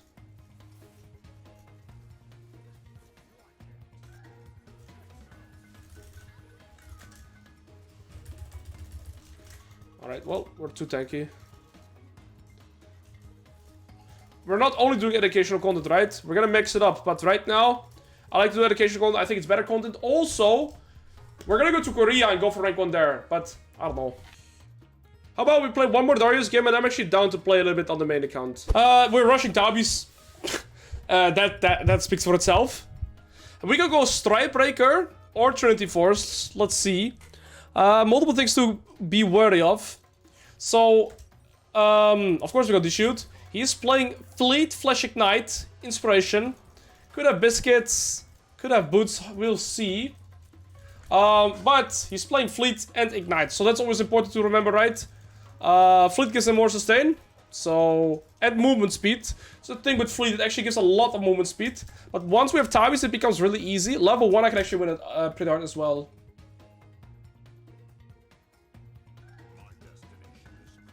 I don't really know that Elto Army. I think we're getting close to Mass Samar though.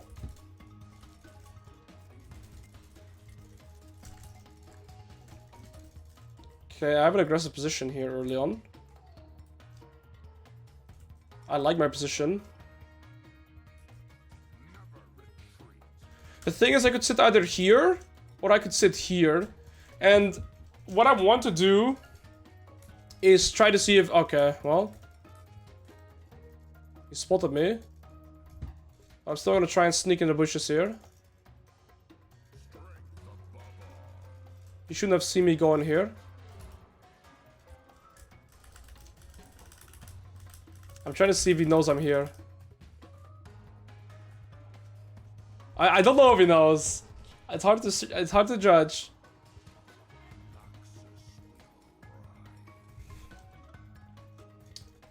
I'm gonna stand here so the means don't aggro on me in case there's a ward here, and I want to get behind him. Means are not aggroing me. This is not worth it. I want to wait for this means to be low HP chat, and then I'll walk up, okay? And I'll zone him from the first 3 means worth of XP here because I'm strong at level 1.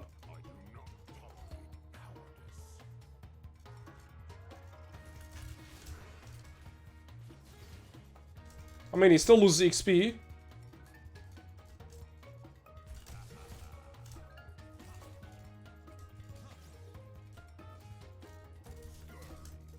Oh, that auto attack didn't go off. Okay, maybe I shouldn't have flashed after him. If that auto attack went off though, he dies. Well, he's like 1 HP. But he didn't get XP here. Okay, no E.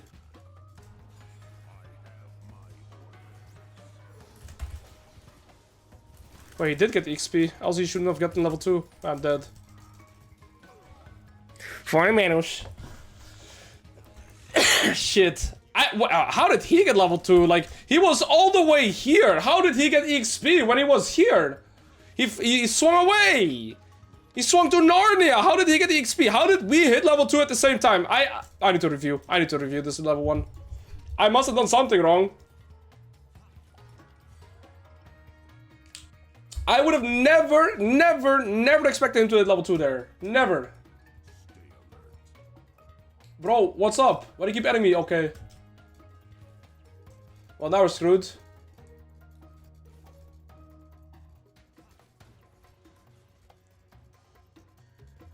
You add me 3 times to say outplayed. Mods! Get him out. Get him out. Like, get that guy out. He's a menace. Another mood.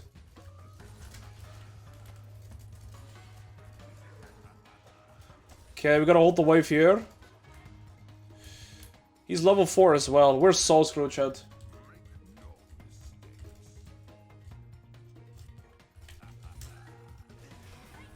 Okay.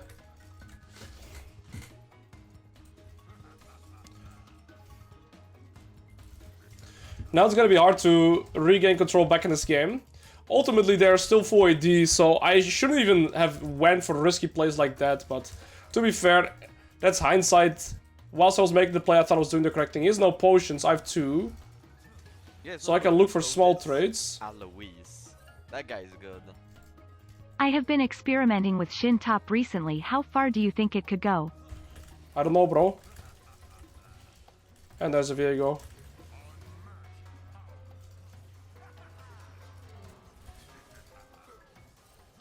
Okay, please push. That's good at least. Okay, I didn't expect Viego to still be topside 430! Shit! Sorry. Hey, look at my team though. Team gap. No, I'm just a pig. I'm just a griefing pig actually. Never mind. Nah, never mind. Anyways, once we have Tabis we win. Shit, man.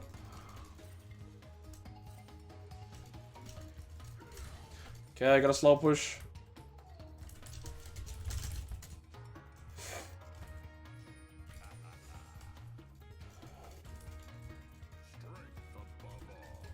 Also, Nep TTV, David a Prime. What do I think of Sin's out top? I played against it once. It felt decently strong into melee champions, but I don't know how good it actually is. I have no idea how good it actually is, bro. Thank you for the Prime for 6, man.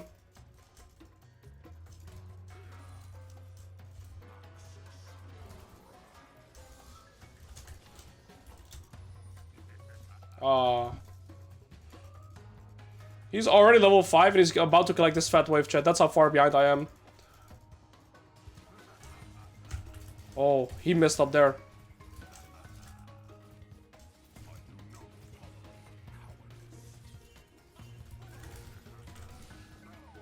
Are you kidding me?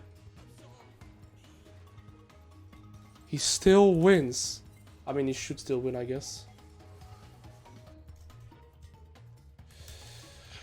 I mean, he still gets the entire wave and I lose everything here. Oh, At least the crushes, right? At least the crushes. No freezing, no freezing, no freezing. It's alright. He gets the entire wave, I get nothing, but at least we'll bounce. Ignite was the difference maker there. Oh yes, share all the XP, share everything. Nice. Go Q it. Okay, he actually loses way more than I thought though. Okay, we're alright. We're alright. Okay, he just hit 6. We're not that far away. I'll take that.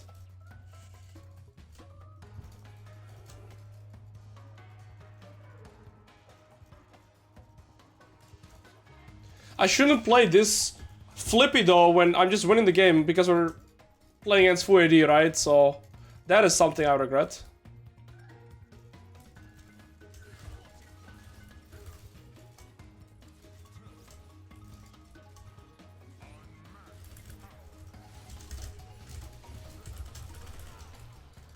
Now that was clean. Now that was clean, chat. Did you guys see me cue the minions as well for the level 6 level timers? Yes, sir. Okay, now we won the game though.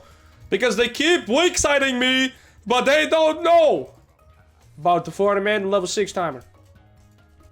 Piggies.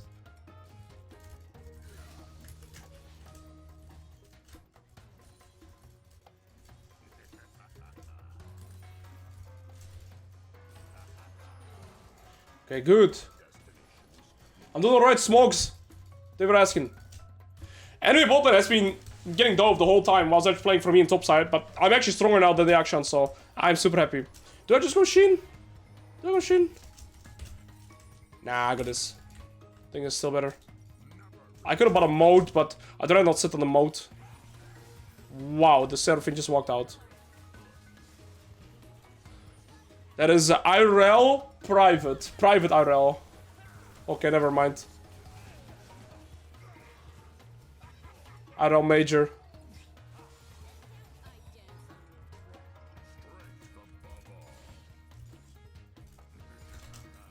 Oh shit, it's IRL King maybe actually.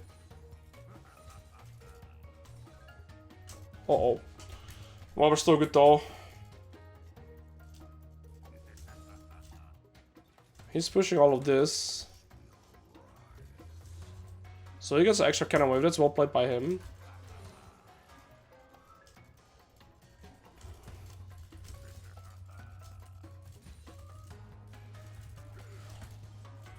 Okay. We've stabilized the lane for ourselves at least, so that's really, really good.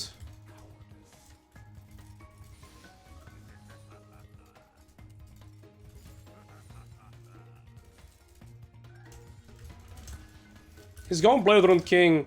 Whilst he's building it, he's not that strong. Upon completion, it becomes really annoying to deal with. But now he doesn't have that high damage. Frozen Art game? Whoo, that. Yes, sir. I can for once be the disgusting pig that buys that item. Count me up. Count me up. Sign me up. Wait, I'm actually getting a gank. Nice. I haven't seen many ganks today. Actually, the Viego last game ganked me pretty much. Well. That's good. What am I doing? Hey, dodge for me!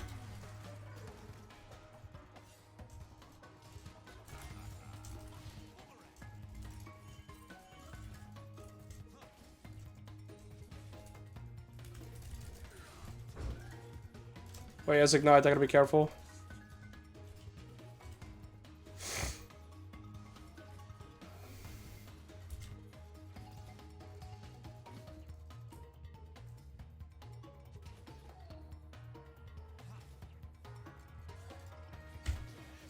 What? That kind of felt like bullshit, but hey, I'll take those. Nice. That was full bullshit though.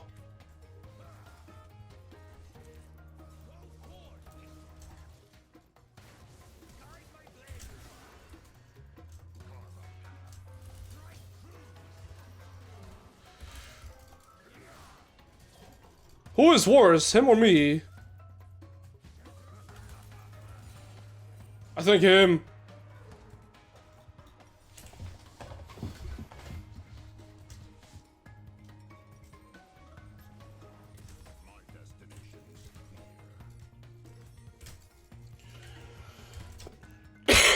Okay, well, we're 3-3 now. He does have Blade Runner King, and I have a fat shutdown. This game is still stupid close. It's good to play for objectives in messy games like this, so there's some structure. Their bot lane is still completely out of the game, though. It's just Aurelia that's really their win condition.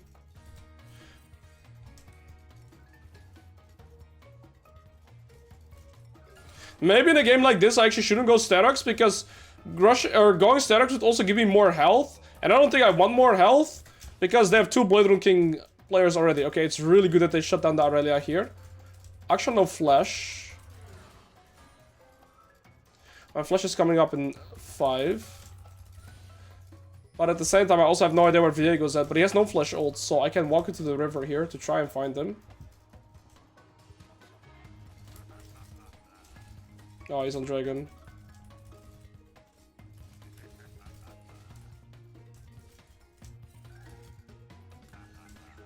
Okay, good. If I cut him off here, isn't he just dead?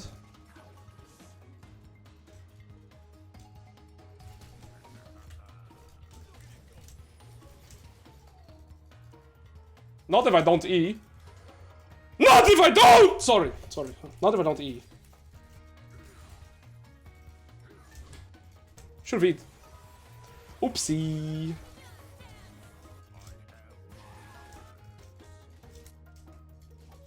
Uh-oh.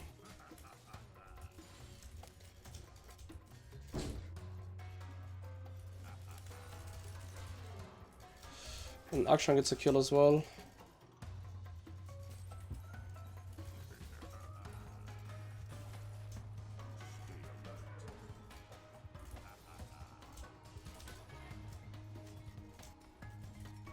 Well, the game is actually super even, but they are 4AD.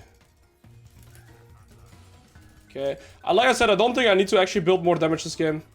They also have all squishy champions, besides Aurelia, I guess. I think I want to insta-go Frozen Heart.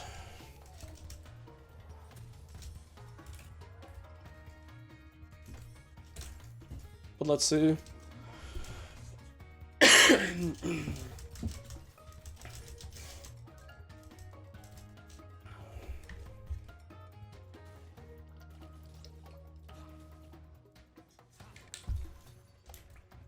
Aurelia still has to recall. She got a fetch shutdown on the Orianna. I still have a shutdown, so I have to be really careful with the decisions that I make, because ultimately I'm same amount of gold a tier 2 turret is worth, right? So I'm a pretty big objective on the map for the enemy team.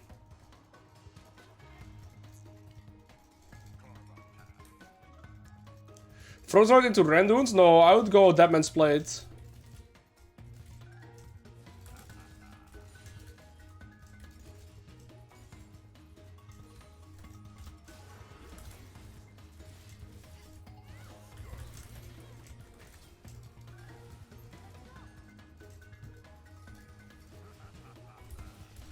Wait, my passive ran out.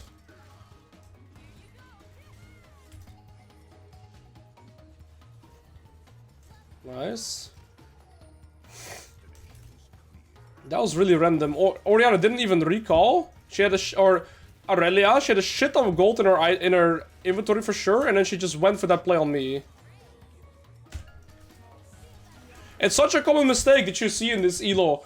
Like this guy, I guarantee you, he had like 2k gold in his inventory, but for somehow he's still making a proactive play here. It's never gonna go well. Never.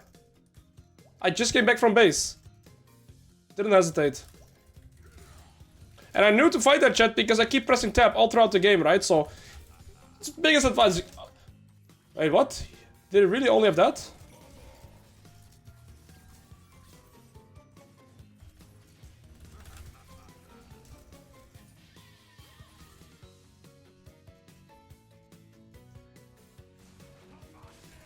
Oh. Nice. That's our win condition. Good. Did the Viego flash her too? I think so, right? Aurelia flashed on me there, but like 15 seconds before that, so let's say 21, 40, mid. Just having her flash timer is gonna be amazing for me because I'm gonna keep playing against her on the sideline later on as well, right? So this is just really good.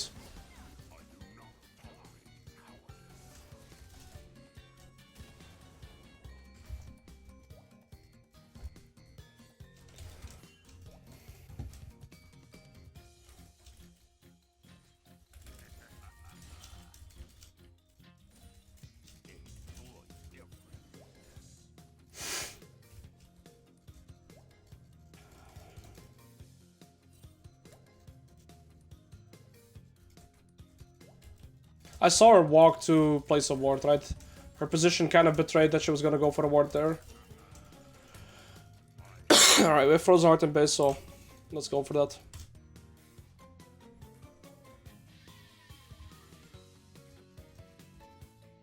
I have double storms coming up. I see action top 2 people mid, so I'm not too scared here. But I don't want to lose my shutdown nonetheless, right? I think I can 2v1 them though.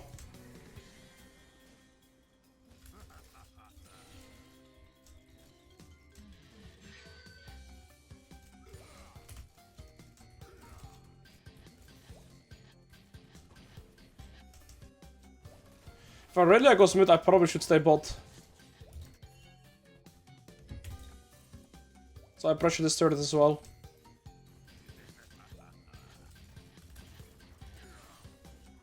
Getting half of it is already massive. Oh, I may have overstayed.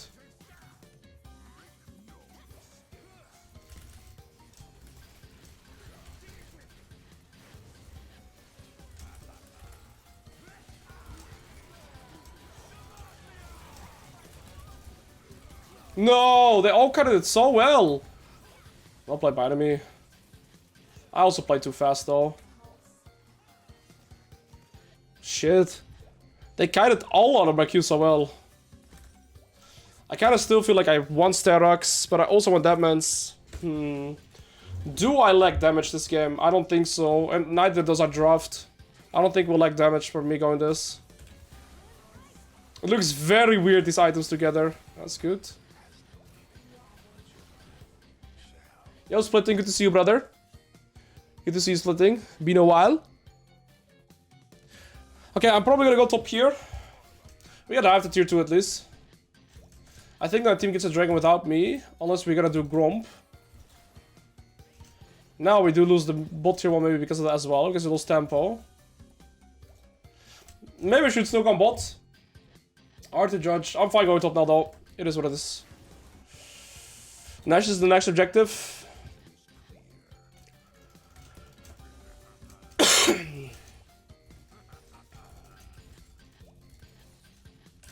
2.1k for this.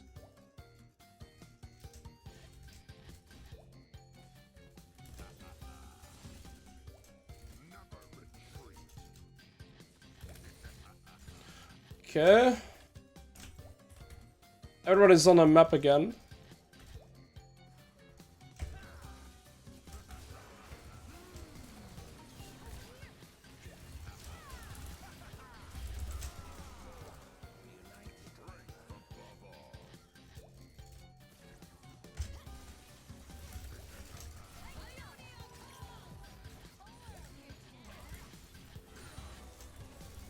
I'm so happy that I played that shit.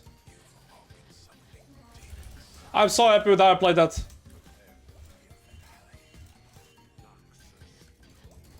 We should stop chase and do Nash.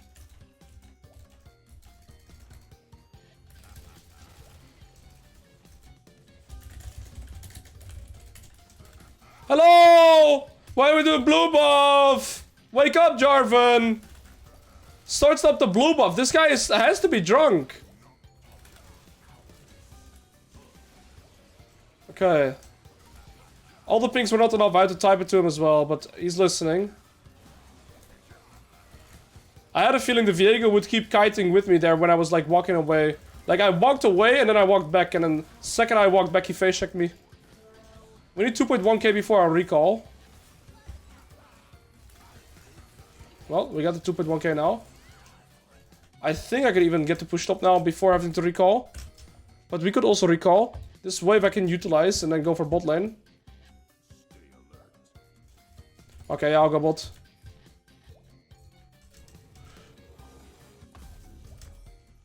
Well, I want to pink word, but it's alright. I gotta be fast now. We're gonna play for the bot tier 2. And we can get a lot of this Nash. This is a lot of standing gold on the map. Tier 2 here, here, here. Drone camps, we're all stronger. We're in a good spot.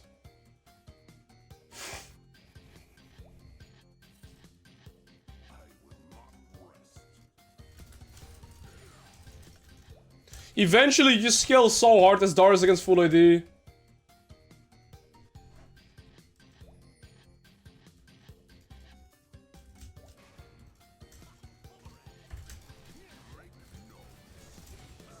Dude, Frozen Heart is such a disgusting item, man.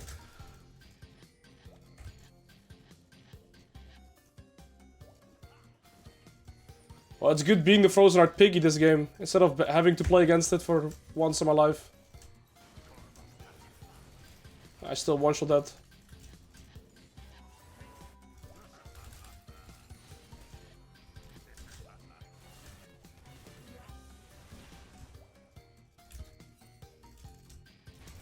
I'm just gonna keep pushing.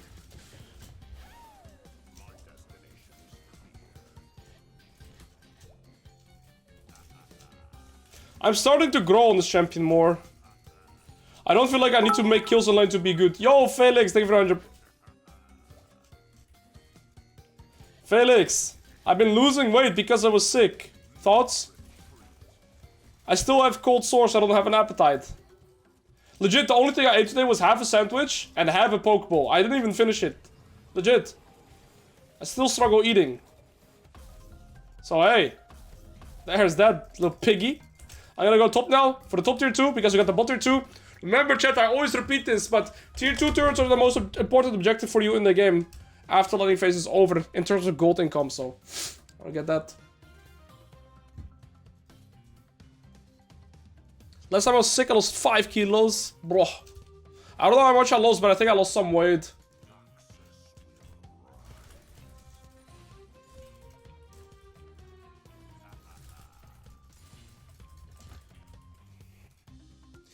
Okay, chat. Level 16 soon. 4th item soon. We were 0-3 this game. Our game was completely doomed early, but we crawled back.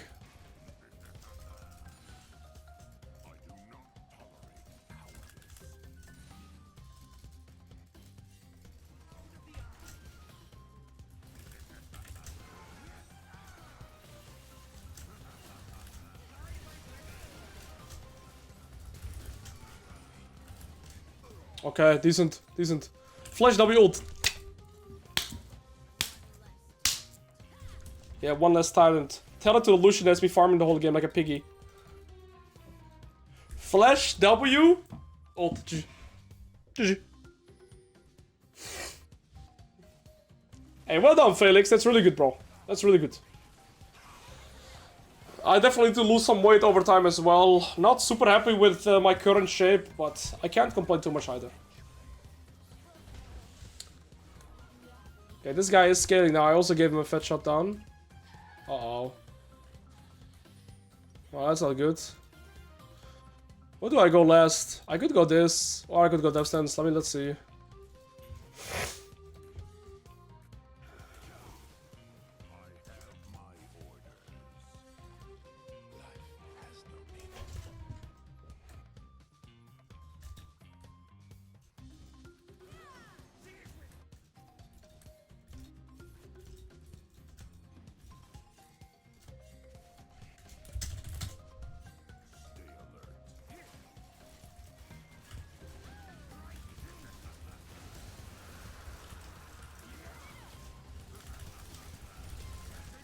Okay, well, never mind, I guess. He's also just spectating, though. If he goes in, I don't know. I think I can kill everybody, but maybe I'm deluded. Maybe I'm full deluded there. Maybe I'm full deluded. Okay, let's go S5. My bad. I'll just say my bad. We play for an Ashe. Let's win. You're skinny by American standards. Yeah, but if you compare me to American standards, then I don't know. I'll start becoming smart and stuff. Not kidding, guys. I want a chill song. Let's go.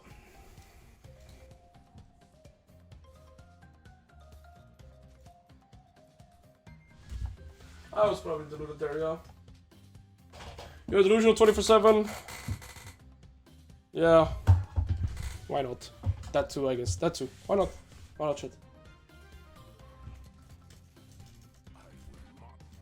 Alright, I'll have my ghost in a minute. I won't have my flash for anything, or for any time rather. The Aurelia has 4 items, I have 4 items, so it's kind of me against Aurelia, but she's on level 14, I'm level 16 already. They should not fight him. My target will also be Aurelia in a team fight. If I get my ult on that guy, we can win.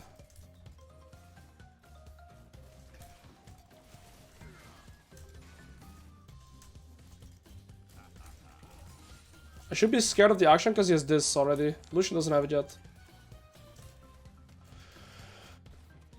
My Ori is low mana. Which is something I see here as well, right? She's very low mana.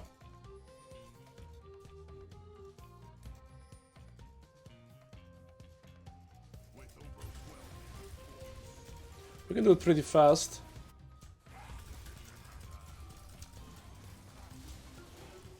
Res bolt. Huh?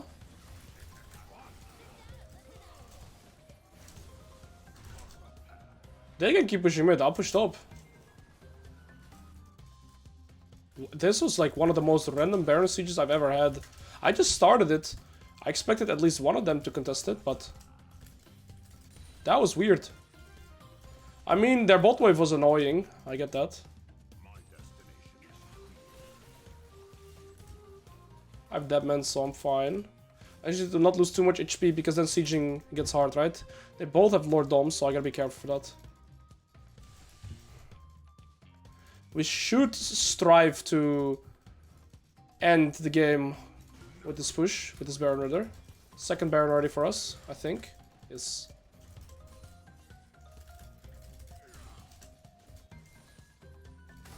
Why are we 4v5 fighting? We just randomly fight 45?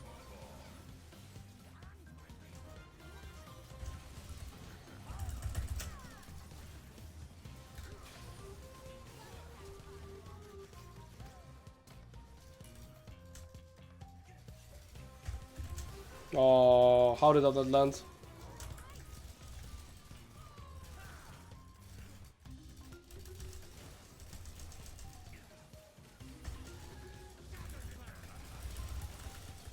They end? No, they can't end.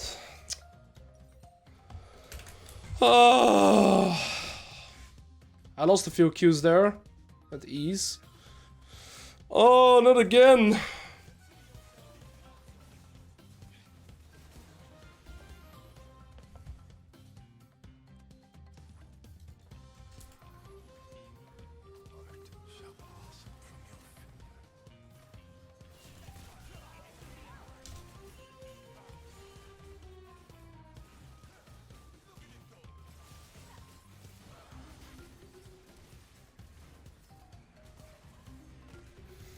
Okay, I'm just gonna hold my teammates' hands.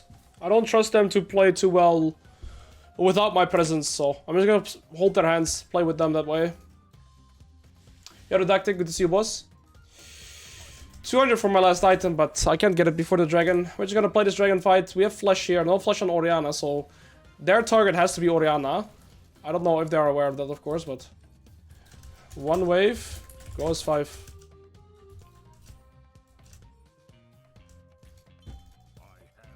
No way this guy's gonna do the golem. Like, why are you doing jungle camps?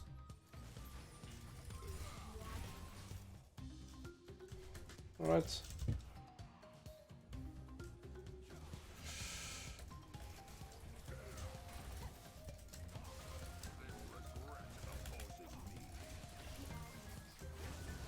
Massive. 5 on this wave. I got my item and 70 gold.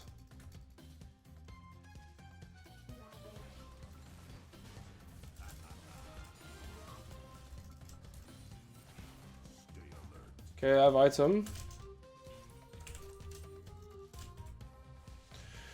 Our last Nasher was so useless. This guy's gonna have 4. This guy's gonna have 4 soon. This guy's gonna have 5. Yeah, we're gonna go into super late game. I feel like we should be favored considering that they are full AD, but they do have Lord Toms here, Blade Rune King here, so they have a lot of... Like, even though they are full AD, all their AD champions still have on-hit damage, so... they're kind of fine.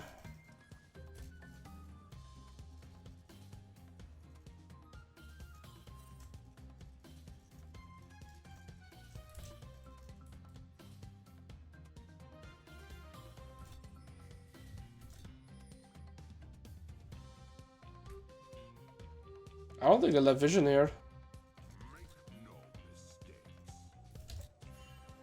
Okay. It's a really random blue ward. 1.5 minutes for Nash. I can get a red potion for that or something.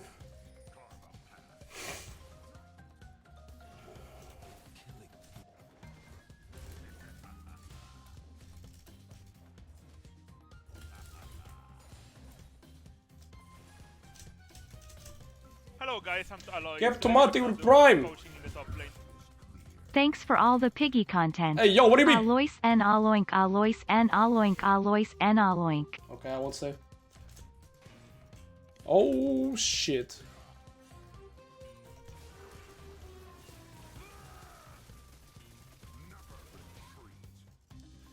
Well, I lose Ghost.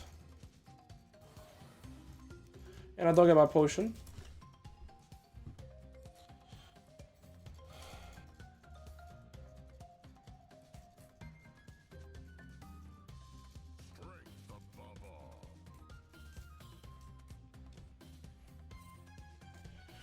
I kind of struggle finding the position to win this game.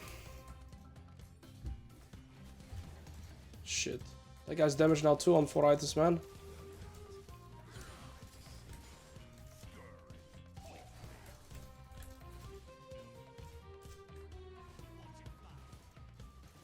I don't know.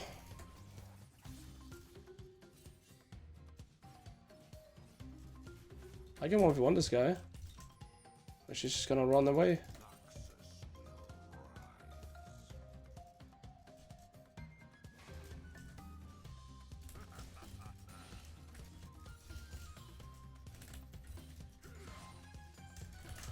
Okay. No, I'm not playing. What? We're all here, guys. How did you just get that for free? Well, last time we got Nash, my team randomly died, so maybe their team randomly dies too when they get Nash. Looks like it. Oh!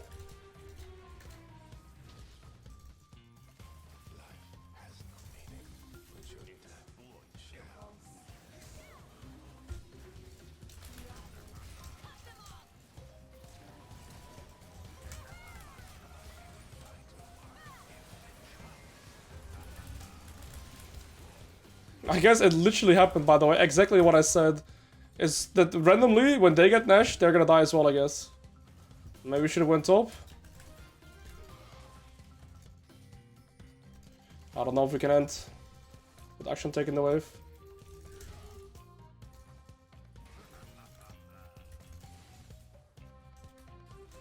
What a game. I lost my flash now, though. What the f... Why am I getting moonwalked on by the wolves?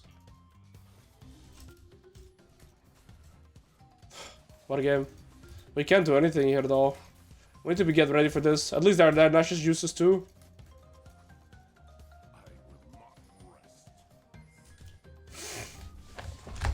Oh, man.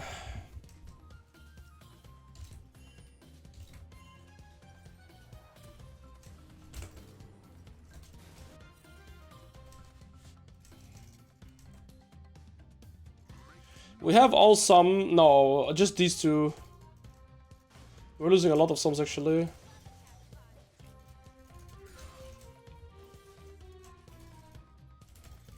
Why are we not in time for this team?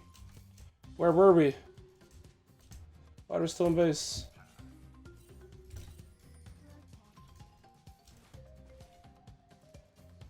Oh, they didn't do it, at least. This game is filled with randomness. They're split up.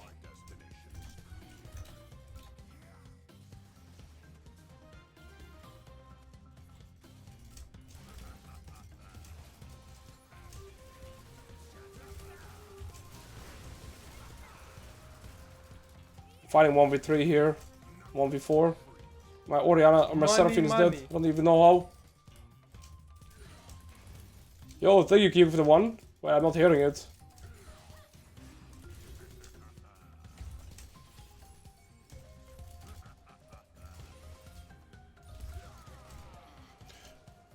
Even a 1 Kyuki, but I can't see it even. What? It's bugged. Okay, that's one thing I have to fix. Hey Alois.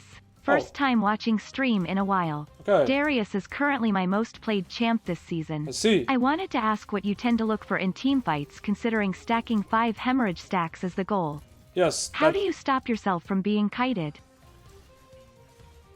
By finding the right target.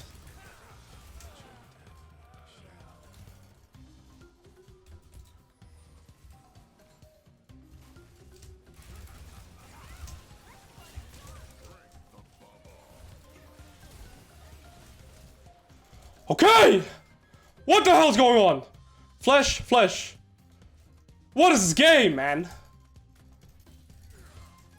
This Sunlit Sky feels amazing with my W.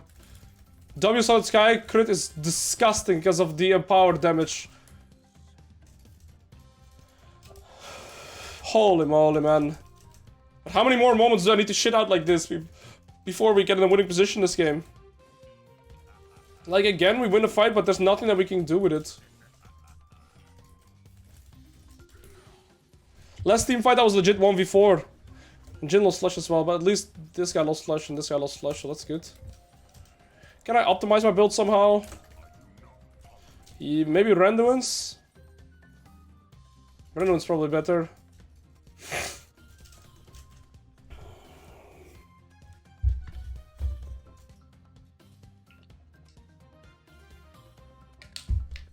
I'll have both sums in a minute before the Nash, so that's like next fight is the fight I have to pop off, chat, because their bot lane is not gonna have sums. I'm gonna have both my sums. That's the fight I can pop off.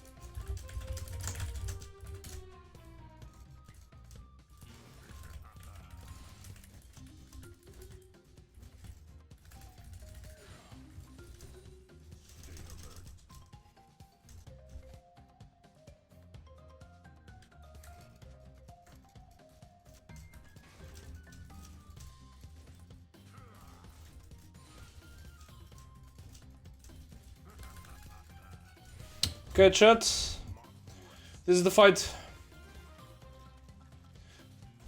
This is the fight.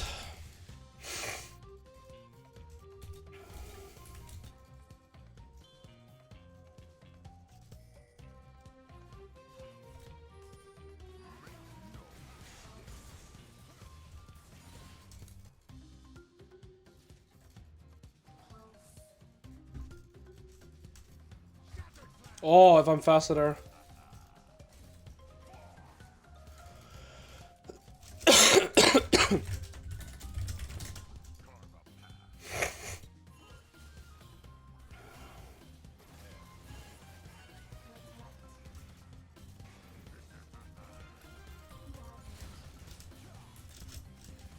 We need to get midway first so they can't like randomly end the game if we die.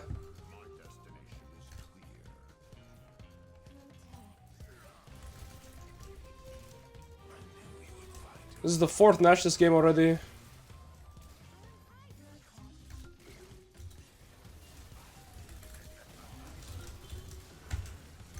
Come! No flashes. Yes! Finally! Wasn't the smoothest start to the fight, but I knew I just had to make that fight happen there. They had no flashes from the previous fight. Oh, massive. All this guy has to do is to cancel the base and we finally won this game. Oh.